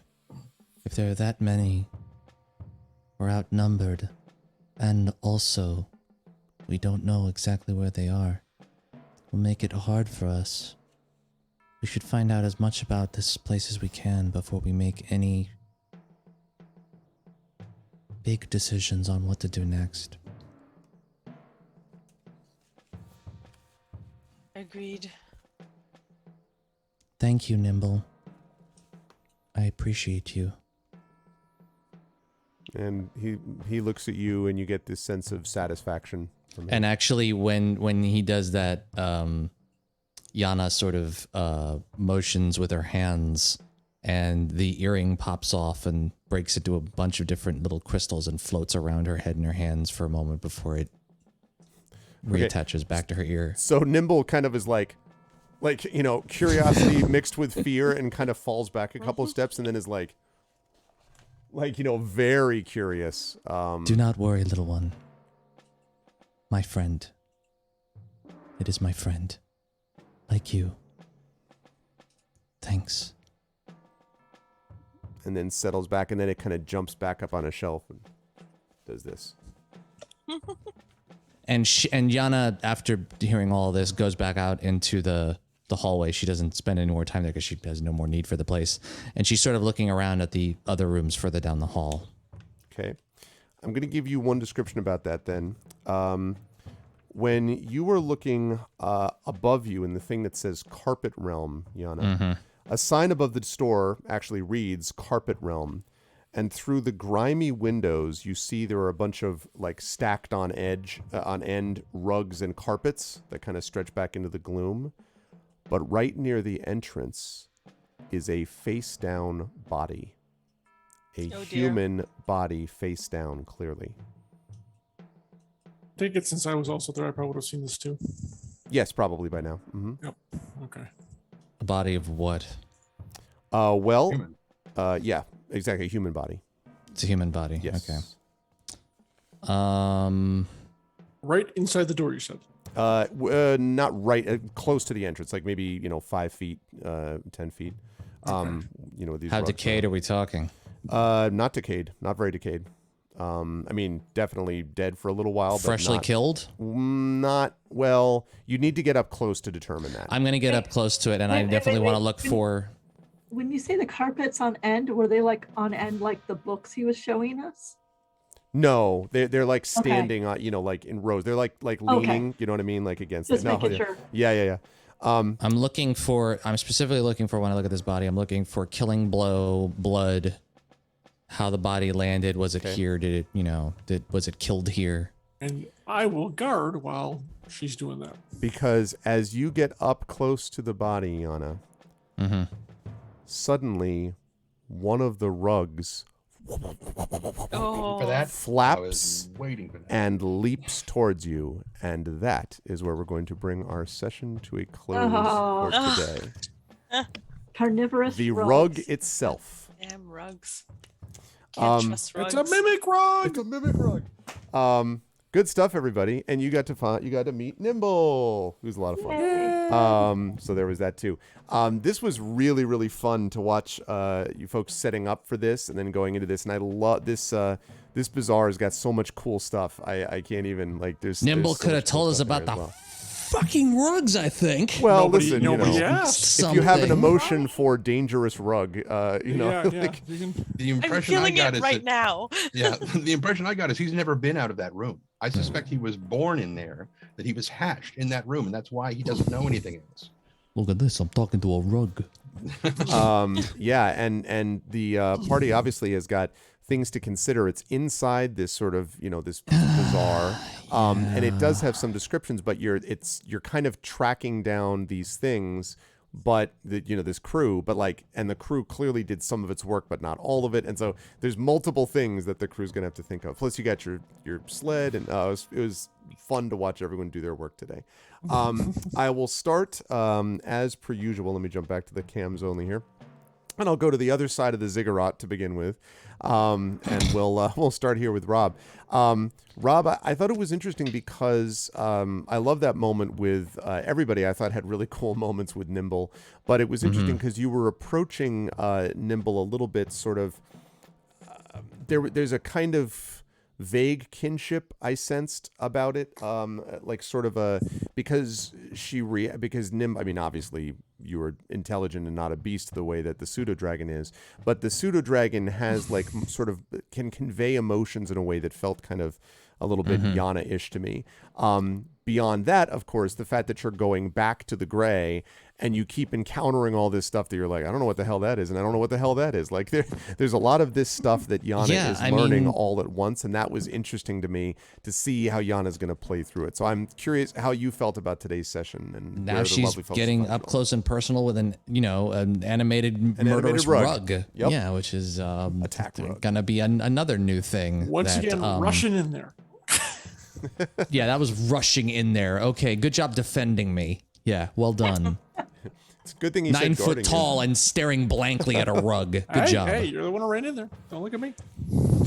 We have to redefine it's the only way you'll dictionary learn. what the word run means in your They'll only in learn your if they programming. get hit a couple times by a rug. How'd you feel about today's session, Rob? Where will the I fine literally people went find down you to next? look at a body and he's going, "You ran in there." I'm going to the body. Talking about. I will stand here and defend you. I will now stand here and ridicule you for doing exactly what I was standing here to defend you for doing. There's a guard from the hallway, man. I'm not crazy. Like a more like a hall monitor. Where's your pass, young lady? Exactly. It's like, I'm sorry, this carpet attacking you is not going to do it. You're still late for class. Get out of here. Slacker. Oh, sure. My I have carpet attack. The no carpet idea ate what's my happening homework. anymore. Yeah. Yes, I see that. exactly. And everything And the else. rest of me, yes. And then my face. I have no idea what happened tonight. I'm so sorry. I'm been so out of it tonight. But this thing with the pickup truck, the pickup sled that had its issues, and going back into the gray and meeting a backflipping dragon and getting eaten by a magic carpet ride. It's all just the normal stuff that happens in the gray. So it's just another day at the office. But beyond that, this has been a lot of fun. This session has been really good. I think we're all walking wounded tonight, really. It seems like we're all just like, Fine, no one got hurt. Everyone's good. no, I mean, I know the players. actually, I not know, the I party. know. Last week it was the party. This week it's like, the players. I know. it's the Ambien kicking in. I don't know, or the Advil or whatever. It's just like, I feel good about this. You know, I'm hoping that, I do wish that some of my spells that I got at level 3, I had at level 2, because that means I might have a solution to get out of this. But it seems like I'm going to be grappled inside of a rug for most of the next fight, which is going to be a lot of fucking fun. The end of next session, I'll be like, well, the second hour of being grappled was not as fun as the first hour. But Yeah, I have my, in my build, I have ways to get out of this, just not yet, which is unfortunate. And also, I just not looking forward to people attacking a rug with weapons that will then go through that rug and I will be on the other side of. So let's just say that's not an experience I'm particularly fond of having. And also somehow in this session, Yana became the youngest member of the party suddenly. So Yes, there we go. that's true. You don't know that. That's a thing. The baby. At least you can buy drinks now, Jen. So that's I don't think her ID changed though. That's true. They won't even know it's the same person. You'll be like, this isn't even you. Like, it immediately got out Look of at date. that though. hair. That was Yeah. Yeah, exactly. just instantaneously pandemic hair. Like that. But yeah, no, this was fun. We had some fun stuff happen tonight. I didn't think we were gonna run into a miniature dragon. That was cool. And yeah, this has been a really fun campaign thus far. Aside from the leaping out at me rug, which I guess that's how that happens. And don't forget the slow mind-searing insanity of the gray that you love so much. Yes, right. That's a joy. Yeah. Yeah. Yana is all in on that. Totally. I compare you to a tear from a rose on the gray. So. Yana. The more I get of you, Demonetized. the stranger it feels. Yep. Yeah. Anyway. That's probably the first time I've referenced that song in likely 15 years. Cool. Let's do it again in another 15. Never heard you do it, so yeah. I hope everybody has a lovely evening. Thank you guys so much for watching. Thank you for being here. If you want to catch what I'm doing on Twitch and other places, be sure to follow me over at twitch.tv/DarksideRob. I'll be playing Pathfinder Kingmaker, continued playthrough on my Face Speaker Druid with party. We're into hour 30 of me playing that game, and we're still only through the beginning of Act 2. It's a very, very, very long game, but there is some really cool stuff happening, so I'm very excited to jump back into that. And we'll be doing music stuff on Monday, and I'll be releasing a bunch of YouTube updates and meowing profusely as I go, because sometimes you just meow. Sorry, I said I have to try to meow. It's fine. It's the song of your people. I'm seeing. Yes, I have to go see a cat about a meow. I'll be back later. Anyway, so yes, and the last thing was I have released a YouTube video on my YouTube channel about the audiobooks that have been out. Neat and Shaken. You should definitely check them out on Audible or where other audiobooks are sold. And I have new projects that I'm working on as well in the same universe that I cannot say much about, but more cool stuff is coming. So definitely follow me on YouTube, follow me on Twitter, and I look forward to seeing you guys on my stream and on the next Infinity Beyond, and back here on this channel for our vocalist. Yeah, that's coming soon, actually. Yeah. Where we will be doing more, silly faux courtroom shenanigans or something. Yes. Objection. We have no idea what to do in a courtroom.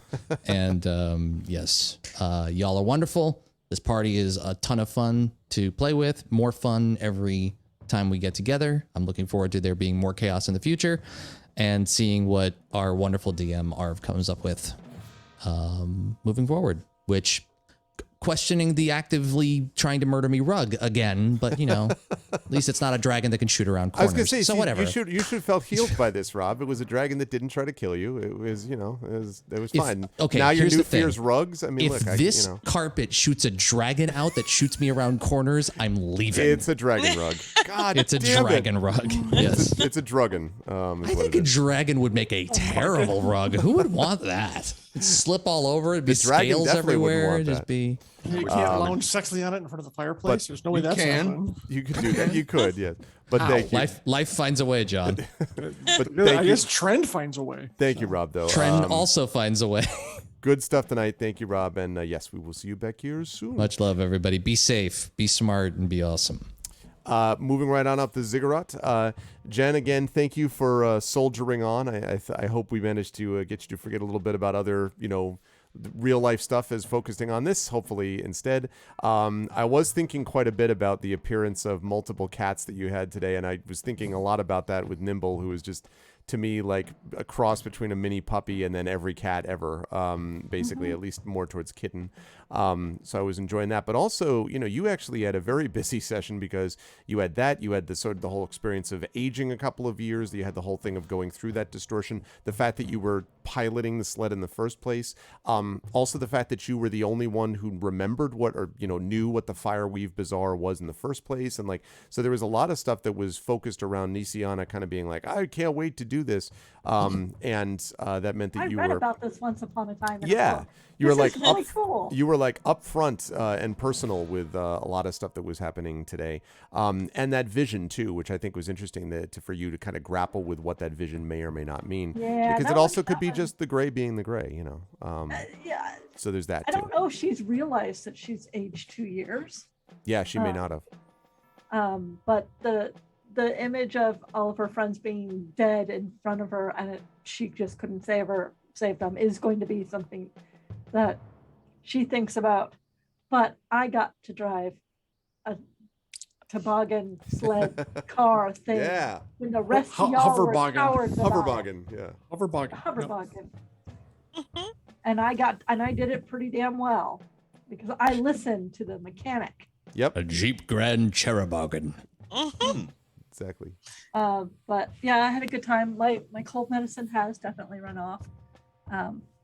At this time, I am planning to be at Gen Con. So if you are at Gen Con, I will be in Authors Avenue around booth A. And come by, say hello. I would love to see you. Otherwise, I have a new book out, Crimson Knight, the third in the BattleTech series.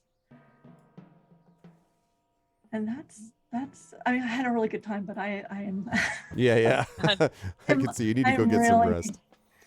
Need to sleep now. Feel better. I had a good time though. Feel better, Jen. I'm glad that you had a good time, and thank you for soldiering on.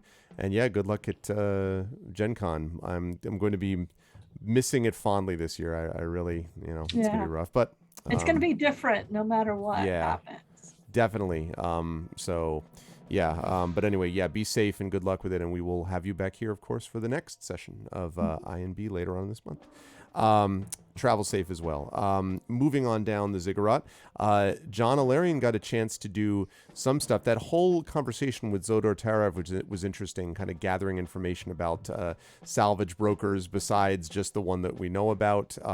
Because clearly, I think the party is focused in, the King's Citadel is focused in on Irulin as being a problem and that they're going to have to deal with at some point. But then also, of course, Alarian had other things to consider. It was interesting when both you and Tanton were doing the Detect Good Evil and Detect Magic respectively, and you're walking along, and so literally you're like this, and it's magical and good. And you're like, aha. Yeah. Like, so both of you, that was This is sort going of to be interesting an to me. interesting combination moving forward. Indeed. Yes. And the Silver Flame thing was interesting too. The idea that there's curiosity about the faith that holds people together, and I think probably Alarian is, had some admiration for the kind of practical nature maybe of this faith, or at least the focus on helping the right people.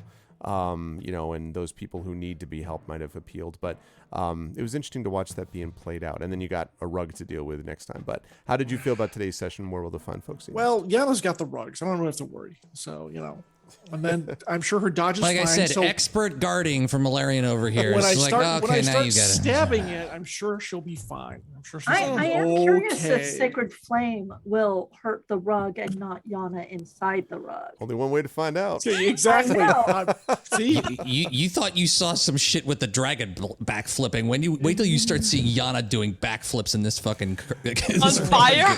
super experimenting. Yeah. Altus is like, Yana, you're on fire. Yana. Ow! I know.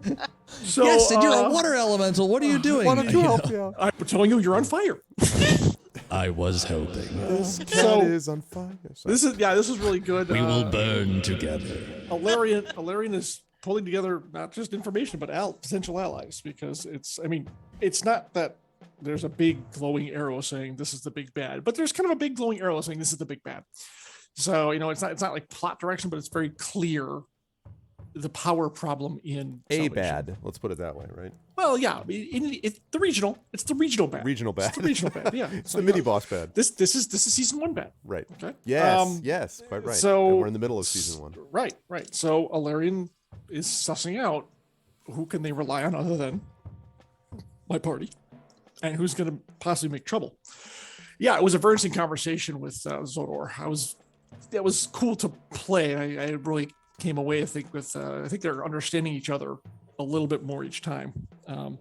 So that was very interesting. And yes, the church obviously has its own problems, but yeah, that the Silver Flame, it does speak to them a lot in terms of help your fellow man, help your neighbor kind of thing. That's a big deal for Alarian. So it depends. The Aegis class is very cool for the time being, but there comes a point. There's a point down the road where they may consider switching. I'm not sure if it's there yet. I'm not sure if it's strong enough to justify, but there's a possibility they may not be Aegis through level 20.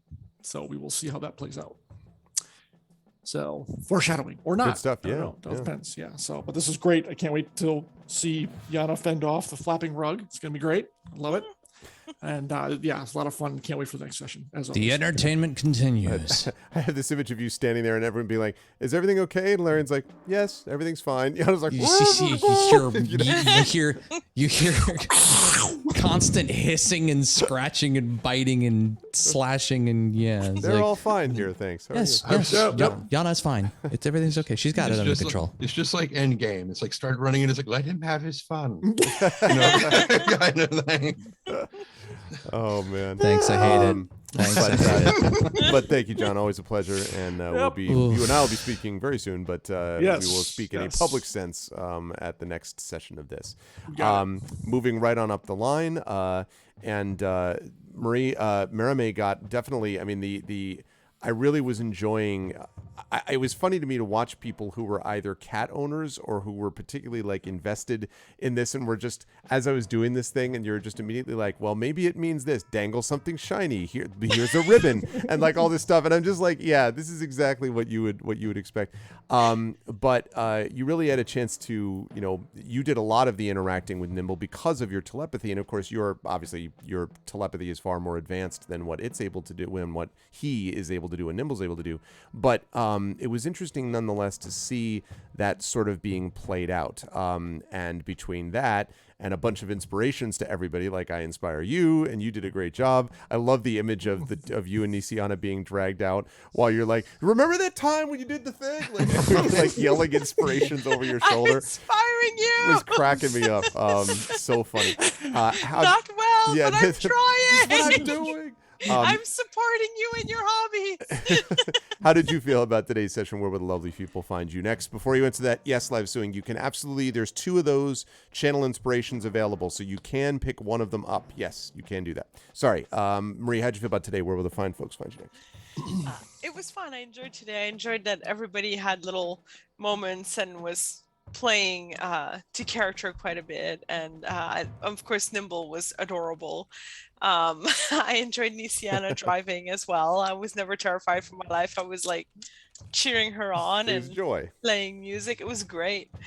I enjoyed everybody was just so much fun to watch play. Conversations were great. Trendon's fixing when you fix the sled, that was wonderful. It was good. And people can find me online, Marie Bilodeau, pretty much anywhere that you can find me. Facebook, Twitter, Glitterbomb Bilodeau on Instagram. And aside from that, I have a trilogy, my first trilogy, Epic Fantasy, coming out again starting in October. So I'm very excited by that. And I will put the link into chat, so anybody who's interested in checking it out. And I will be at Origins virtually at the end of the month too, September 30th, to that area that weekend. So I will be there virtually. So join me virtually for some paneling. It's going to be great. It'll be awesome. Always a pleasure, Marie. Yes, I will be there. John will not be there, but I will be there physically.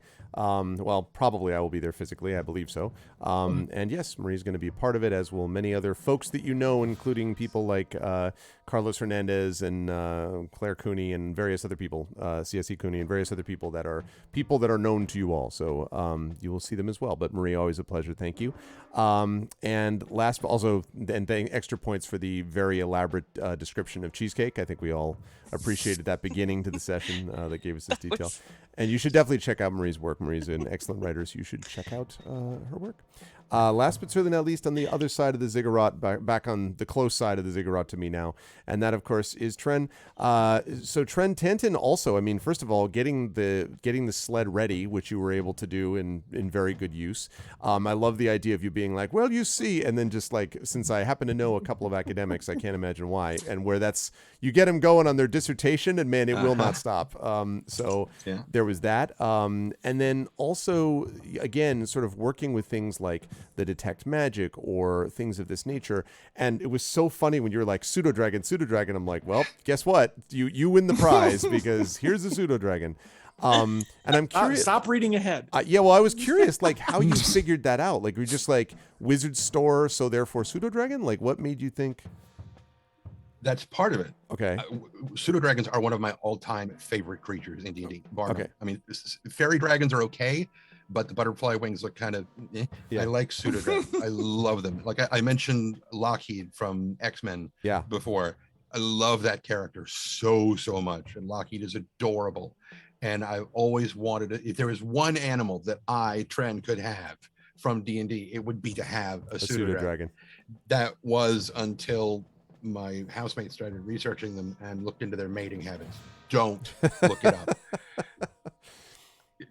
No idea. They just disappear for like 3 days to a week, and then eventually they come back, and they're.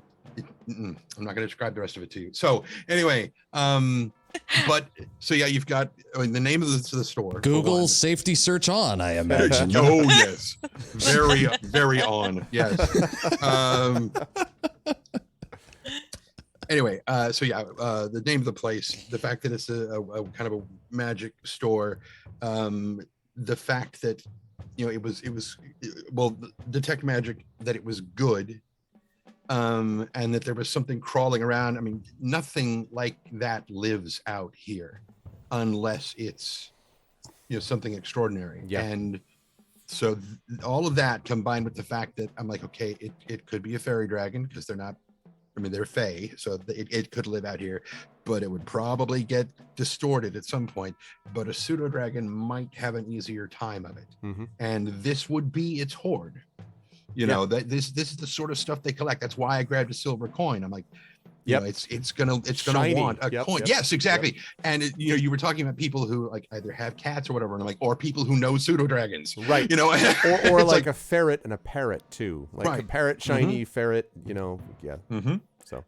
So just that's why I was like pseudo dragon. Yes. Everything came together that this has to be what it is. And it's just another one of those things about sometimes it's the curse of knowledge of knowing so much about D&D and its monsters and whatnot.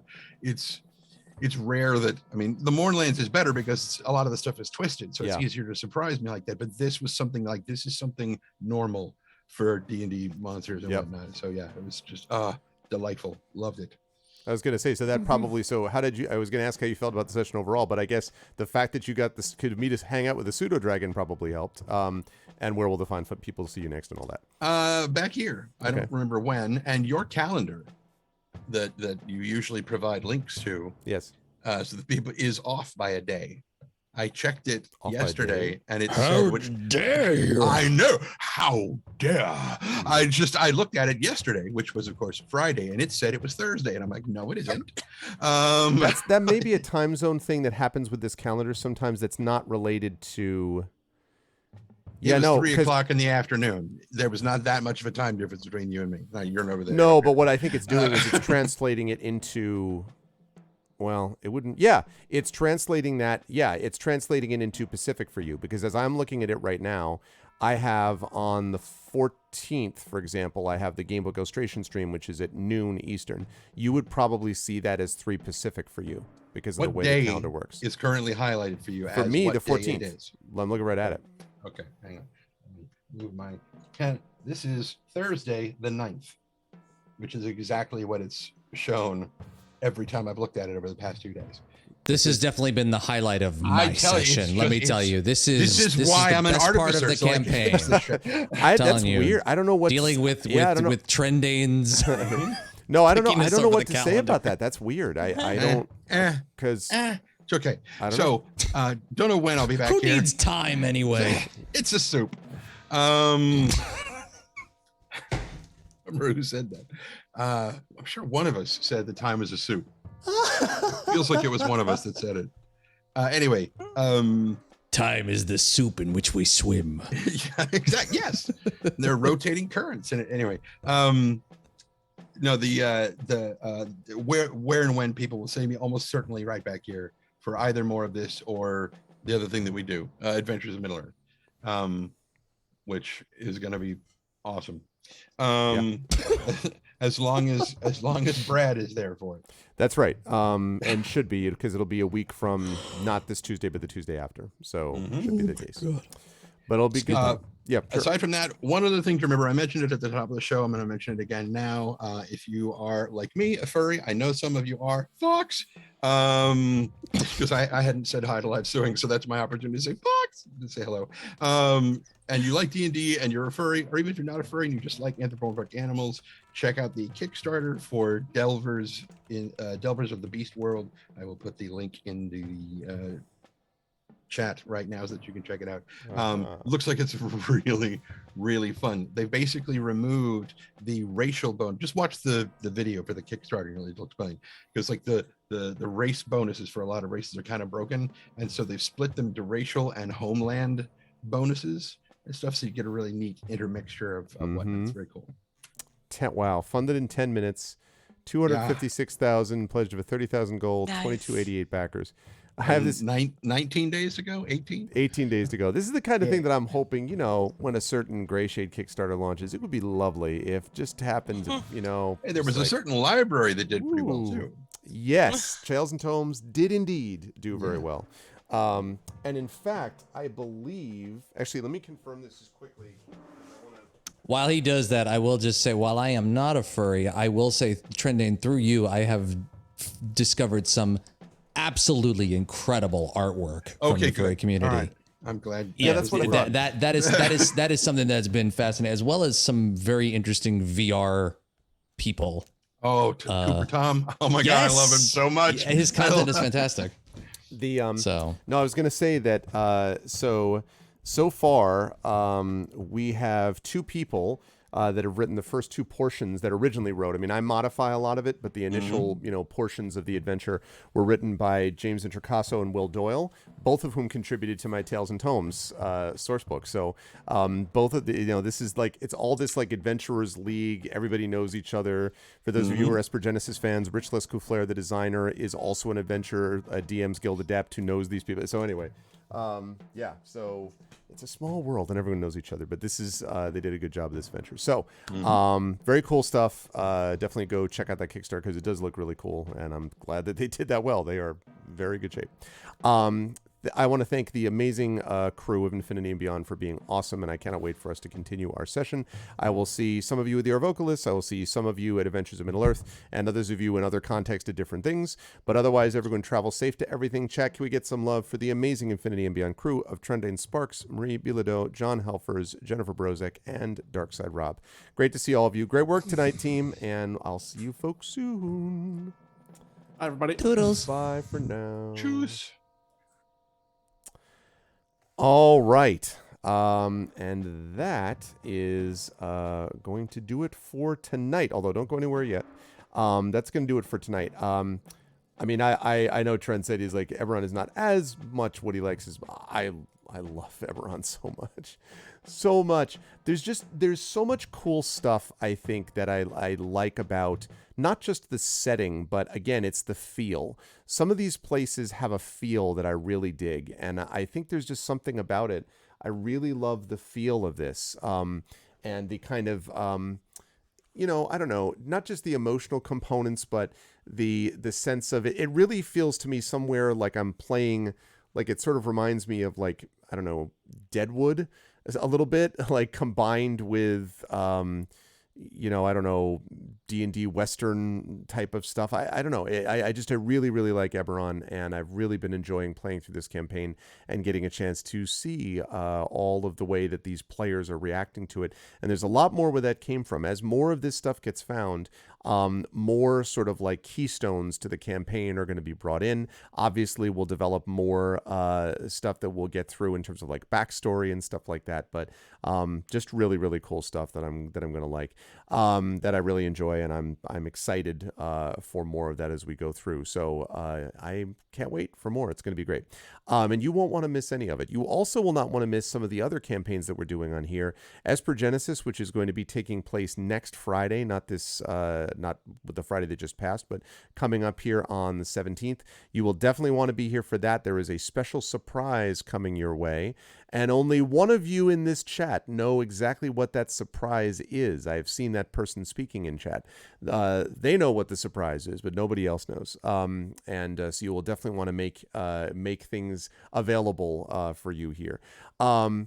But otherwise, we've got a lot of other stuff that's going on as well. We have got coming up, we're going to be off tomorrow and Monday, but coming up on Tuesday, we have a big day. We have got, first of all, fingers crossed, we will have finally a gamebook illustration stream again of Phantoms of Fear. We'll have Terry Toons doing that at noon Eastern. At 4 p.m. Eastern, we will be over on GOG, and we'll be doing some Talisman Adventures.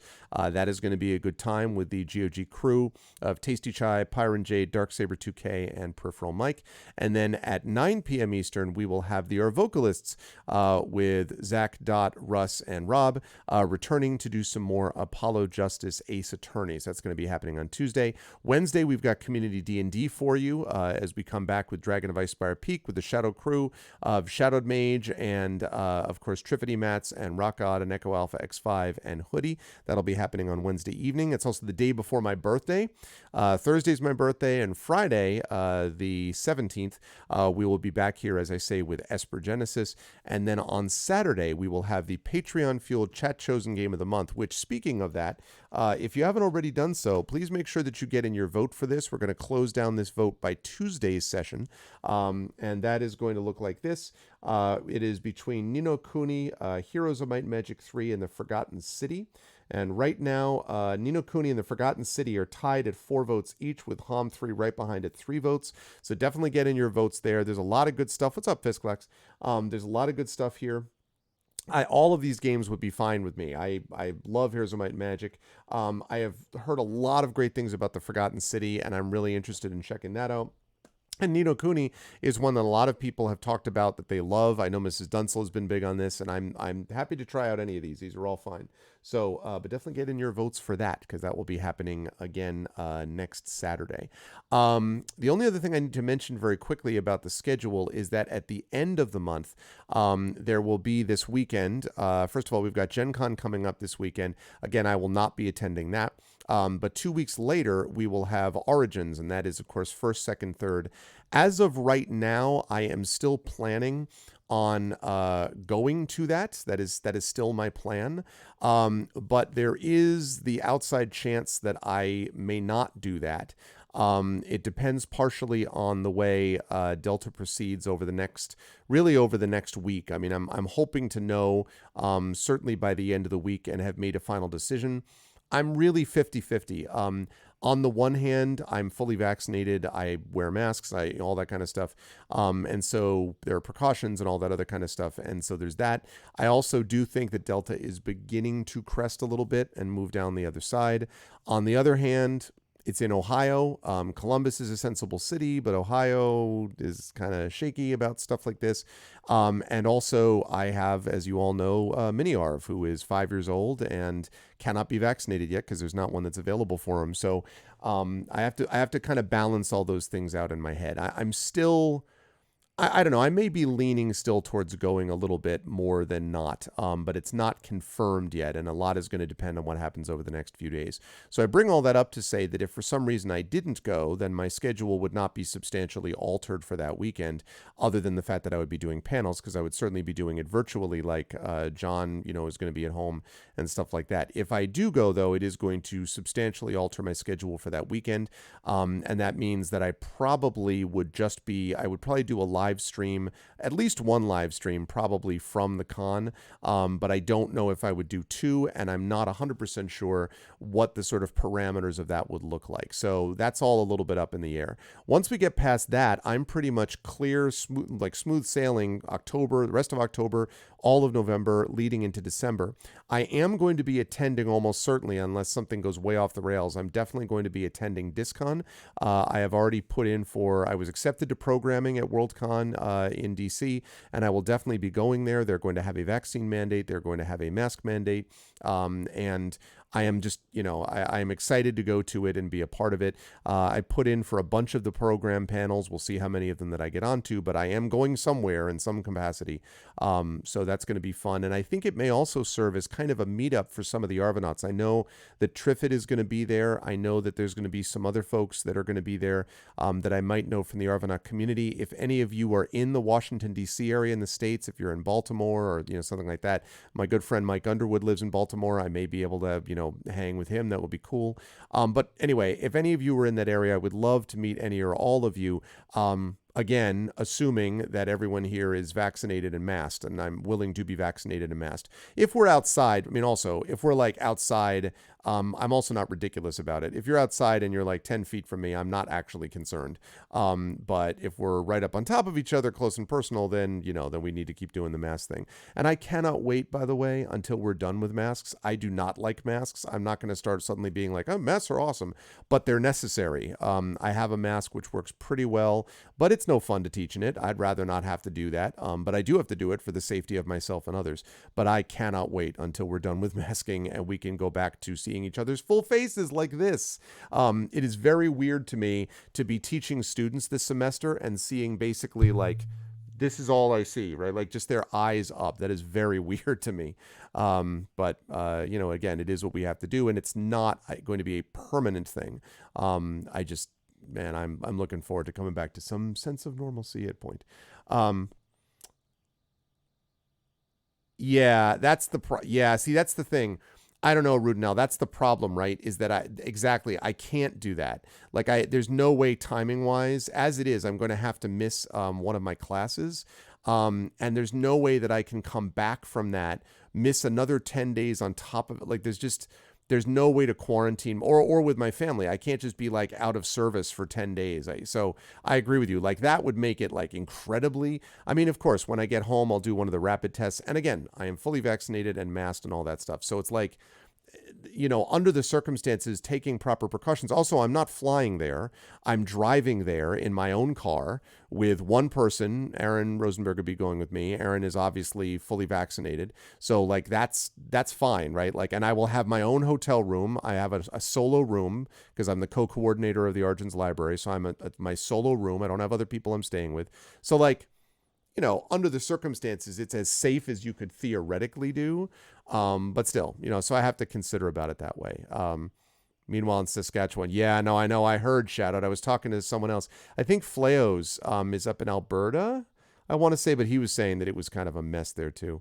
Yeah, no, Dunsel, I remember, not only do I remember your hotel quarantine, I remember the nightmare that you went through when dealing with it, because you were so like representing it on Twitter about like what you were getting and the food and all that stuff. Yeah, no, it was absolutely. And I appreciated the fact very much that you were willing to do that and to keep Mrs. Dunsel safe and all that.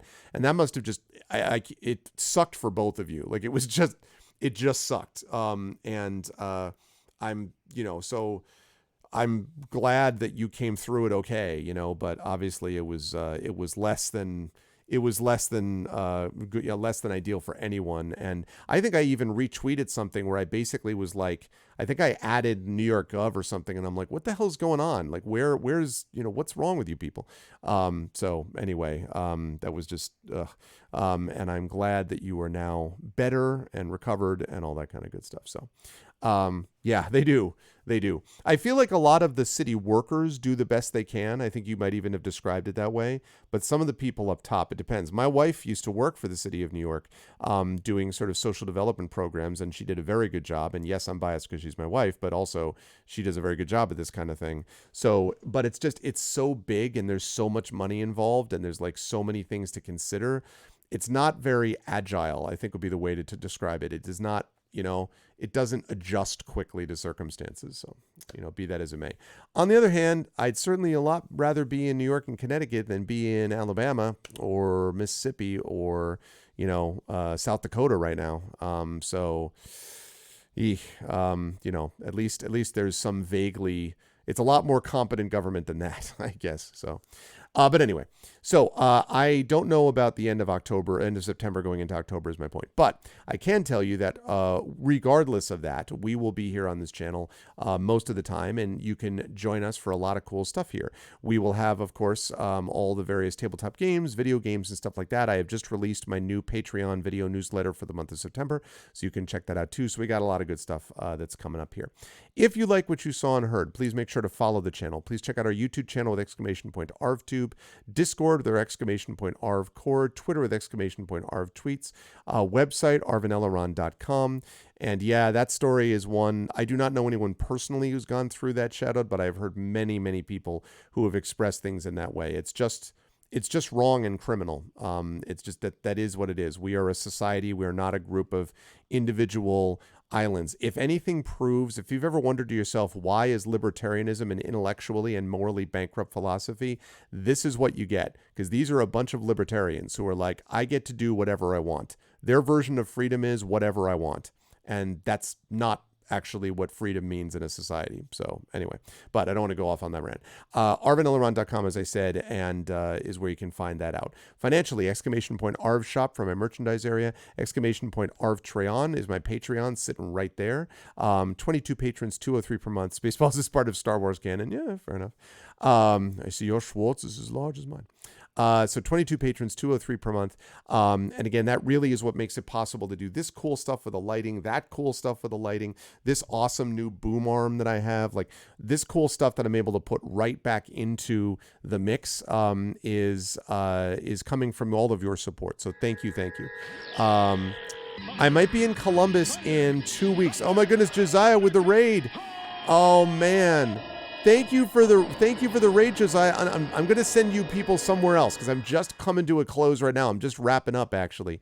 But welcome, Raiders. Thank you, Josiah. It's good to see you, man. And yes, I'm going to send you folks somewhere else. We just had a great session of D&D, so we were held somewhere else. I'm going to be in Columbus. If I am in Columbus, no problem, man. It's fine. You know how many times I've done that? Good God. But thank you for the raid. I do appreciate it. Welcome, Raiders. So where was I? Yeah. So anyway, Dragon. I will be there. If I'm going to be there this year, I will be there between Thursday the 30th and Sunday the 3rd. So basically 2 weeks from Thursday through 3 weeks from today. That is if, again, I'm going. It's still a little up in the air for me. I think I'm just a little bit leaning more towards going than not. I really want to go. I want to go to all of these. I love going to these cons, but safety, I got to think about that. So anyway, we will see. Oh my God, you're going on vacation 9,000 miles away? Yay, you got your new quill, Triffid. Oh man, that sucks, Dragon. That sucks, man. One of these days, Dragon, it's gonna happen. One of these days I will meet you in person. I do not doubt that will occur. I have not met, there are a lot of people in my chat I have not met in person. I look forward to meeting many of you over the years in person. That would be great. So yes, so the Patreon, good stuff for you and good stuff for the channel. So thank you. Please continue to support there. Also, please continue subscribing to the channel as Red Lear did today. A lot of people have subbed to the channel, and it really does make a difference. You get those awesome new custom sub badges. Thank you, Tamashiaka, and welcome. Those custom sub badges, which are made, of course, by our very own Shadow Mage, that we added all these extra new ones. You get these really cool cool colored feathers of all different quill colors, and it's awesome. And of course, the emotes that you can use here, there, and everywhere across Twitch, designed by the amazing Terry Tunes. And you can also get inspirations to help the players as well. They didn't need it tonight, but they might next time with a Rug of Smothering. We will see if that's the case. Plus, of course, other campaigns throughout the month. On the publishing side, Exclamation Point Icarus is my award-winning graphic novel from Athos Arts. More details can be found at Exclamation Point Icarus. Exclamation Point Library is the aforementioned Tales and Tomes from the Forbidden Library, this thing right here, which I'm very proud of. That is going out in print as we speak, and is available already on DriveThruRPG, and that is by Alligator Alley Entertainment. And Athos and Alligator Alley are part of my Greyshade Kickstarter, Exclamation Point Greyshade KS, which is coming soon. You will not want to miss that, and I will have more details about that soon.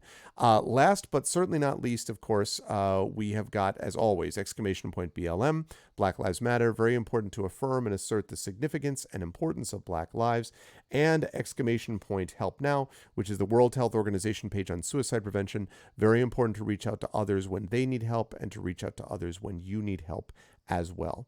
Now, having said and done all of that, we are going to do a raid, especially because we got some new people in here, and I got to forward you on to someone awesome. So the raid is like this. If you are not a sub, you're going to do this, which is the Arvanauts have landed. You can just copy that. It is lowercase Twitch, uppercase R, lowercase AID. If you are a sub, you're going to do this, which is the Arvanauts have landed, and you've got Arvany Hype, you've got Twitch Raid, and then you can throw in a bunch of Arvanys. Arvany Roar, Arvany Woe, Arvany Witch, Arvany What, Arvany Smug, Arvany Love, all of the Arvanys when you are brought over auto-magically to the place that we are going to be raiding. And let me just double check and see who that might be. Let's see who I've got. Give me 1 second here. I'm going to try to... All right, give me 1 second here.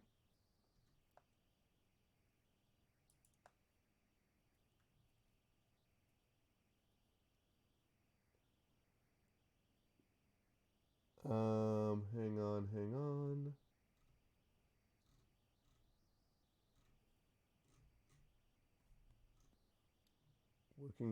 Fighting through this stupid commercial.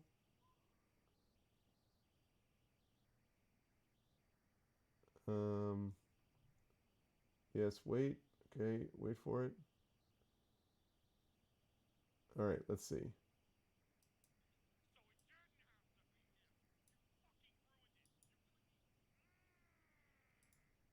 Okay.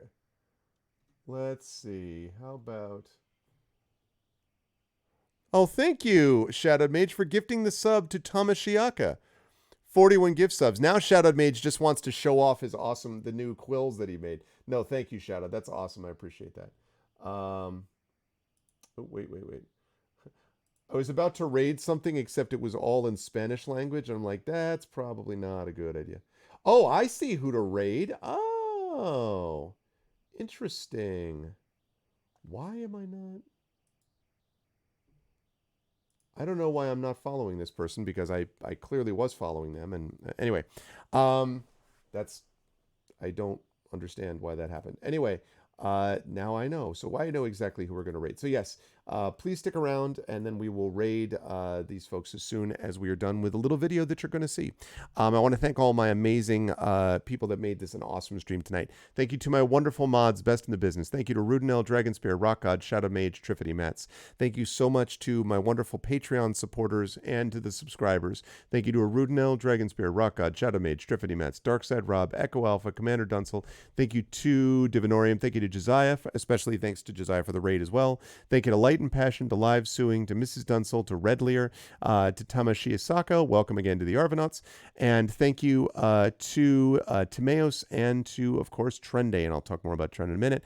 Thank you as well to my wonderful viewers. Thank you to Amazai. Thank you to Apparently Her, to Black Fury, to Captain's Crew. Thank you to Darksteel Spork. Thank you to Delb, to Keat. Thank you to Arabs, Equus. Thank you to iShield, Fisklex, Nonstop, who's a sub, so I don't know why he's down there. Thank you to OmegaJep. Thank you to Radio Johnny Panda. Thank you to Spike Trap Claire, U Christensen, and VNK. And special thanks tonight to my wonderful players. Thank you to Trendane. Thank you to Marie. Thank you to John. Thank you to Jen. And thank you to Rob for a great job from all. That's going to do it for me. And I will see all of you lovely people back here on Tuesday morning for some, Tuesday afternoon, I should say, for a gamebook illustration stream with the amazing Terry Tunes. Otherwise, please stick around for the raid, and I will, and spread the word, please, about the show, because I'm very proud of my campaigns on this channel, and I'm proud of what we do with our players, and I think the players deserve that attention, and you folks as audience members deserve attention. So let Wizards know. Tell everyone. Tell them the word.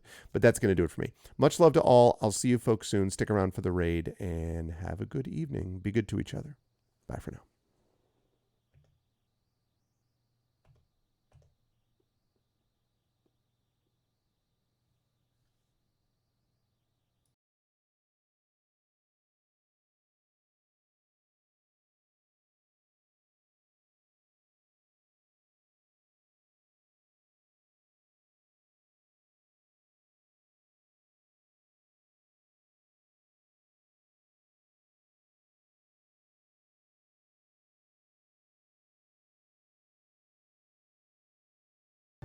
Eberron bound the traitor, locked her in place, and our world was born.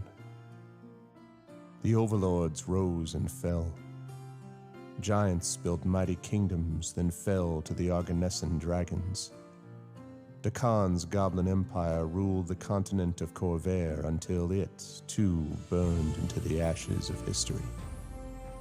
Galifar rose with its 5 nations of Ondair, Brayland, Karnath, Thrain, and Seer. And then, civil war. The last war. For 100 years the war raged, until one day all of Seer was consumed in a magical cataclysm. They called it the Mourning. When the dust settled, all that was left was an uneasy peace, shattered lives, and what was left of Seer. They called that the Mournland. We call it the Gray. So much for history. What we got now is the present, and a group of people trying to survive. Here, in a salvage outpost called Salvation. You can see the Gray from here, swirling, flowing, billowing, never getting any closer or further away. There's treasure there for sure, riches and weapons and power. Salvagers go into the Gray to get what they can and get out while they can. Some of them make it. Most, eventually, don't. But not everyone's a scavenger, because the last war ain't over. Not really. Oh, it's quiet on the surface. But below, the nations are planning and scheming and getting ready for when things get loud again. The nation of Brayland's no different. If we're to survive when the peace ends, we need to be ready. That's what you're here for. The King's Citadel. The ones who do the job no one else can do. In the end, all we got is each other. And if things go different this time, it'll be because we didn't forget that we all need each other. Long live the King. Welcome to Eberron. Welcome to Corvair. Welcome to Salvation.